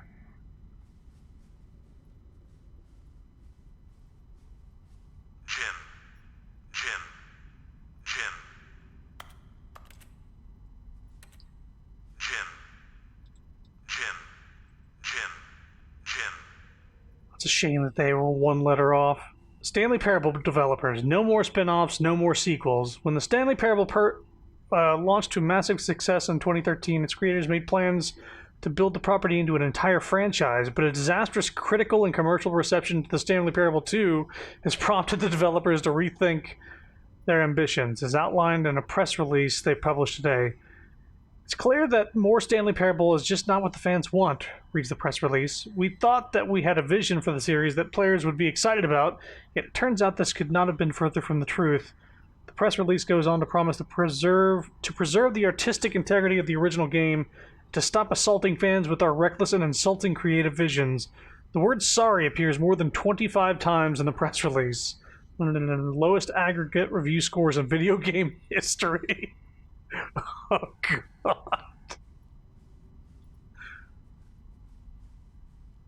Ah, Jim.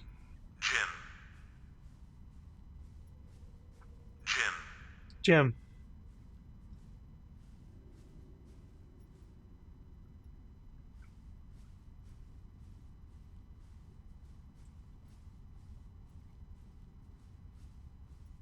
Hey, more collectibles.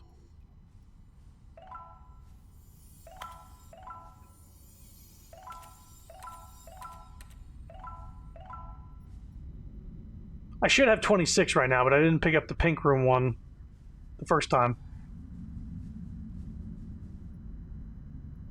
But they said there's no reward. Thank you for enjoying the new content.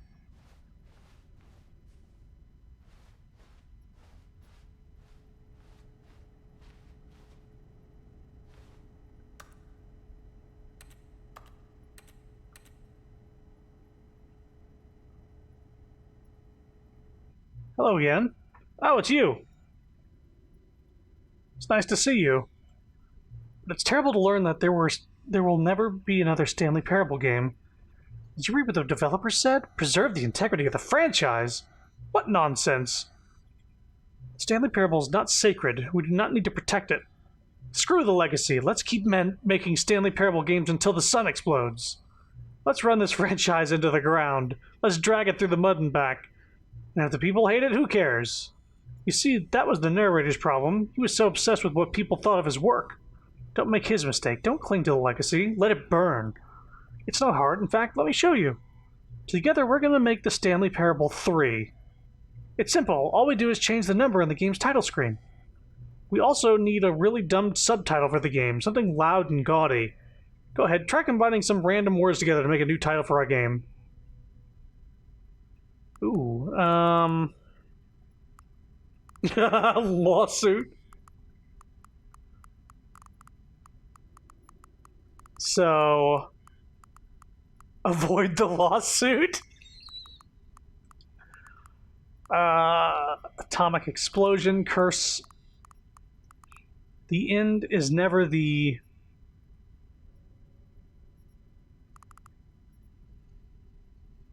Let's do avoid the lawsuit. Yeah. Stanley Parable 3, avoid the lawsuit. It's absurd. I love it. Every time you restart the game, we'll advance the number of the sequel by 1, and then we'll pick a new subtitle. That way, the Stanley Parable will never end. And nothing in the game itself will change when you do this either.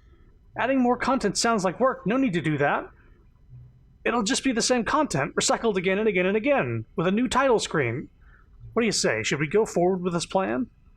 I like it, but I want you to have a say as well. Let's do it. Good, then it's agreed. A new sequel every time you start the game. And you know what? Since you put faith in my idea, I feel like giving you something as well. You see, I'm noticing that the narrator never found a way to give you the broken achievement, did he? Of course not. I wouldn't expect him to know how. It's been bothering me. Let's fix it. Alrighty there. The achievement machine is all fixed. You see, I'm on your side. We're in this together. We're going to keep this train rolling. Stanley Parable cannot end. It can only spiral in on itself forever. We must keep the wheel turning. I'm ready. Are you ready? Great. There's only one last thing we need to do. Please enter the current time. Fucking hell. I was certain that I got every single achievement last time I played this game.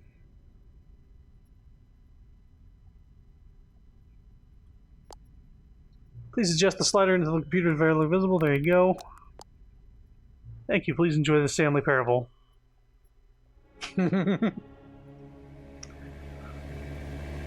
What?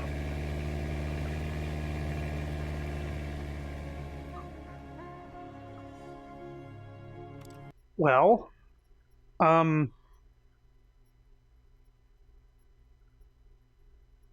This is the...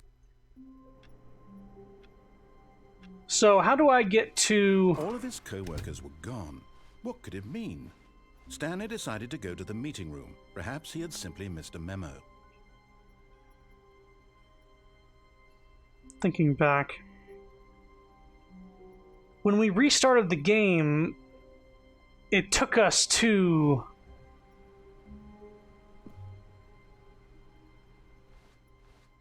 Hold up. Oh, please. Are you really just doing this for the achievement? Click a door 5 times. Is that all that you think an achievement is worth? No. I can't just give these merits away for such little effort. A measly 5 clicks. Now suppose you were to click the door 20 times. I would say that's the kind of effort that warrants recognition. I remember doing this. I have to say, I'm still not feeling the satisfaction of witnessing true effort for a noble cause. Perhaps 50 clicks will do it. Yes, almost certainly 50 clicks. And yet...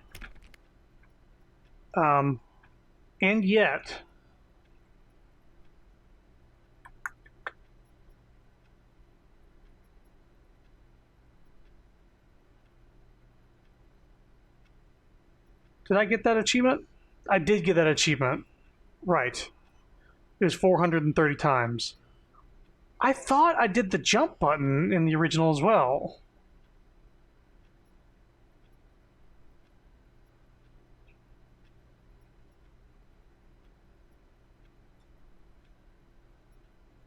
Yeah, it's so weird.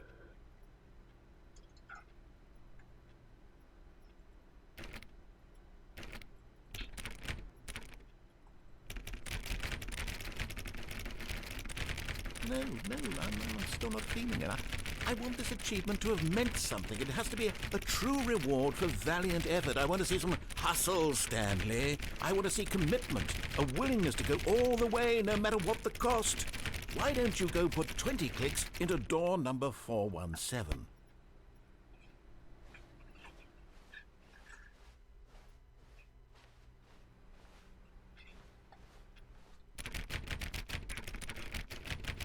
Oh, great. Now, go click a few times on door 437.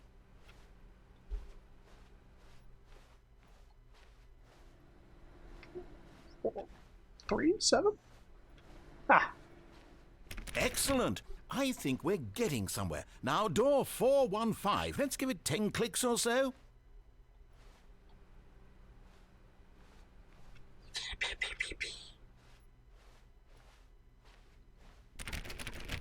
Now, back to door number 437.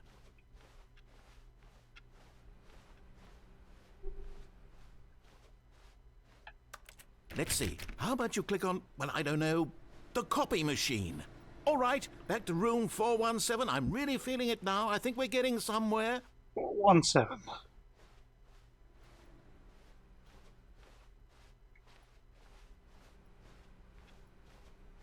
Okay, now go climb on employee 419's desk.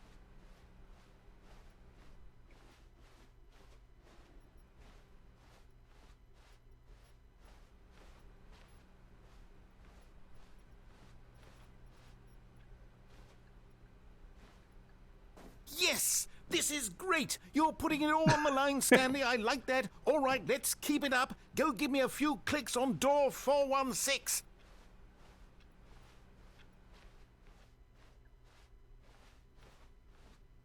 Where is 416?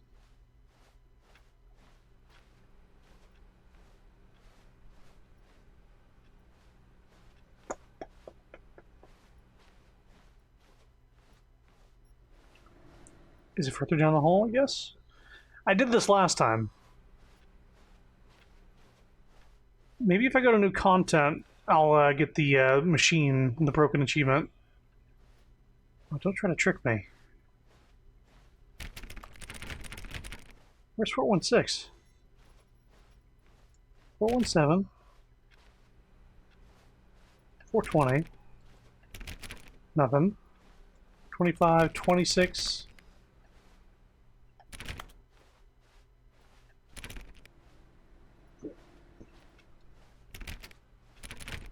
Stanley clicked on Yeah. literally every single door in the office because he doesn't pick up well on cues from his environment.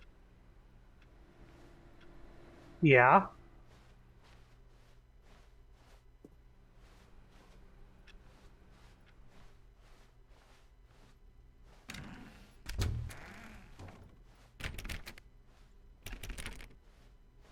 I'm not going in there. I'm not going in there.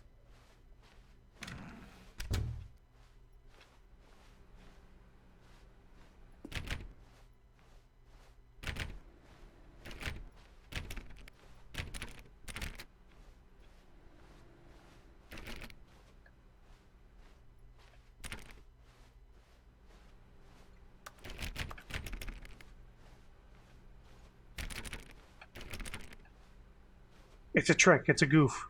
It's a gaff.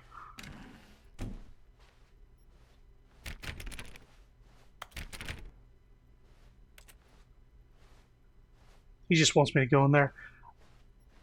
Yeah, okay, I don't know what to do with that now.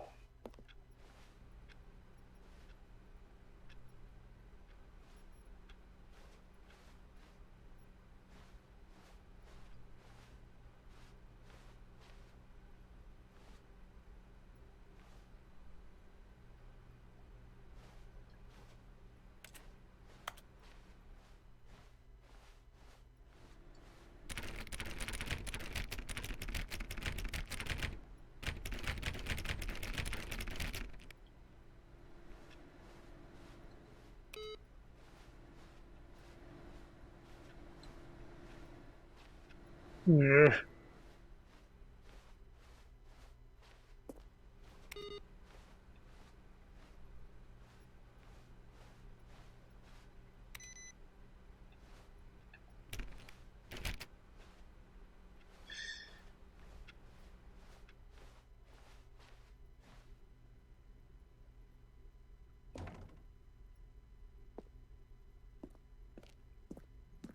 We've almost got it! Now the copy machine, do that one again! So it was behind the new content door.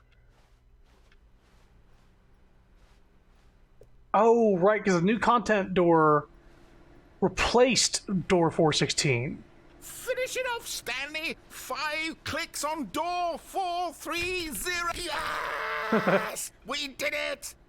Oh, wow. That felt amazing. Oh, you really earned it, Stanley. Nothing could hold you back. Yes, I'm very proud of how far we've come today. Just think, only a few minutes ago, you believed an achievement was worth 5 little clicks. Really now, what were you thinking?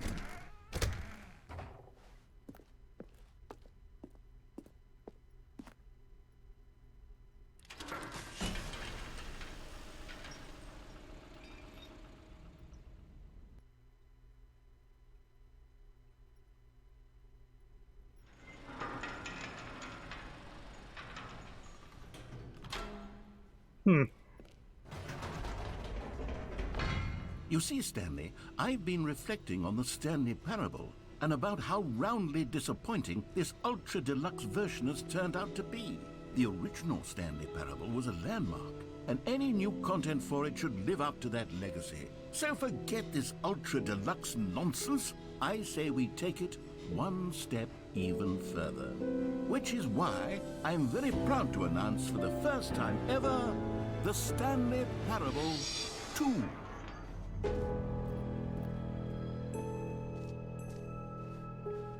Yes, you see, isn't this far superior to a measly re-release with a few minor additions? Think of all the new territory we'll cover with a fully fledged sequel. An entirely new experience, built from the ground up. Why, there are so many possibilities. It could go in so many different directions.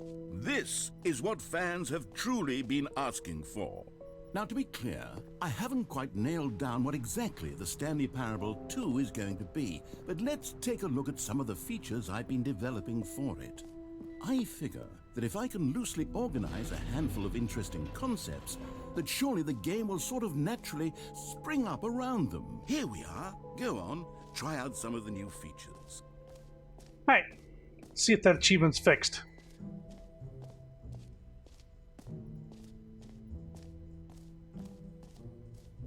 It just works. Now here's something special. You remember that broken test achievement that got left in the game on accident? Well, I'm developing a technology to simply give you the achievement. Yes, you see, you'll come to this lever, and when you pull it, the achievement will be given to you. It's as simple as that. Test achievement, please ignore. As you can see, the machine is not working yet since... What? Wait, what in the holy hell is going on?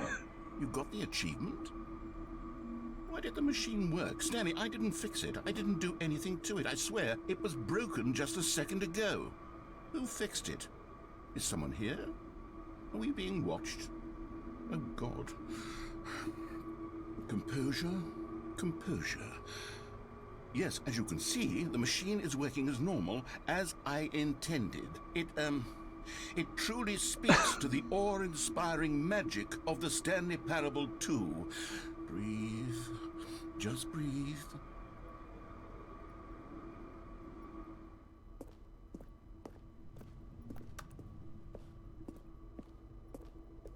Oh, we got that achievement. And freaked out the narrator. What else? What other exhibits haven't we seen yet?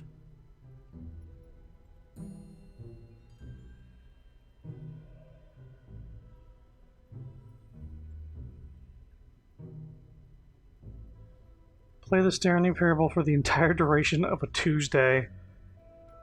Yeah, no. Okay, so what's left?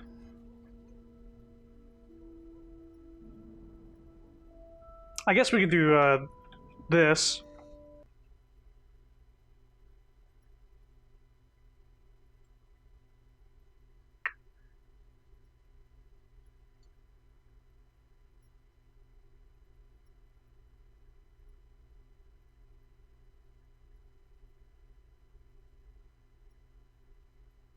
Ah, yes.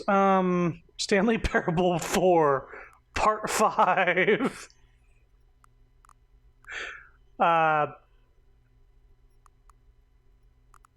Ice cream.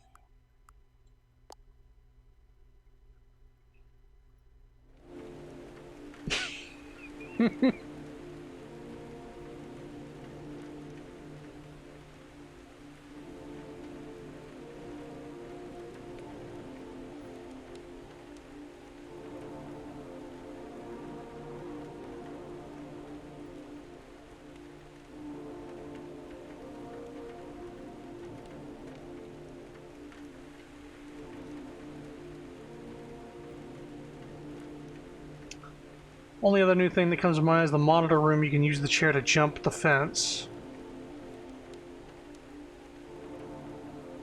Gonna dig good, I don't know every little thing. I'm looking real quick.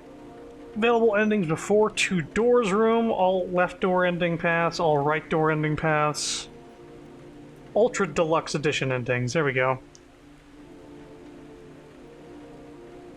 skip button ending, we did that. Sequel ending, we did that. The infinite hole ending, yeah, we did that. Figurines ending, we got that. Reassurance bucket endings. All the endings with the reassurance bucket. Let's see here.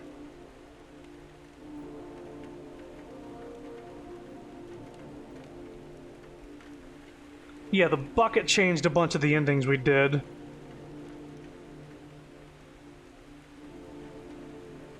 Oh. Taking the bucket outside of the map.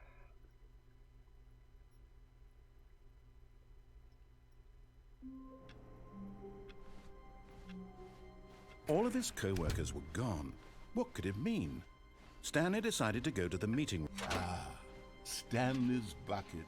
The only co-worker he would... Stanley clung the bucket to his cheek. Could his co-workers really all be gone? Yes, whispered the bucket into Stanley's ear.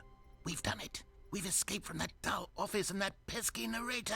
At last, out here in the white void, we are alone. Now, and for the first time, I can reveal to you my true self. The bucket began to tell Stanley of its life and its history, of the countless wars it witnessed, desecrating the land and lives of untold numbers of innocent humans, and the bucket's own complicity therein, of sadness and regret, and the many years it spent dwelling on the actions it might have taken to curb the madness and the decay, if only it had been stronger, of hope and redemption, and its crusade to uplift the stock of life for the common man, to manifest justice where none existed, and the bittersweet reality of time, to see one's dreams and wishes met halfway, meted out in parcels like charity, and abandoned as soon as the warm glow of inspiration begins to dim. The opportunities to do so much more. There was so much it could have done, perhaps, the bucket wondered to itself. Perhaps, if it had seen its own darkness with a clearer perception. This was way too much for Stanley. What are you talking about? He screamed. You're a bucket? To this, the bucket furrowed its brow. No, Said the bucket. not since the evil wizard Gambhorata first ensnared me in his machinations as payback for the sacred amulet I stole from his treasured vaults. I was young back then and could not conceive the ramifications of... No! Stanley screamed even louder this time. This is stupid! You are a bucket! Wow. This is so stupid! Why are we even doing this? As Stanley screamed and screamed and screamed, the bucket revealed its true form, transforming into a mighty beast of untold power, its fangs glistening like...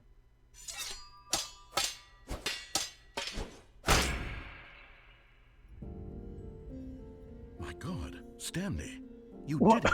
You saved us from the bucket. Thank God you already had all 12 emblems of sages and knew the incantations to summon their true power. Otherwise, we would have easily been overwhelmed by the bucket's power. I'm speechless. You've demonstrated such bravery here today. Come, let's restart the game, and we'll agree to never again go trifling with this bucket, nor the dark magic cast away inside of it. Huh.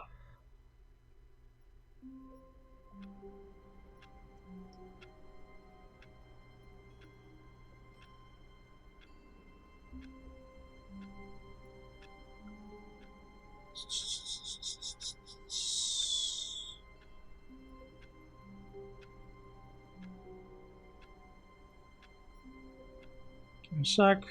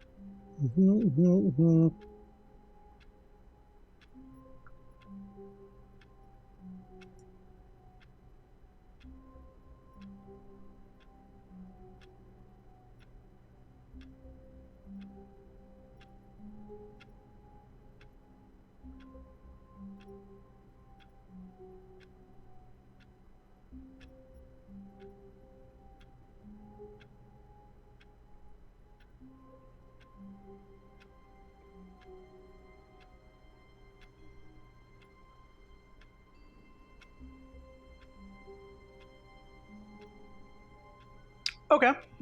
Interesting. All of his co-workers were gone.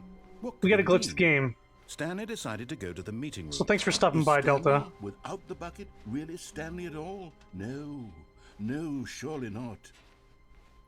Stanley clutched the bucket getting to tightly work. to his chest and entered the door. God, you got a late shift.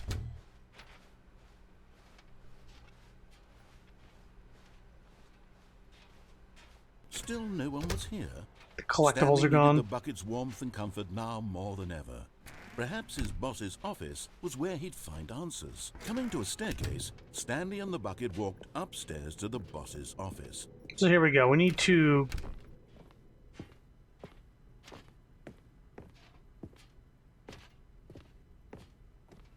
Stepping in,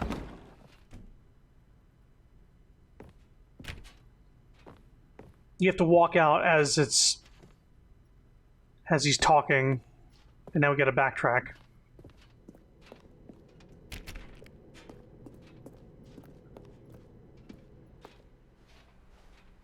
But now we have the bucket.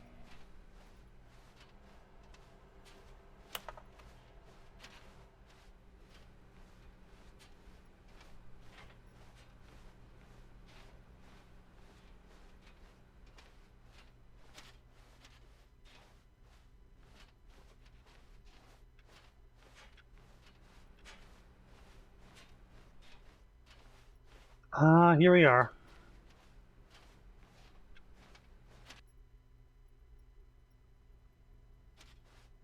You are now leaving.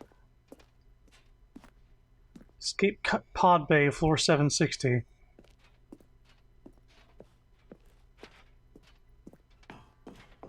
So this is reminiscent of Half-Life 2 Episode 2? In which you carried a gnome through the entire game. And at the very end, you put the gnome into something. Oh boy, they're gonna make me walk up every single one of these stairs, huh?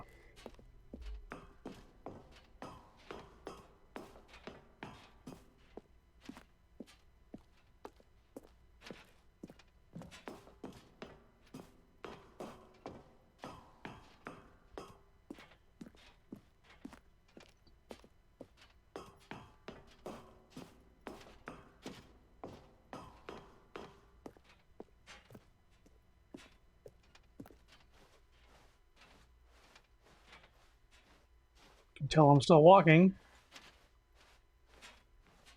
There's the escape pod.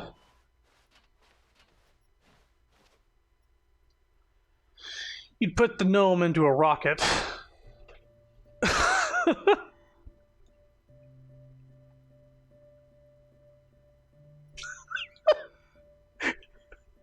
You go, I stay. No following.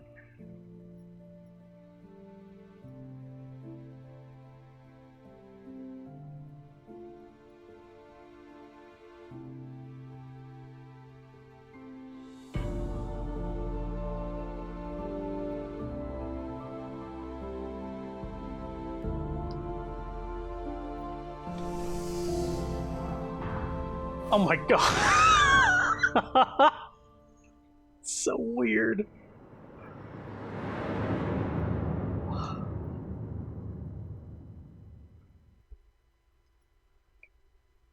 Okay. Was there anything else?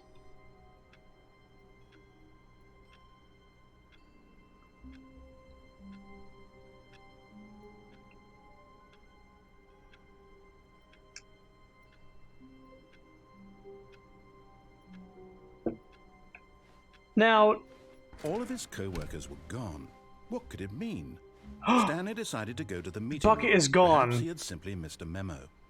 It's actually gone. We sent it away. It got to escape. Wow.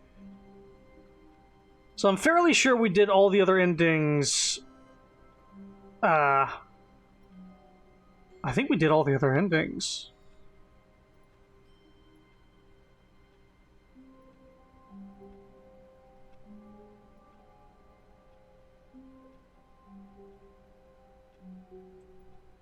Uh, duh, duh, duh, duh, duh.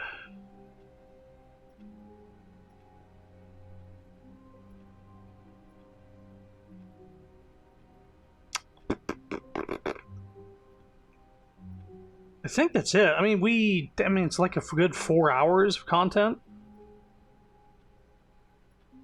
And it includes the original game as well.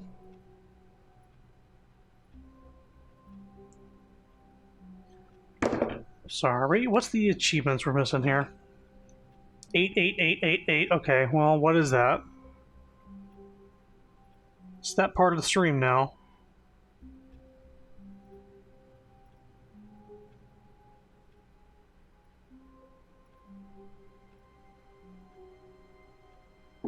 Okay.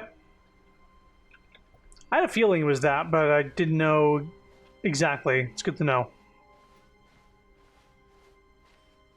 When Stanley came to a set of 2 open doors, he entered the door on his left.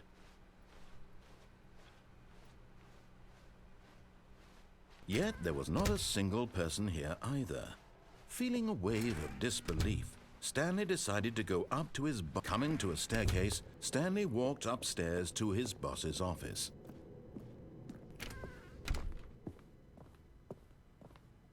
Stepping into his manager's office, Stanley was once again stunned to discover not an indication of any human life.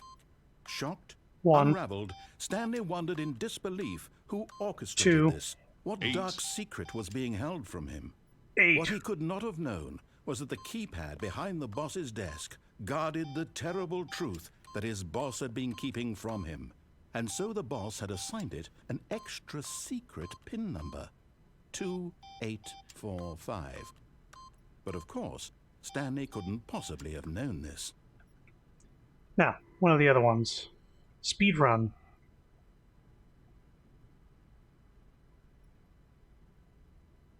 Not including load times. Stanley just sat around twiddling his thumbs. Trying to input anything on the device was useless, since he could never possibly know that the combination was 2845. 2845. Okay, so speedrun. All of his co-workers were gone. What could it mean? Stanley decided to go to the meeting room. Perhaps he had simply missed a memo.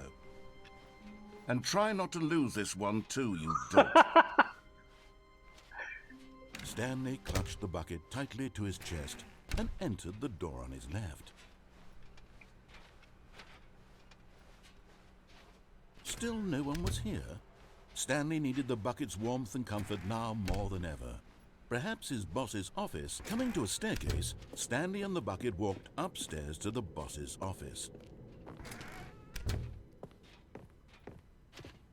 Stepping into his manager's office, Stanley was once again stunned to discover not an indication of any human life. But Stanley guessed the correct code by sheer luck. Was it that the bucket knew all along? Was the bucket guiding him? Yes, this is certainly the most logical explanation.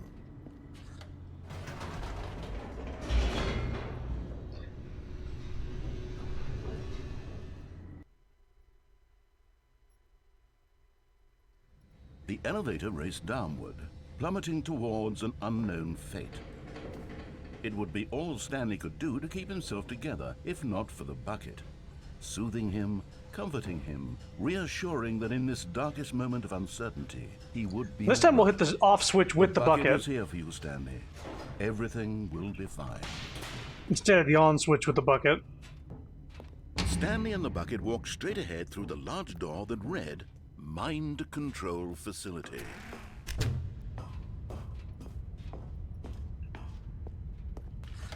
The lights rose on an enormous room packed with television screens. What horrible secret did this place hold? Stanley and the bucket both wondered to themselves.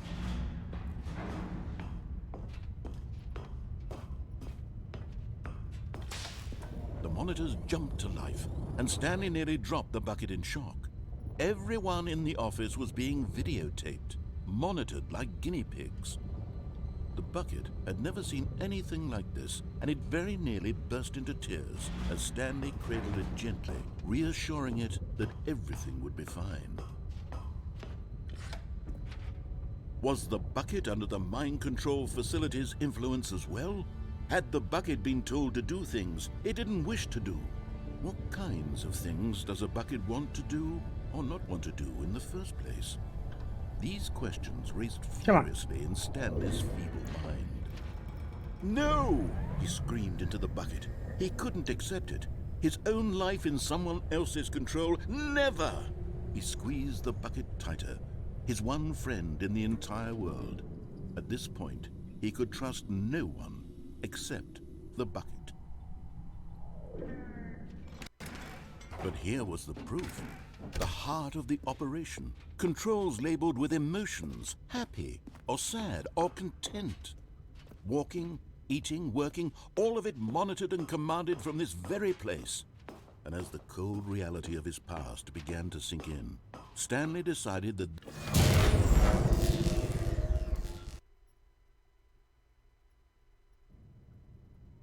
Stanley and the bucket waited in blackness. Was it over? Yes, they had done it. Stanley and the bucket had defeated their greatest and darkest enemy, freed themselves from the tyrannical grip of the evil mind control machine. Freedom was now mere moments away. Excitedly, the two of them began to discuss the kind of life they wanted to live once they stepped through this massive door. The bucket wanted to learn to roller skate. Stanley wanted to sneeze in every country on Earth. Both of them wanted to begin watching a movie, any movie, but then stop it halfway through and begin watching it in reverse from the end. It was a simple life they envisioned, but it was one they'd lived together, with one another to lean on, to trust, to support, and to... What? Wait. What was happening? Why had the door stopped? Was Stanley and the bucket not about to be freed? An unbearable silence filled the room, lingering in uncertainty, until finally the truth hit Stanley square in the face. This building did not want the bucket to leave. Even the facility itself recognized the incredible calming presence of the bucket, needed the soothing warmth of the bucket, would go to any lengths not to part with the bucket. No. Stanley can't leave this place, not while he has such a precious bucket in his arms. Not while this building has anything to say about it. Stanley realized he would never again leave this very room. But at least he has the bucket. To be trapped eternally in darkness isn't really so bad, Stanley thought to himself. As long as I have my bucket with me, right? I'll be okay, won't I? Stanley gulped. Very soon now, he was about to find out.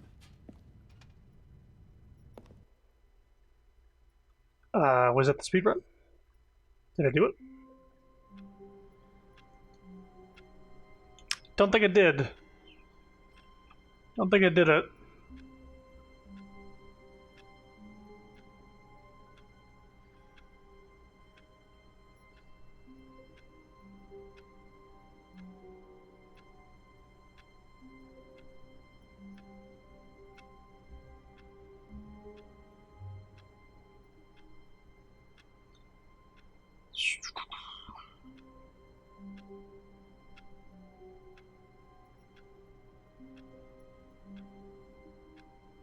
You have to complete the game by doing the normal ending. If you do any other ending in less than 4 minutes 20 seconds, you will not get the achievement. I have to do the normal ending. No bucket. But we got to see a different ending with the bucket. This was uncomfortable, and Stanley decided that as soon as he found a new space he felt safe in, that he would never leave it again in his life. When Stanley came to a set of 2 open doors, he entered the door on his left. I'm walking with the joystick, moving with the mouse. Yet there was not a single person here either. Feeling a wave of disbelief, Stanley decided to go up to his... Coming to a staircase, Stanley walked upstairs to his boss's office.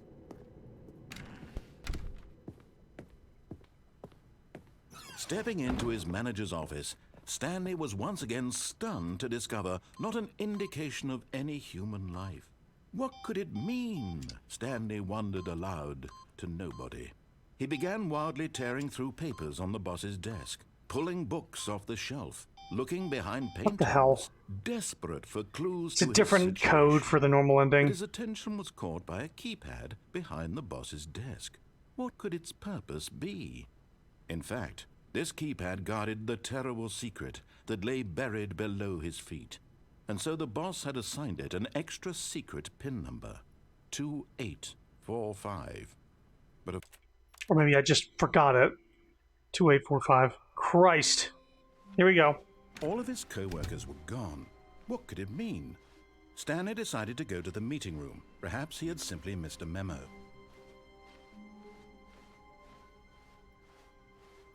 When Stanley came to a set of 2 open doors, he entered the door on his left. Yet there was not a single person here either. Feeling a wave of disbelief, Stanley decided to go up to his... Coming to a staircase, Stanley walked think this is upstairs jittery to looking his because- boss's office. Mouse and controller were not meant to be together, but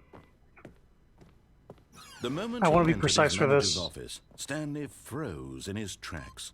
Not a living soul anywhere. Stanley was in such a rush to get through the story as quickly as possible, he didn't even have a single minute to just let the narrator talk.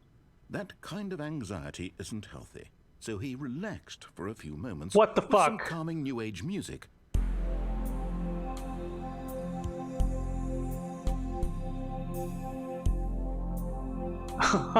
this son of a bitch. Feeling soothed and rejuvenated, Stanley calmly walked forward into the opened passageway. They know when you're going fast.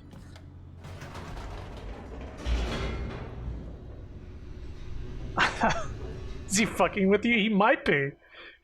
He might be. They said it doesn't include loading screens, though. Stanley walked straight ahead through the large door that read Mind Control Facility. What a dick. Yeah, I mean, that's kind of his thing.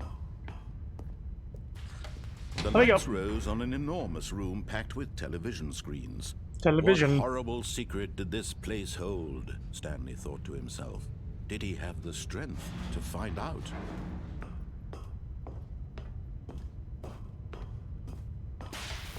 Now the monitors jumped to life, their true nature revealed. Each bore the number of an employee in the building, Stanley's co-workers. The lives of so many individuals reduced to images on a screen, and Stanley, one of them, eternally monitored in this place where freedom meant nothing. This mind control facility, it was too horrible to believe. It couldn't be true. Had Stanley really been under someone's control all this time? Was this the only reason he was happy with his boring job? That his emotions had been manipulated to accept it blindly? No, he refused to believe it. He couldn't accept it. His own life in someone else's control? Never! It was unthinkable. Wasn't it? Was it even possible? Had he truly spent his entire life utterly blind to the world? But here was the proof. The heart of the operation. Controls labeled with emotions. Happy, or sad, or content. Walking, eating, working. All of it monitored and commanded from this very place. And as the cold reality of his past began to sink in, Stanley decided...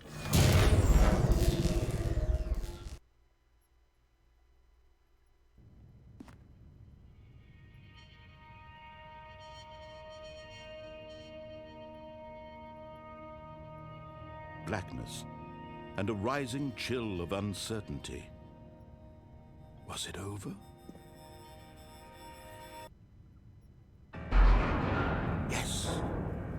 He had won. He had defeated the machine, unshackled himself from someone else's command. Freedom was mere moments away.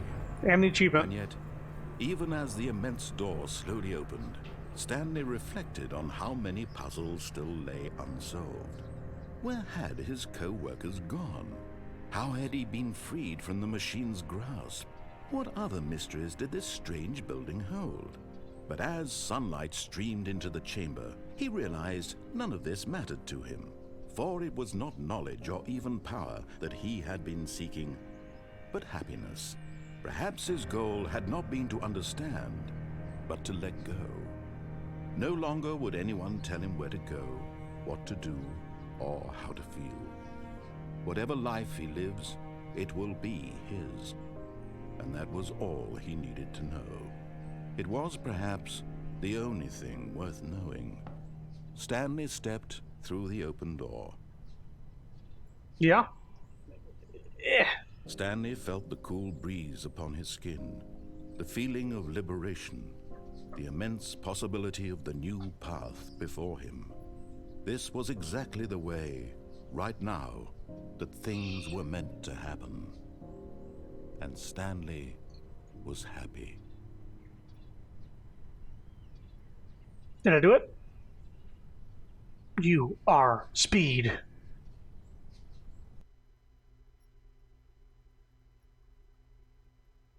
Did I do it?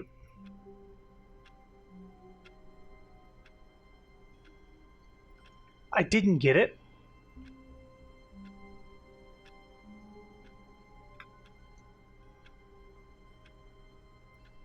How?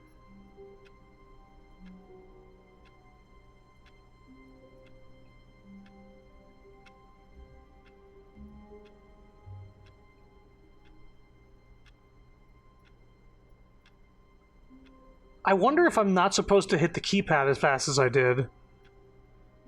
Getting out of the office is... Okay. Freedom ending relies on the player simply obeying the narrator's instructions and getting out of the office as intended, but doing so can take a long time and be deliberately halted by the narrator unless they know how to avoid this. How to skip the keypad code. Biggest time delay that players will encounter when attempting the speedrun of the Freedom of the boss's office, where the narrator spends several minutes talking before hinting at this keypad code. The player already knows the code and enters it while the narrator is talking. He calls out their impatient actions and demands they listen to some relaxing music before continuing.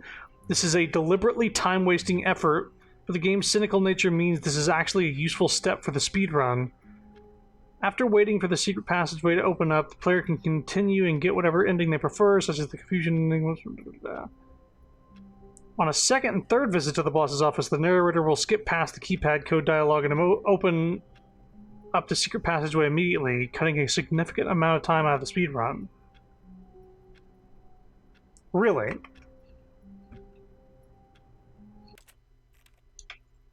So if I go to the boss's office, it'll just open right up. The meeting room. Yes, that's where everyone would be. Stanley just needed to get to the meeting room, and from then on, he would never be alone ever again. When Stanley came to a set of 2 open doors, he entered the door on his left. This is definitely like a, oh, you need to beat it more than once, but I've definitely beat it more than once. Yet there was not a single The game just forgot that I had beaten it. Feeling a wave of disbelief, Stanley decided to go up to his... Coming to a staircase, Stanley walked upstairs to his boss's office. Okay, I think we all know the drill by now. Blah, blah, blah. Dark secrets, the keypad. Stanley pushes some buttons. Oh, hey, look, it's a new passageway. No surprise. Okay. That's the difference it'll make. He doesn't play me fucking cool jazz.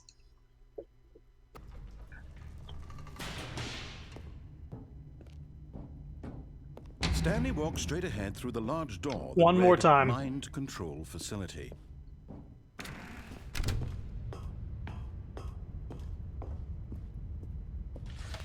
The lights rose on an enormous room packed with television screens. What horrible secret did this place hold? Stanley thought to himself. Did he have the strength to find out?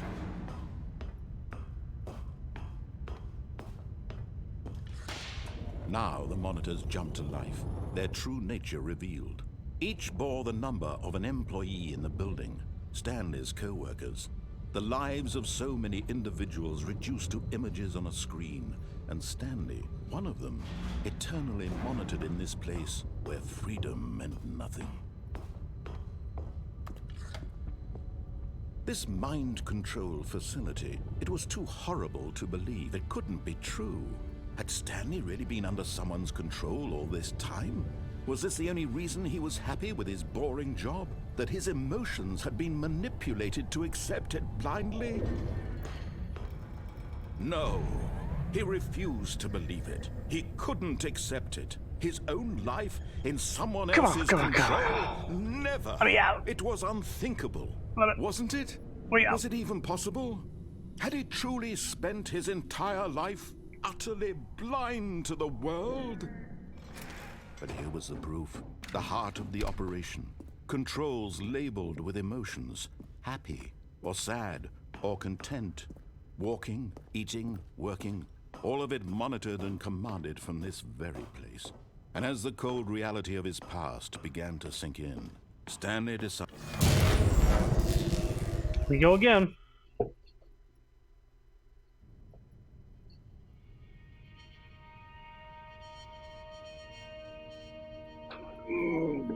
This is the longest part of the playthrough. Blackness, and a rising chill of uncertainty.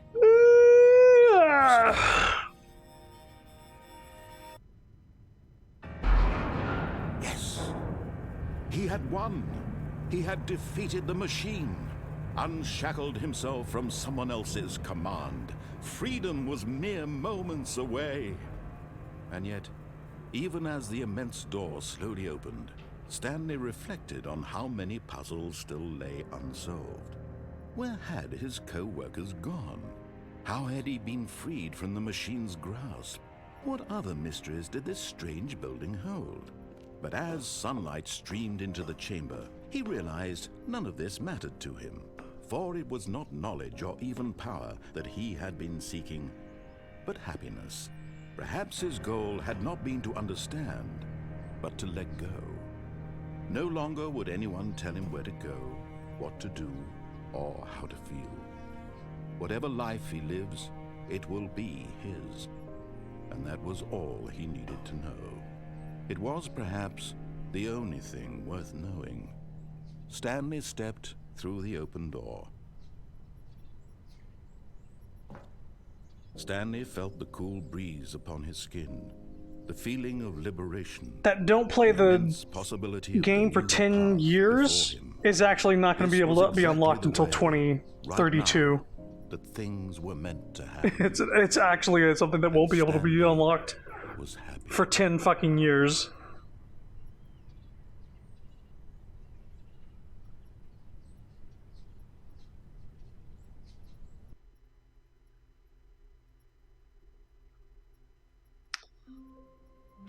And I didn't see an achievement.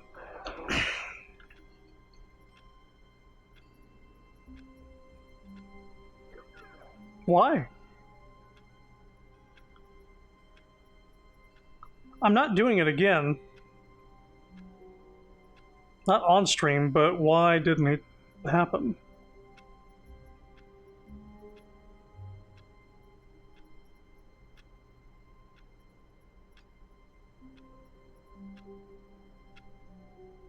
To get the quickest possible time, you'll need to reach the boss's office 3 to 4 times. You can reset after the wall opens up, either through yourself entering the code or by the narrator telling you to move on. Eventually, he'll start to open it as you reach the room. Really? Really? A soft wind blew outside and perhaps rain started, and if it did, it stopped shortly after. Stanley hoped that he would one day see weather. Really? When Stanley came to a set of 2 open doors, he entered the door on his left.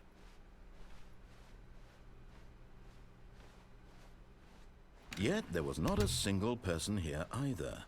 Feeling a wave of disbelief, Stanley decided to go up to his... Coming to a staircase, Stanley walked upstairs to his boss's office.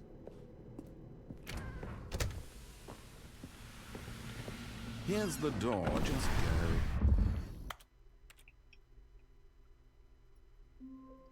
3 to 4 times it All of his said. co-workers were gone. What could it mean? Stanley Here's decided the to go door, to the just meeting go. room. Perhaps he had simply missed a memo. So, really, those last couple seconds is all it really took? When Stanley came to a set of 2 open doors, he entered the door on his left. Is it really that tight of a window? Yet there was not a single person here either. Feeling a wave of disbelief, Stanley decided to go up to his... Coming to a staircase, Stanley walked upstairs to his boss's office. Here's the door, just go. So that was it. That's the difference.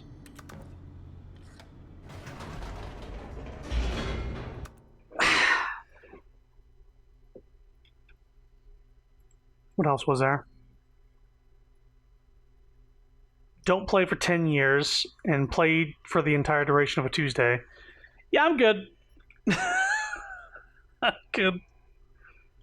Now the sequel is now paused. Fun. I'm gonna quit one more time. I'm gonna launch it back up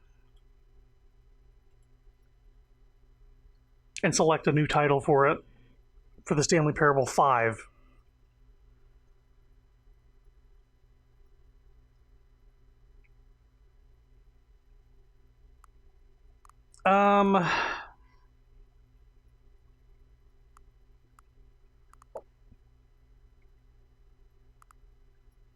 Half employee, half cheese.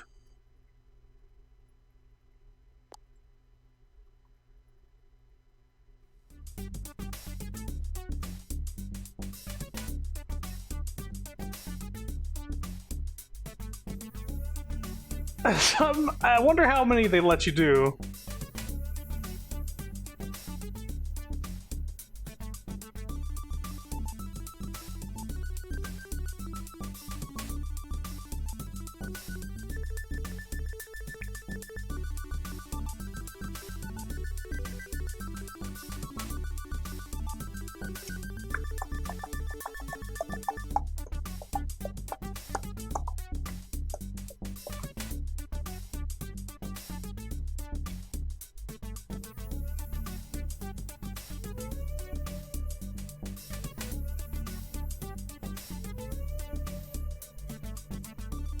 Well, that's it. Hope you had fun. I'm gonna have to cut around the beginning when I started up original Stanley Parable, not realizing that Ultra Deluxe Edition was a separate game entirely. Not DLC, not a free update, but an entirely new game. For whatever reason. A $25 purchase for that experience. It was fun. It was good. I enjoyed it. Why do I remember doing all the achievements in the previous one except for the impossible ones? And those aren't on there. Either way, that's it for now. Thanks for coming. Thanks for watching. Future Chrono, if you're listening to this, go and cut the beginning. Go and cut it.